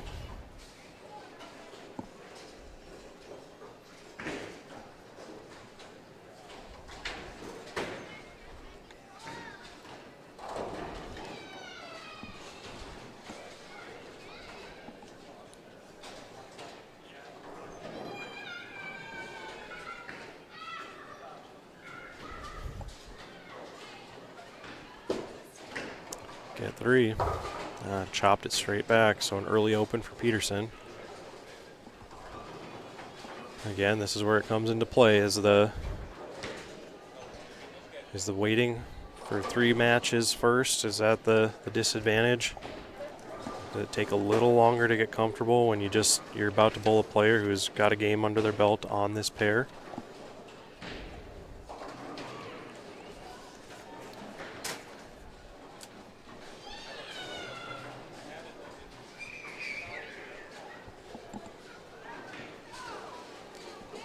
Bounce back frame for Peterson. Well, got that one a little firm, so now if you're Andy, you're reeling already. Now does Randy make a move? Or does he keep trusting where he's at?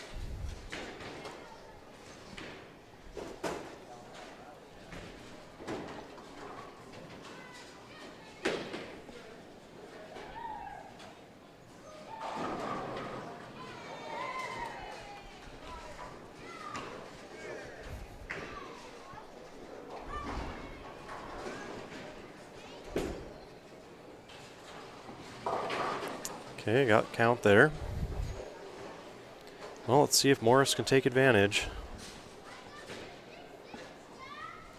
One more shot here to get in your votes into the poll.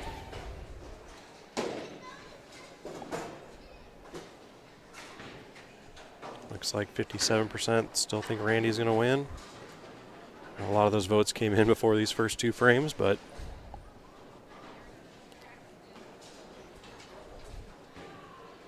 early advantage Morris.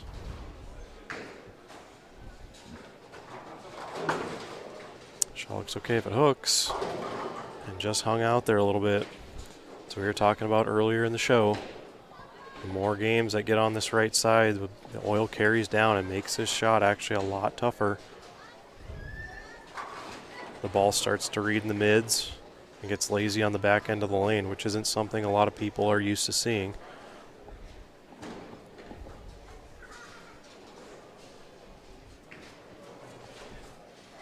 And we've seen this spare miss quite a few times on our show already. Big spare if he can convert.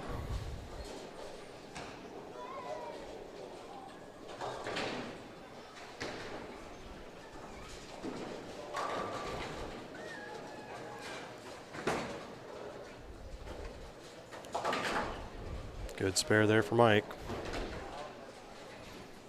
Early advantage in the match. Curious to see what kind of adjustments Randy makes here.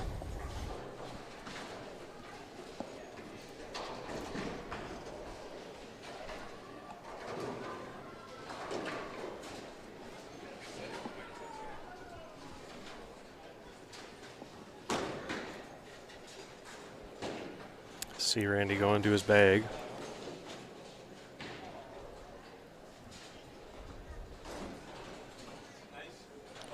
Looks like he's grabbing a different thumb, perhaps. Maybe a different fit. Mike Morris, frame 3, looks left again. And doesn't get the 5 out this time. Gave the runaway Brooklyn another run. It's extremely easy to do here.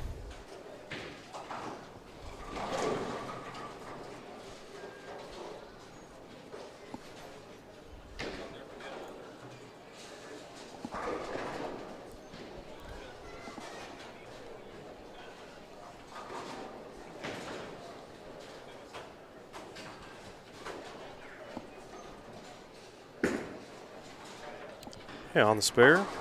Morris keeping it clean. It's a big moment for Randy.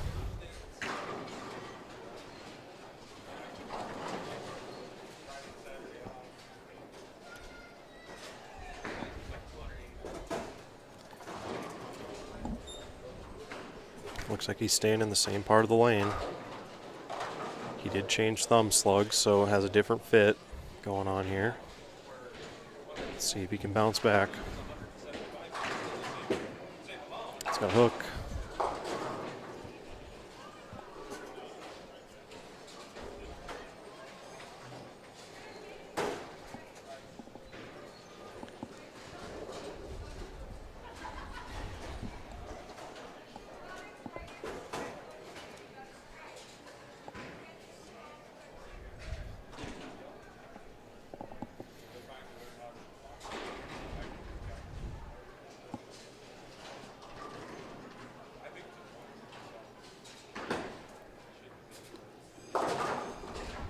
And gets 2, so rough go here to start for Randy Peterson. I don't know if a zone change is in need here, or if, you know, Randy just thinks he's throwing bad shots or what, but let's see, put the old thumb slug back in, so he went back to what he was using.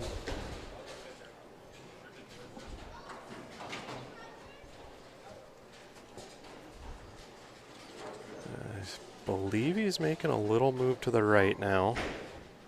Probably playing a little more direct.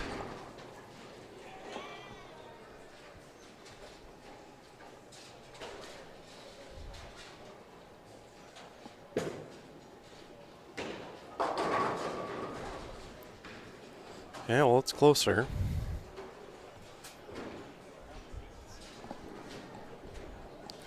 It's so hard to come on to a championship pair having not bowled a game on it and trying to get comfortable within a few frames to not lose so much ground on your opponent. You know, props to Morris for keeping a clean game and taking advantage of it. So Randy's on the board with a mark in the 4th.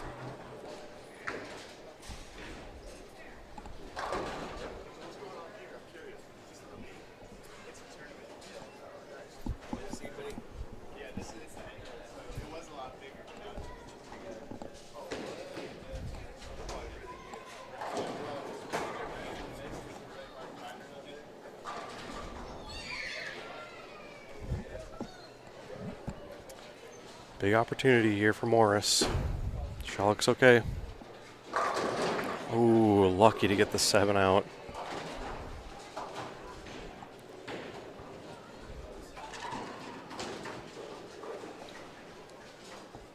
Again, when your opponent opens the first 3 frames, I think the solution is simple. To simply clean fill frames. That's it.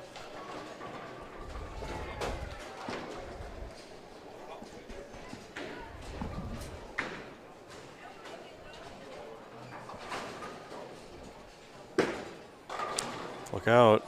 Okay. Lucky to get the 10. Lucky to get the 10 there. Here I thought the jinx was in order once again.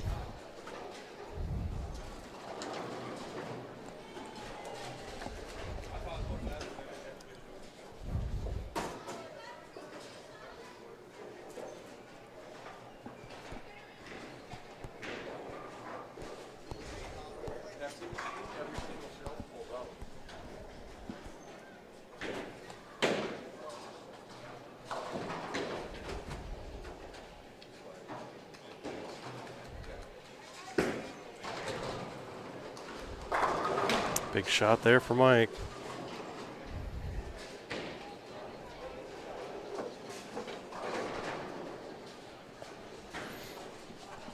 Opens up a pretty big lead here early in the match.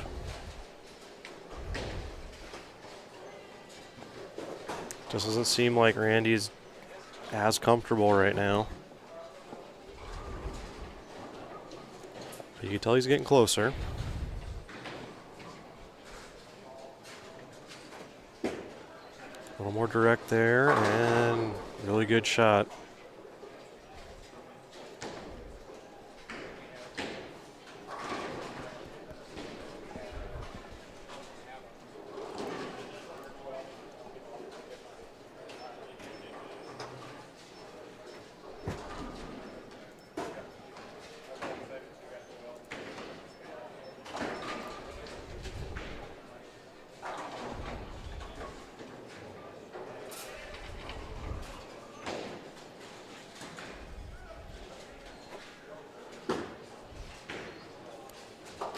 Okay, good spare for Randy.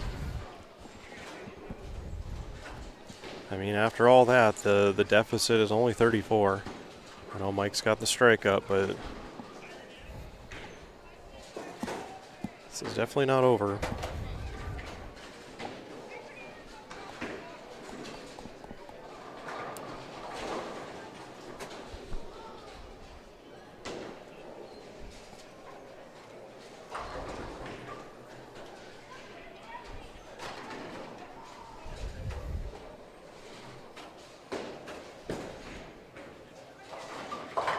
Yeah, that one just started to read a little early.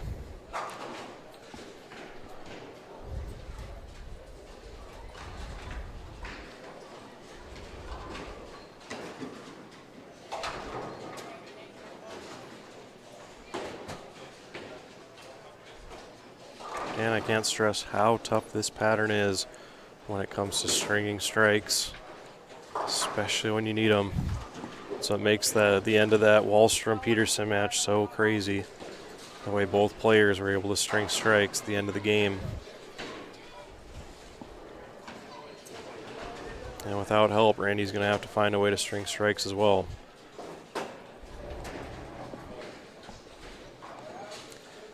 Again, stick with the plan here if you're Morris. Fill frames.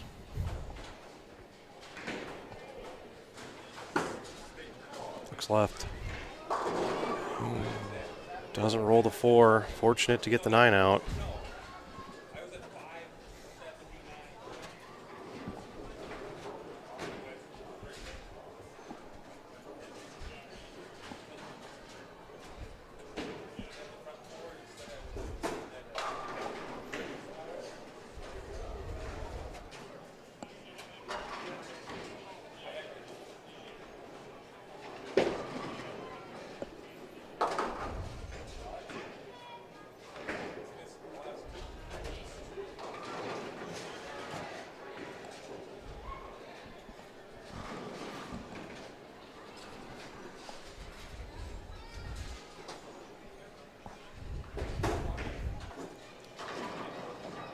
All the difference is 36 midway through the championship match. Morris clean through 6.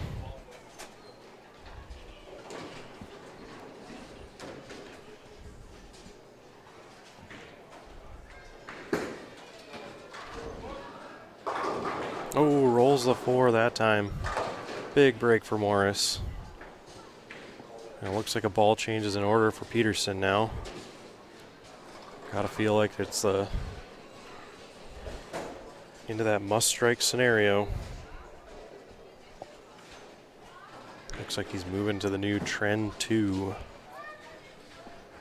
I know he threw this ball a lot late yesterday in the qualifying round.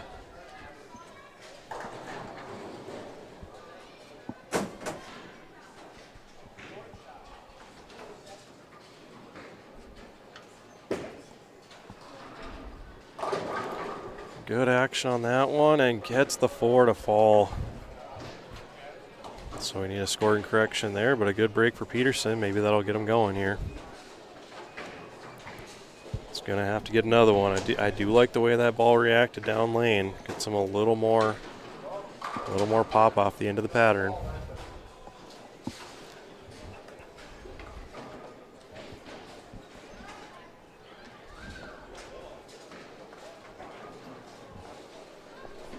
Again, another must-strike scenario.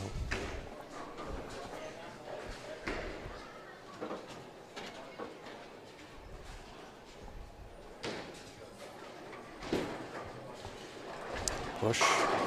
Doesn't get the 9 out. That's another 9 for Randy Peterson.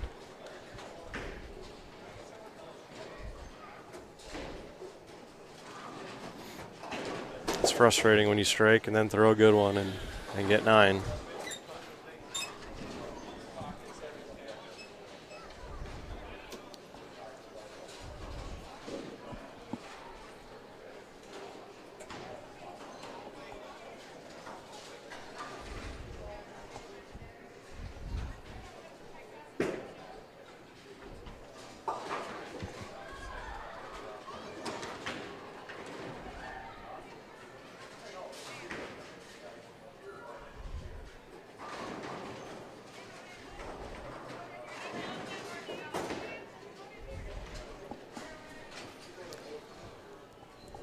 Well, let's see if Morris can get a double up on the board and take control.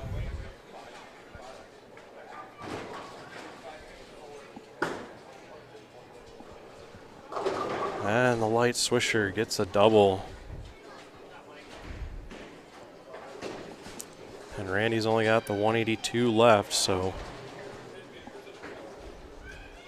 it's pretty simple here now for Morris. Clean frames, and he's going to walk away a winner here today.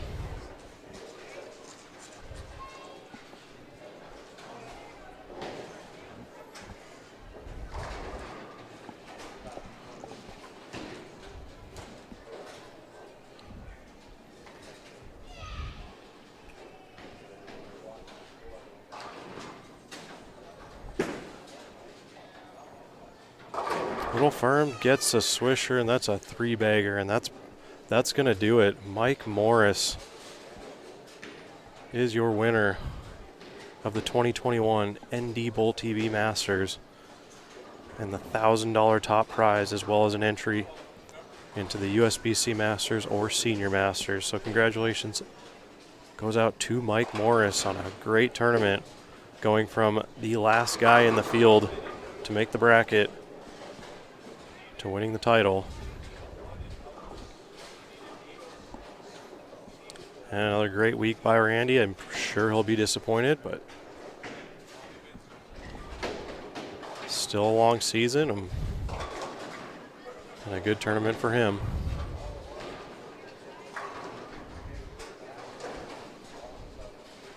And we will get a word with Mike Morris momentarily once he finishes his 10th frame. Again, top prize this week was $1,000 to go along with that entry into the major tournament, which carries a $500 value.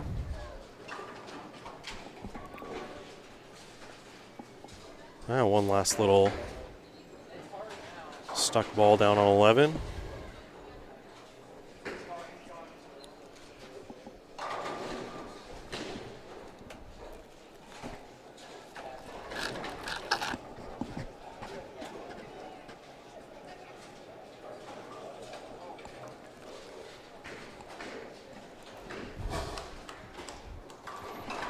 And a big thank you to everyone who came out and attended the tournament this weekend.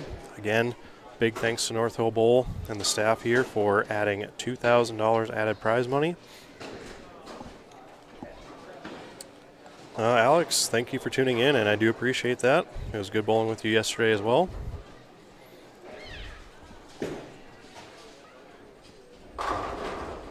Again, good tournament for Randy Peterson. He will finish second here. And now a victory lap for Mike Morris, champion of the 2021 NDBowlTV Masters Tournament here at North Hill Bowl in Minot.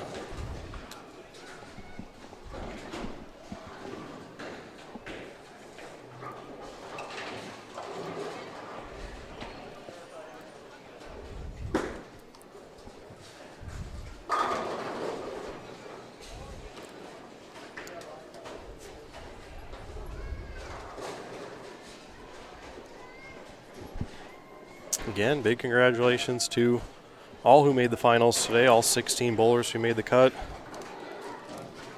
For there only being 34 bowlers in attendance, to have a $1,000 top prize along with that entry is a really good prize fund. And again, thanks to North Hill Bowl for that. Shout out to everyone in the chat room today. Thank you guys for joining me and keeping me company. I appreciate all the kind words. And thank you, Dominic. It was good bowling. I believe you bowled to the right of me all day yesterday. Thank you for making the trip and bowling. Do appreciate that. Hope to see you out at more stops this year. And we'll get a word with Mike Morris momentarily. 234 to 159 winner.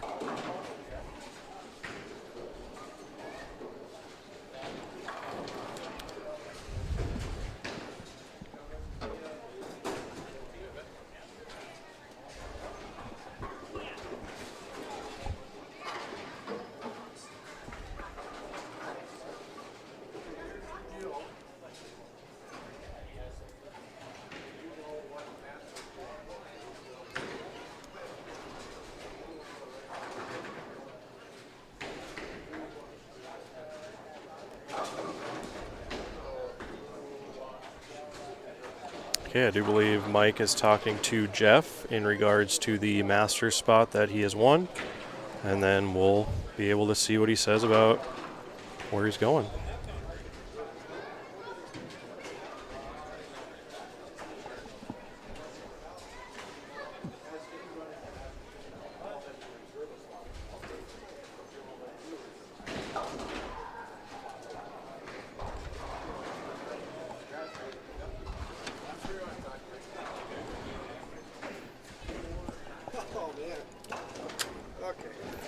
Okay, let's see here. Let's welcome in our winner.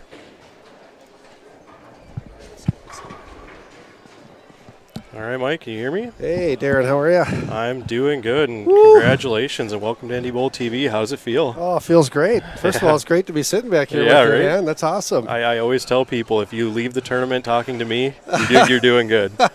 All right, so let's start with yesterday. You were the last guy in the field, one spot ahead of me. I was. I didn't even think I was going to make it. This guy is the reason I didn't bowl today, by the way. Yeah, well, and I shouldn't really be there because I really didn't perform very well. And I didn't even try this ball, to be honest with you. Really? Yeah, this is the old Alpha Crux that I have it in my bag. I've always loved the ball, and I want to say thank you to my wife because we always talk about, hey, why don't you, we call it the Norm Duke shot off the corner, more down and in. Yep. And I did mess with that a little bit yesterday, but I didn't have the right ball, and I don't think I had my feet far enough right. So Sure. This morning when we were loosening up, I got out there a little further with the Crux, and it just seemed like nobody's out there, and if I could get dialed in, I think I would have a shot at making a chance to get to where I was, and it ended up, and just how touchy they were, as you could see by the scores. Absolutely. Real easy to shoot. I had a buck 27, 29 game yesterday. Yep. So I was fortunate that I was able to keep that line and help. As you can see, when I got tugged a little bit, it was gone. So you really had to be. I'm just trying to be soft with it and just not do too much with it. So I did allude to that earlier in the show about how with the guys who were bowling on the show, it was going to be a case of how are the righties going to break down the lane and can the lefty figure it out. And Blake threw a great shot against Brad there. Oh, he wrapped really did. 7. Yeah. Like he could have just as well easily moved on too, and then you would have had to play him. Yep. And then it was a case of, okay, well, you're going to think Brad and Dale are going to play left. Randy's going to kind of be in the middle, and then you're playing right. So I even mentioned, I was like, if Mike can find it outside and find his little spot he likes to float, down the gutter. Exactly. It was going to work out for him, and that's exactly what happened. And I'm guessing you didn't play there yesterday in qualifying? No. I did, again, I didn't get my feet too far. I did get out there a little bit just to see. I didn't have the right ball in my hand, and I was got an over-under out there too. But again, maybe if I would have gotten more right with my feet and that different ball, and might have been a different scenario. But, when you're pressing like yesterday, you tend to, you're maybe squeezing it, trying to make things work, and and hitting different pairs when some people started with your thing, some people started right. It was crazy. A little funny there, but first, then of course, I told Blake he just made a great shot when he needed to, but so he could have easily been there. And how often does Randy give me a open the game like that? Even when Randy opened 3 frames like that, I knew that you can't let up until mathematically he's out. So even towards the end, I just got to make sure that, because he's such a talent, that he could come back and and I knew that, so I just had to just stay focused and pick your spares, and I think that probably helped me too. That's exactly what I said. I was like, if Mike stays clean, it all depends on how comfortable Randy can get, because he's been sitting around for probably about an hour and a half now. So. Yeah. I saw you talking to Jeff about the Masters spot. So what's the choice there? I know you're going to get the opportunity for the regular Masters and for the senior Masters. So right. I've got some time to think about it. Of course, I've never bowled the regular Masters in my career, and so I'm kind of leaning towards that a little bit. But I'm going to think about it, and because it's not easier in the senior Masters anymore, really. No. Because what do you got? Because they're all Hall of Famers in there. Exactly. And I did bowl the World Championships a few years back and bowled against those guys, and they're just phenomenal. Even the guys, I'm not 60 yet, but even the guys in the 60 and over are just great bowlers already still at the over 60. So. And hats off to Jack Nelson, who's 72. He's still throwing the ball great and absolutely bowled well last week.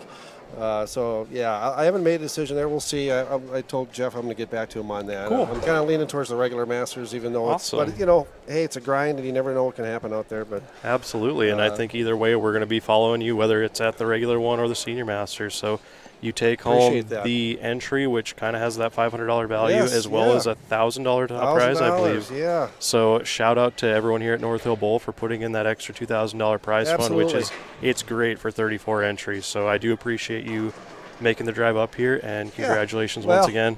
Very fortunate, and I want to thank you again for what you do. And Appreciate that. The stuff that you guys put on is terrific, and gives all the bowlers a chance to follow and see what's going on. So thanks, Darren. Appreciate Absolutely. you. Thanks to North Hill Bowl too. It's been Jeff. They always run a great tournament out here. So I'm just thrilled that Awesome. it ended. So it's awesome. Yeah, thank you very much. And maybe we'll see you back here for the shootout in January. Oh, absolutely. I'll be here. Awesome. Yeah. Cool. Thanks, See you then. Good luck. I appreciate it. Thanks. Thanks, Mike. Mike Morris, winner of the 2021 NDBowlTV Masters. And that'll do it for our coverage here today. What a great tournament. Couple pretty awesome matches in there. Great finishes. And at the end of the day, Mike Morris comes away a winner in late October once again. And we'll have to wait and see where he decides to go, but a big win for him early in the season. Once again, our next show will be here in Minot at the not the NDBowling.com Classic, but the Morris Anderson Memorial Shootout here in Minot, January 30th at approximately 1:30, depending on the pace of match play. Again, big shout out to Hammer, the official bowling ball sponsor of NDBowlTV. And I do appreciate their continued support of the High Plains Bowling Network. Again, stay connected on social media to NDBowling.com and NDBowlTV by liking the Facebook page, following us on Twitter, and subscribing to the YouTube page. That is greatly appreciated. Once again, I'm Darren Senior with NDBowling.com, calling live coverage from the NDBowlTV Masters. Once again, congratulations to Mike Morris. And thank you for watching NDBowlTV, the High Plains Bowling Network. Have a good night and safe travels.